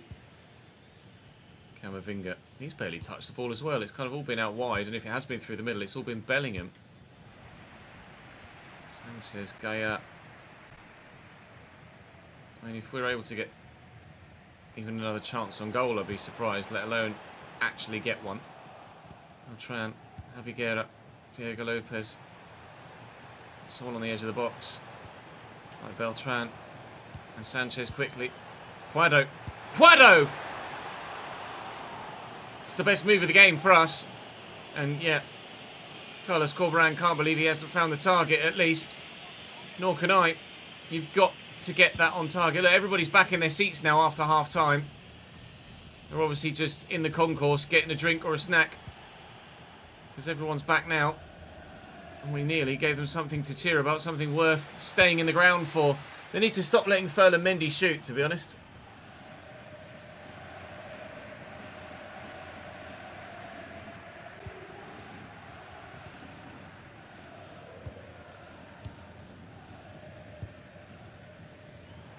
Guerra. Oh, would have been beautiful had it come off. Fulham Mendy.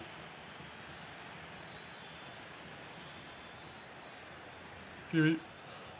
Oh, fuck. Guerra. Correa. Nice. Lopez could get in behind here. The crowd feel it too. Beltran, oh, tried to burst past Van Dijk and use the momentum of the run against the flat-footed Dutchman. And still, the big boy comes away with the ball.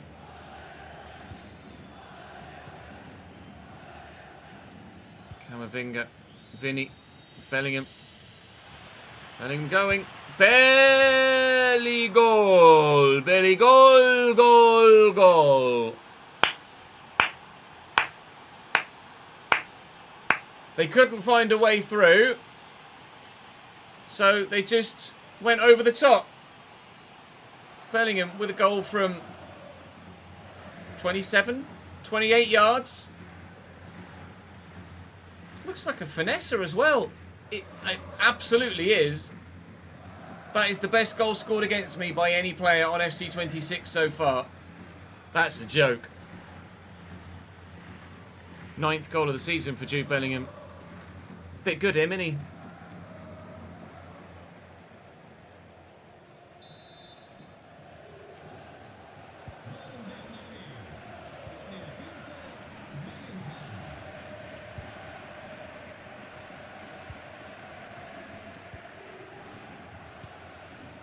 Beltran to Sanchez. Holding off Fede Valverde really well. Out wide here. Onside, Fran Garcia into the middle. Upamecano. I mean, that is unbelievable defending. Risky. Oh, the strength from Vinny against Mukhtar Diakabi. Gimme. Run, run, run, run, run.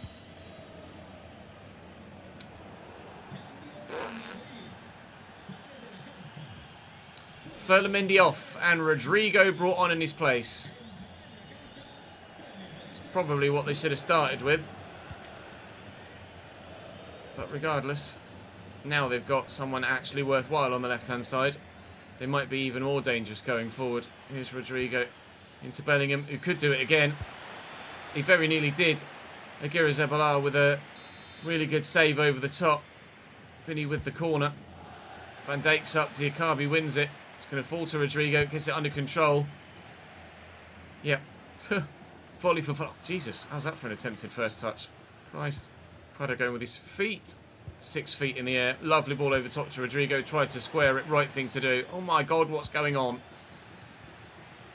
Come on, Sanchez. No, can't get away. 2 minutes to go here. It's still all Real Madrid. Ready for the cover. I've got 3 men on him. So there's absolutely no way he could be allowed to get through there.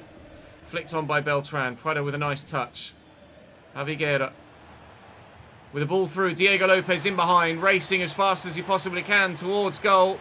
On his own, tuck it back and not find any of the 3 men that had managed to get forward in support with him. We'll lose by 1-0 to Real Madrid, and it was quite the goal as well. They deserved the victory. But if we had been able to steal a point at the end there, I'd have been very pleased. That one man in the middle is absolutely thrilled. I mean, God, the quality of that Bellingham goal was disgusting, really.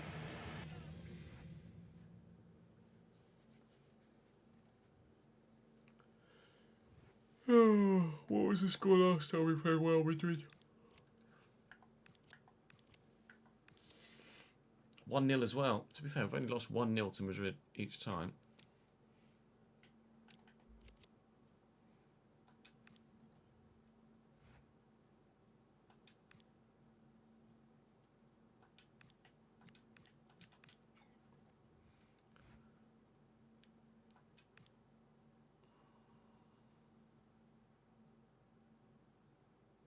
Nice one, Marcus. Yeah, only 3 grounds in Italy. Right, Levante is the local game, but we are going to sim this one because of the nature of the other fixtures. It's probably just the way I'm going to do it. Like this, and then hopefully we'll get a result here. We do. Diego Lopez and Puado with the goals. Nice. Needed that after the defeat to Real Madrid. But victory against Betis, victory against Levante, and if we can get victory against Villarreal as well, then we're going to be in a pretty decent spot come the end of the month.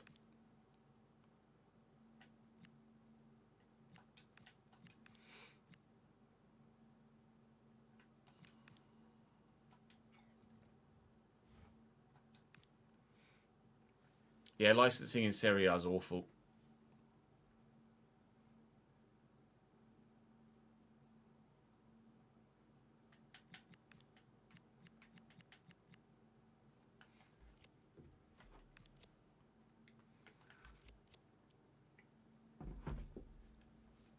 Jay, thank you for the follow, mate.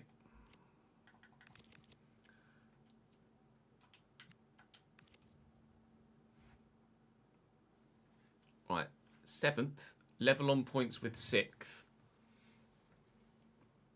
2 points clear as Sociedad. Where are Villarreal? 12th minute. Not that far behind though, to be fair. Oh dear. Come on then, Valencia. What can we do?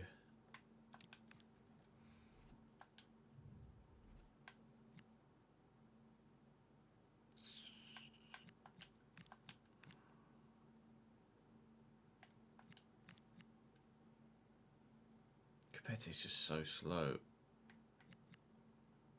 I can't bring myself to do it.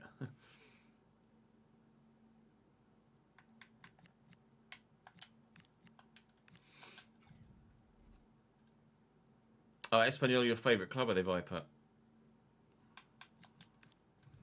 What's the 3rd kit? Oh, yeah. No.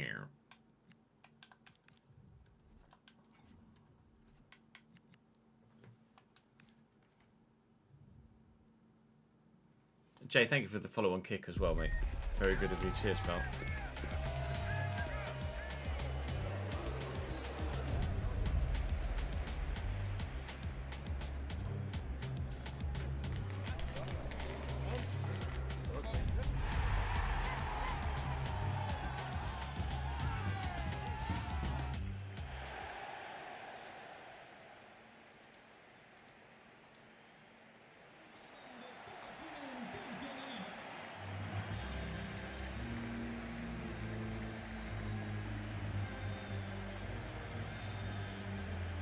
You reckon, Ollie?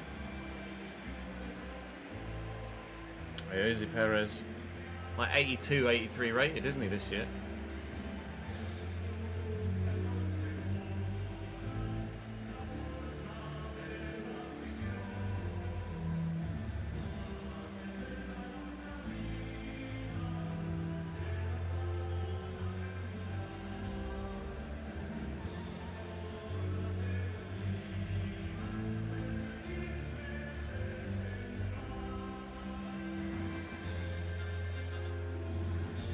You're so powery, nice.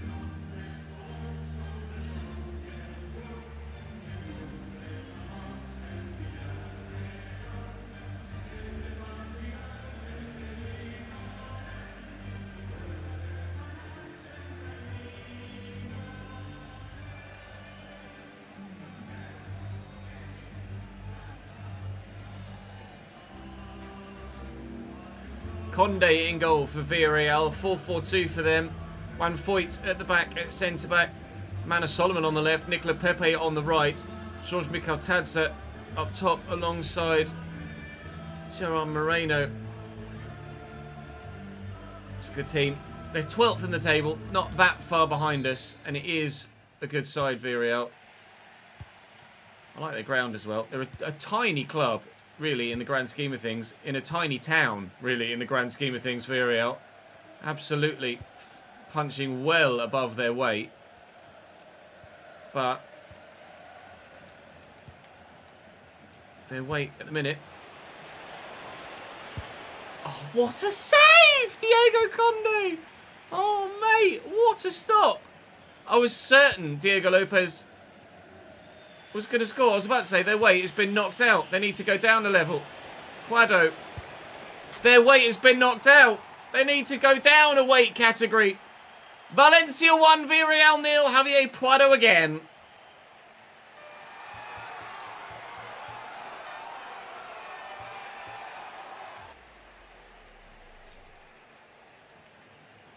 Lebos. Valencia.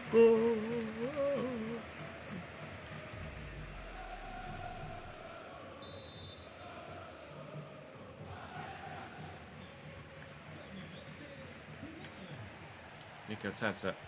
Nice, thank you. Very kind of you. Beltran over the top. Looking for the run of Dan Yuma. It's getting a rare game for me. I feel like Dan Yuma's played for Villarreal before. I might be wrong. Puado! I don't really know why I took it on his left. Could have whipped it with his right, but Marcelino nearly saw his side go 2-0 down. Sure live chat will tell me if Dan Yuma's played for Villarreal before. I think he has.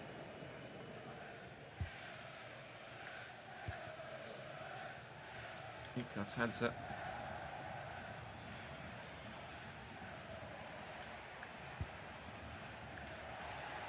Okay. Oh, through the legs of the defender.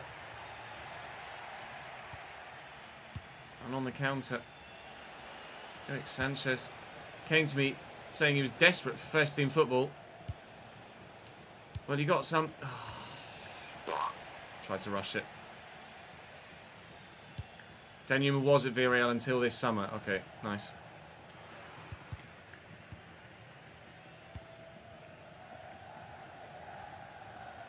Sanchez is really good. If it weren't for Javi Guerra and Pepelu, he'd get so much more football. Beltran round the corner. Prado in. And Prado at the double. 2-0 Valencia. We are going to get the win from this, even though we're only 20 minutes in. It seems pretty one-sided right now.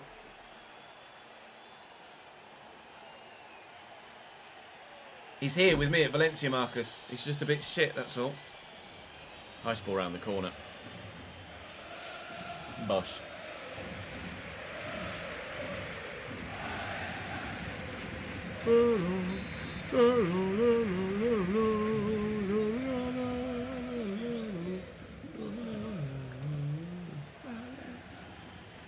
Oh, a nice ball through the gap. Wee, see ya.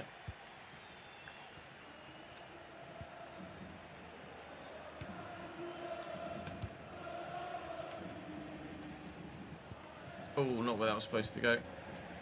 Well in. Oh, great interception. We had this against Atleti as well, didn't we? Good save. Where the 4-4-2 just doesn't work against my formation or my tactics. Something or the other. But whichever reason it is, whatever the factor is, when we played Atleti's 4-4-2, we were very strong against them. And we seemingly are having similar sort of luck here against Villarreal as well. Nicola Pepe with, oh, actually brilliant dribbling and movement.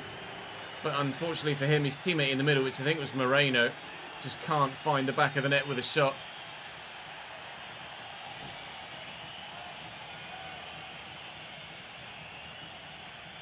You beat Villa 7-0 with Chelsea.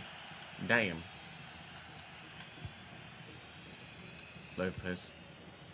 Eric Sanchez through the gap. Lopez has gone again. Prado's with me. Littleding. Onside, I think. Offside, I think.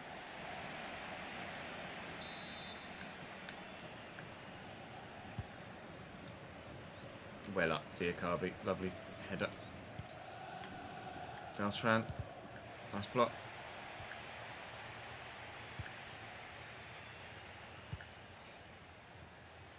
Moreno. Mikel Tadza. Moreno again. I'm not going to get cross through with Diakarby. Had to rely on the goalkeeper who made a very good stop. Advantage for them. It hit my hand.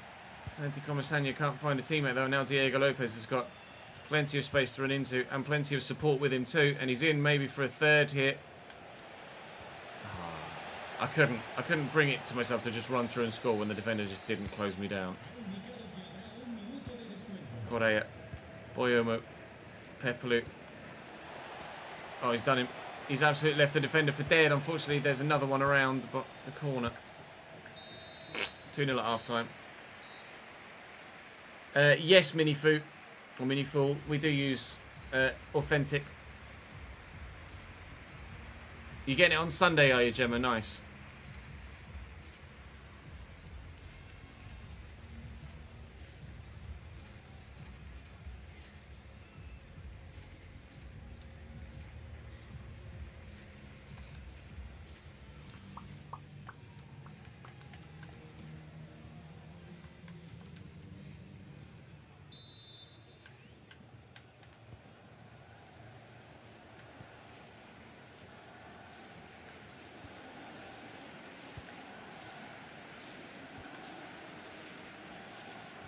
Prado takes that away from Villarreal. Just not been very good. I don't know what it is about the 4-4-2. It just doesn't work. It doesn't help when teams give the ball away like that. Danjuma with the turn. Nah, never mind. I overran it. It's on me, not Danjuma. Oh, that's definitely on Villarreal though. That's poor. They've just not been very good. Sanchez. Well held. That's alright, Minifool.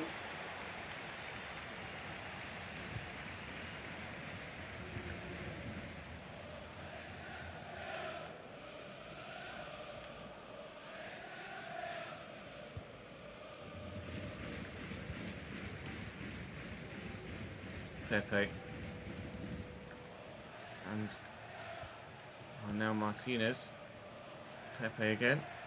To be fair, he's gotten the best of Jose Gaya there. And outside the foot cross. It's going to fall kindly. He's got to bury this. What a save. Manor Solomon, they could still score here. That save from the keeper is out of this world. To tip that onto the bar is one of the best saves we've seen on this game yet. Looking for Diego Lopez through the gap, but Cardona does well.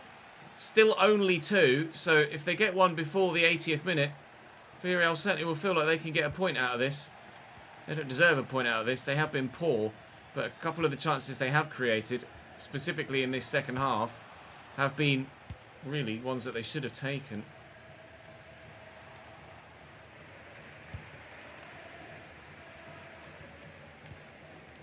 Oh, it's really nicely worked. Unfortunately, the through ball isn't quite ahead of Danuma as I hoped it would be. Looking inside here, though, to Beltran, and around the corner to Puado.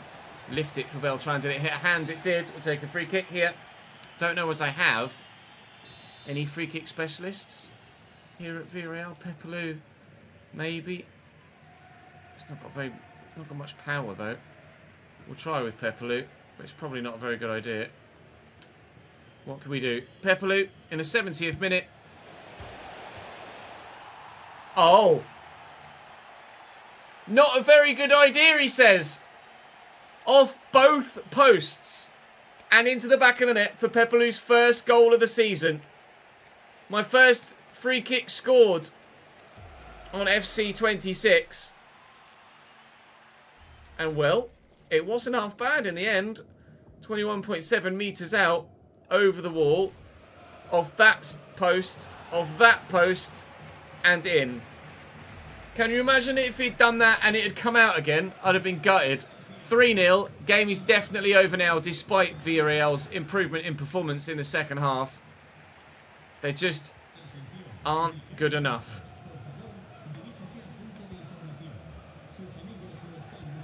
Oh, they're just so poor. Here's 4. We're doing to Villarreal what we did to Atleti. If you want to beat me, don't line up in a 4-4-2.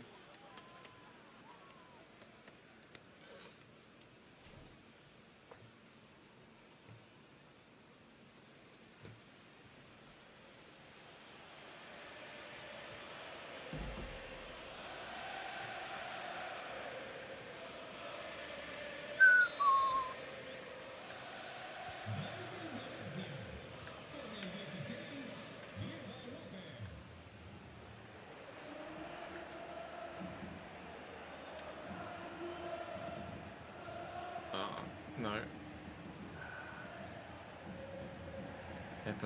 Pepele? Nicola Pepe. Oh, decent cross. Safe. 4-4-2 with Veghorst and Wood up top, with Tarkowski and Ben Mee leading the back line. Nothing beats that. Brexit 4-4-2. Well, Brexit 4-4-2 doesn't work in Spain, my friend.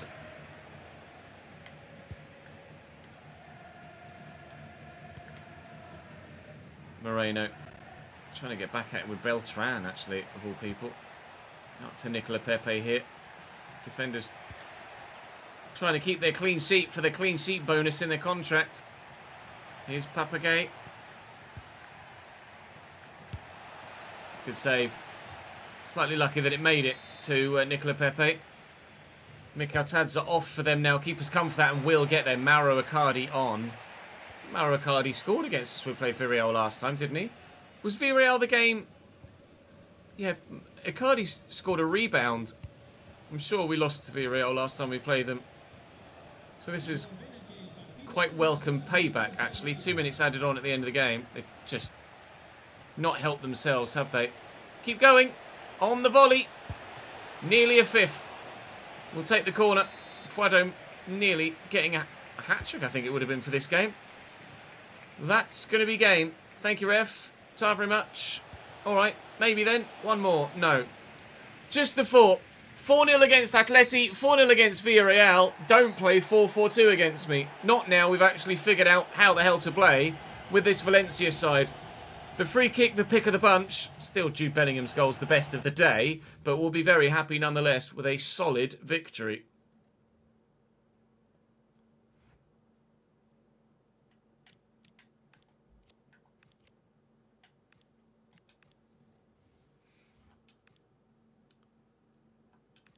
Oh, Gael wants a contract.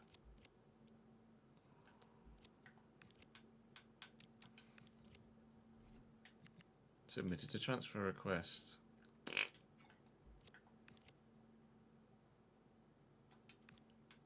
What's he on? 48.5.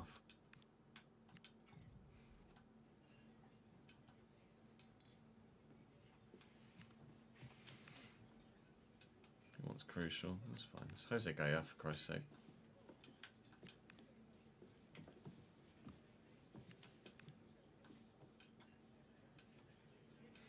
Need to have a release clause. I don't know what he's valued at. So we'll put 40 million. No idea if that's right or not.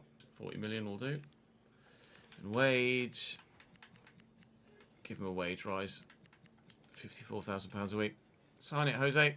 Good man. Yeah, new contract system this year, Nick. It's buggy at the minute, but fixes on the way. Won the K-League with Hyundai, but got battered in the quarterfinals of the Asian Continental Cup against Atleti. Had 6-1 on aggregate. Yikes. Off to Argentina now. Vamos, Marcus. Vamos.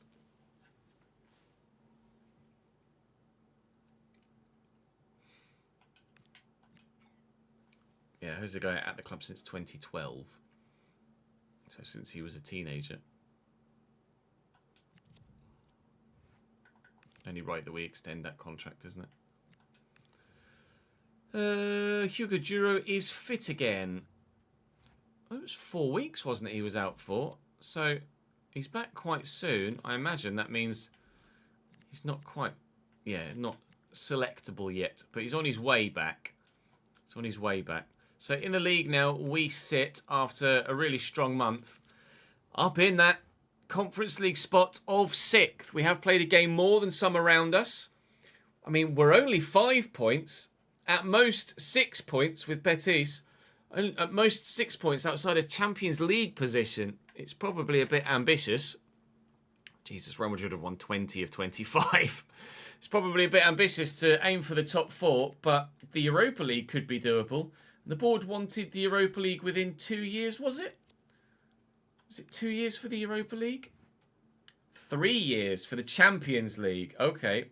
2 years for Europa League must have been Crystal Palace then. Well, didn't do the job in the Copa del Rey, obviously. Failed that one, but we're definitely going to get the mid-table. And, well, who knows when we're going to qualify for the Champions League. If we could do that one early, that would be absolutely banging. For now, though, we are done for this episode. So thank you very much for watching. Do the usual. Hit the thumbs up. Make sure you're subscribed. Come and follow me on stream. And I shall see you tomorrow for another one. Reminder that tomorrow's stream is Twitch only. And then we'll be back streaming on YouTube again as of Monday. Bye. Right, let's save that, shall we?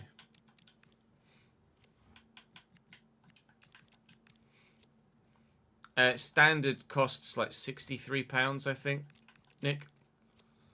Game's really, really, really expensive this year.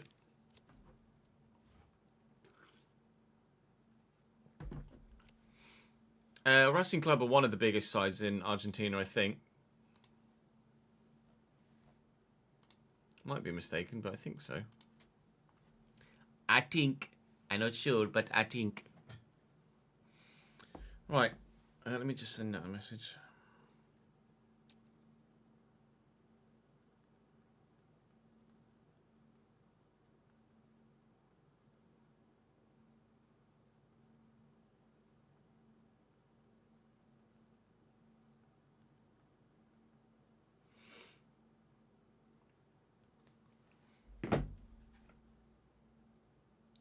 Right, that is all of the recording we're going to do today. Nat's currently out on a walk with Jude, but I'm going to give her a bit of a break as soon as she gets home because it's been a long day for Nat, up since like 5:30 or something. So I'll start the editing on stream, but as soon as Nat gets home, I am going to jump off the stream. So by all means, if that's the end of you today, then thank you very much for watching. I'm not live tomorrow, but I am live Friday, as we say, on Twitch only. On Friday, because we will be front page. We will be Twitch front page on Friday for the full launch day of FC26. So I'm very much looking forward to that. Hoping it goes well.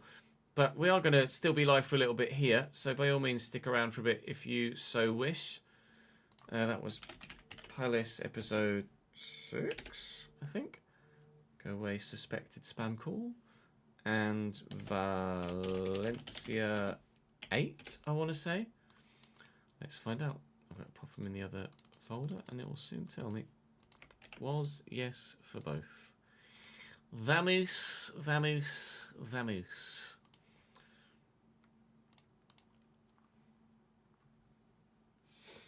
Yeah, Ultimate Team, Nick. The Evos are fut stuff. Let's edit Palace first, because that's the one that's going to go live first, isn't it?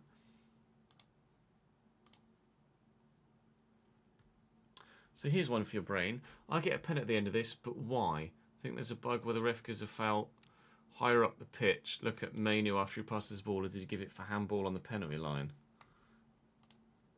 Your handballs are off for pens. So Mainu's been crunched already.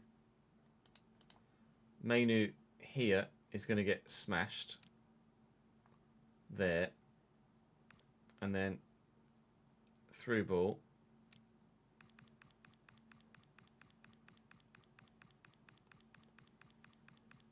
I think it's probably similar to the one where we had, where it's given the foul, the ultimate foul, where the like it's given the foul for the advantage, but rather than give where the ball was, it's given it where the ball is. It just happens that you're in the box.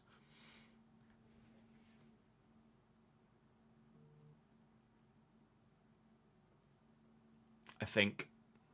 I would imagine.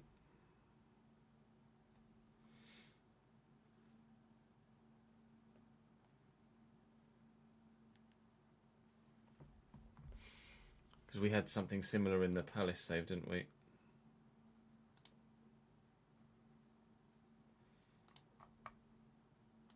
Welcome back to Crystal Palace. We taking here that we'd like.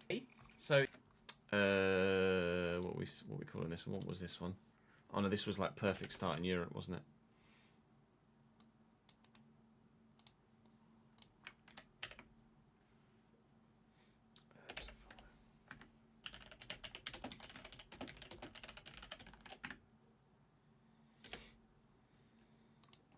Oh, setting up the network. There's my bad.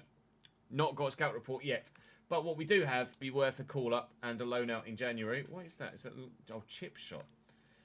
Yeah, go on then. We'll promote him to the senior squad and we'll loan him out in January. Still waiting. Actually, we've got a scout report that has come in here. Let's. Do I? Do I not? Do I not? That's what it just said. Not got a scout report yet. But what we did first. What? You came to me. Now we'll go and play Alanyaspor. What? Racing Club have got a lot of old players, do they? Yeah, should be midnight Friday. Global launch, midnight Friday UK.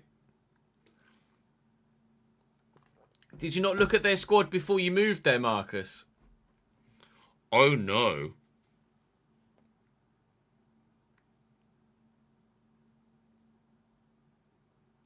It might be, no, lol. It shows, sir, it shows.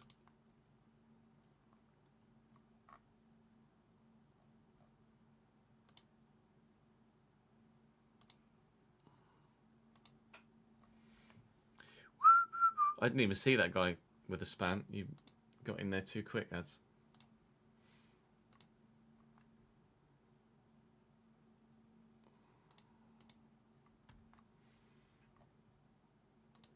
You're prepared to take the challenge on. I don't think you got much of a choice. No, I was letting it. I knew I could type. So here is Alanya's team. Yanni. No, Mashak Aliyah. Do we recognise any other players in there with those? Regardless, the Conference League. Welcome to the club, young man. Let's see what we can do in the. Let's see what we can do in the stages of our first game. Let's see if they Crystal Palace in Europe for decades. Actually, I'm gonna call it something about the youth player.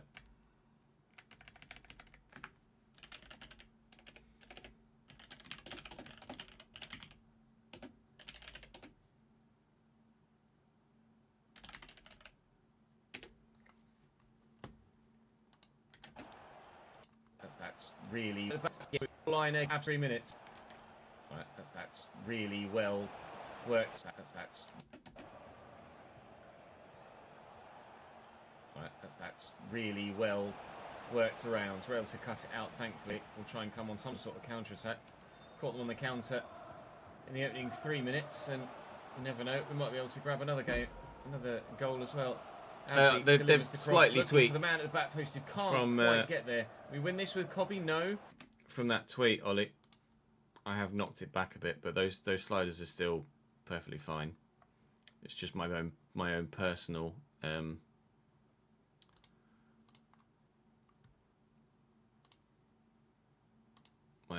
one.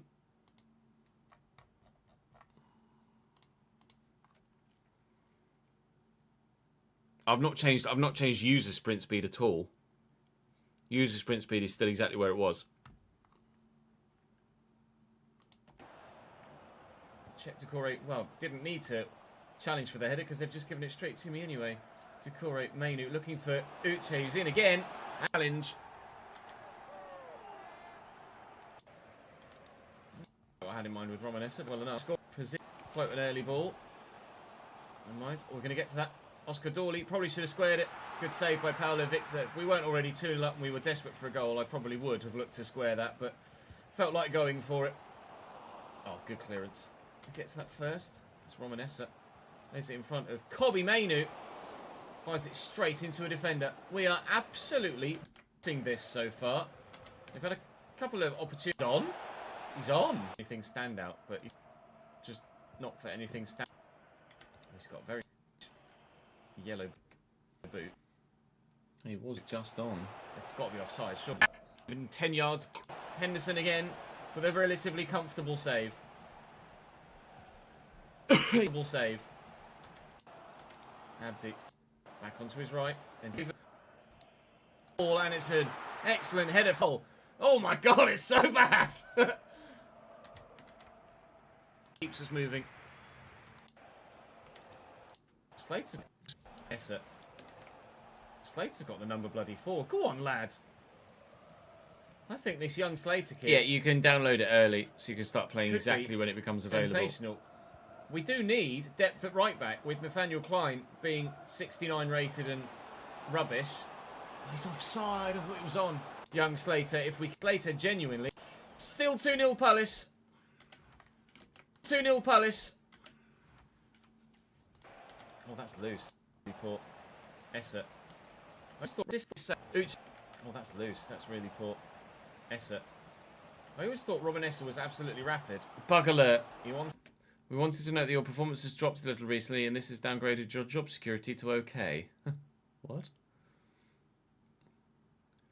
Oh, sorry, I just seen you up a further message. Now that I joined Racing Club after the season ended, I wonder if I'm going to get sacked because the game bugs out and I didn't complete any objectives even though the season has ended in the Argentinian calendar. Inside, Uche's on. Simple third for us. Very simple third. Thought Romanessa was absolutely rapid. Are you shocked? And I don't think he actually is in game. No. Is that a hat-trick for Uche? I think it must be. Little low shot finish. I've just joined and my job is on the line. Yeah, it's a hat-trick, isn't it? Yeah, hat-trick for Uche. And then he's immediately substituted after. Is it on the line or is it just dropped slightly? With two assists as well. I just feel like Romanessa was... I thought Romanessa was rapid. Maybe he does get... Comes off for Jean-Philippe Mateta after bagging his hat-trick in Europe. I think we might get through the... we're going to be facing. Alanyaspor, shut your face, Ches. It's not going to be that easy. Timing. We scored a fourth. The fourth. Yeah. But I wanted to keep playing Oscar through. Oh! This is with a rotated 11 as well. But we get the ball. 19. Love. This is with a rotated 11 as well. But we're getting this. I fear for my security. We are going to have tougher tests if we want to win this competition, like the board expect of us. But we expect of ourselves to be able to get through games like this. Are you onside? Yes. Abdiez Alzuli adds a fourth. We're walking to victory. If the league phase is this straightforward, we'll have no problems whatsoever. Jean-Vier with the... I mean, he's picked out the man at the back post brilliantly, and that heavy touch nearly worked for them. Oh, my Lord. Alice, for the first time in years, it's flown by into this 92nd minute. Gifted us the ball. Gets ship. Wait! Uche Everton, I think, in the Premier League next. Yeah, under the ship of Andreas, who's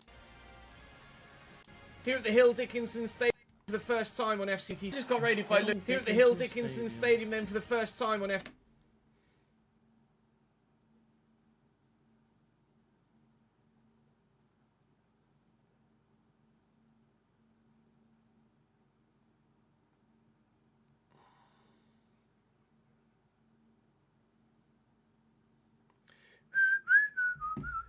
You got to win the treble. Good luck. FC26 and Everton line up with Mark Travers in goal. Sacked in the morning. Guerrero, sacked in the Garner morning. Gay and James Garner. Dibbling gets the start. Tierno Barry up top at striker with Merlin Roel, new signing for them in real life. There's 2 leagues in Argentina. Is there?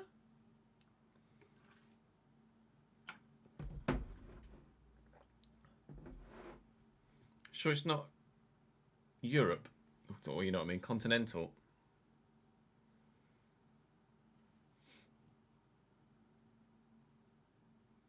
Antonio Apertura, Antonio Clausura. Is that maybe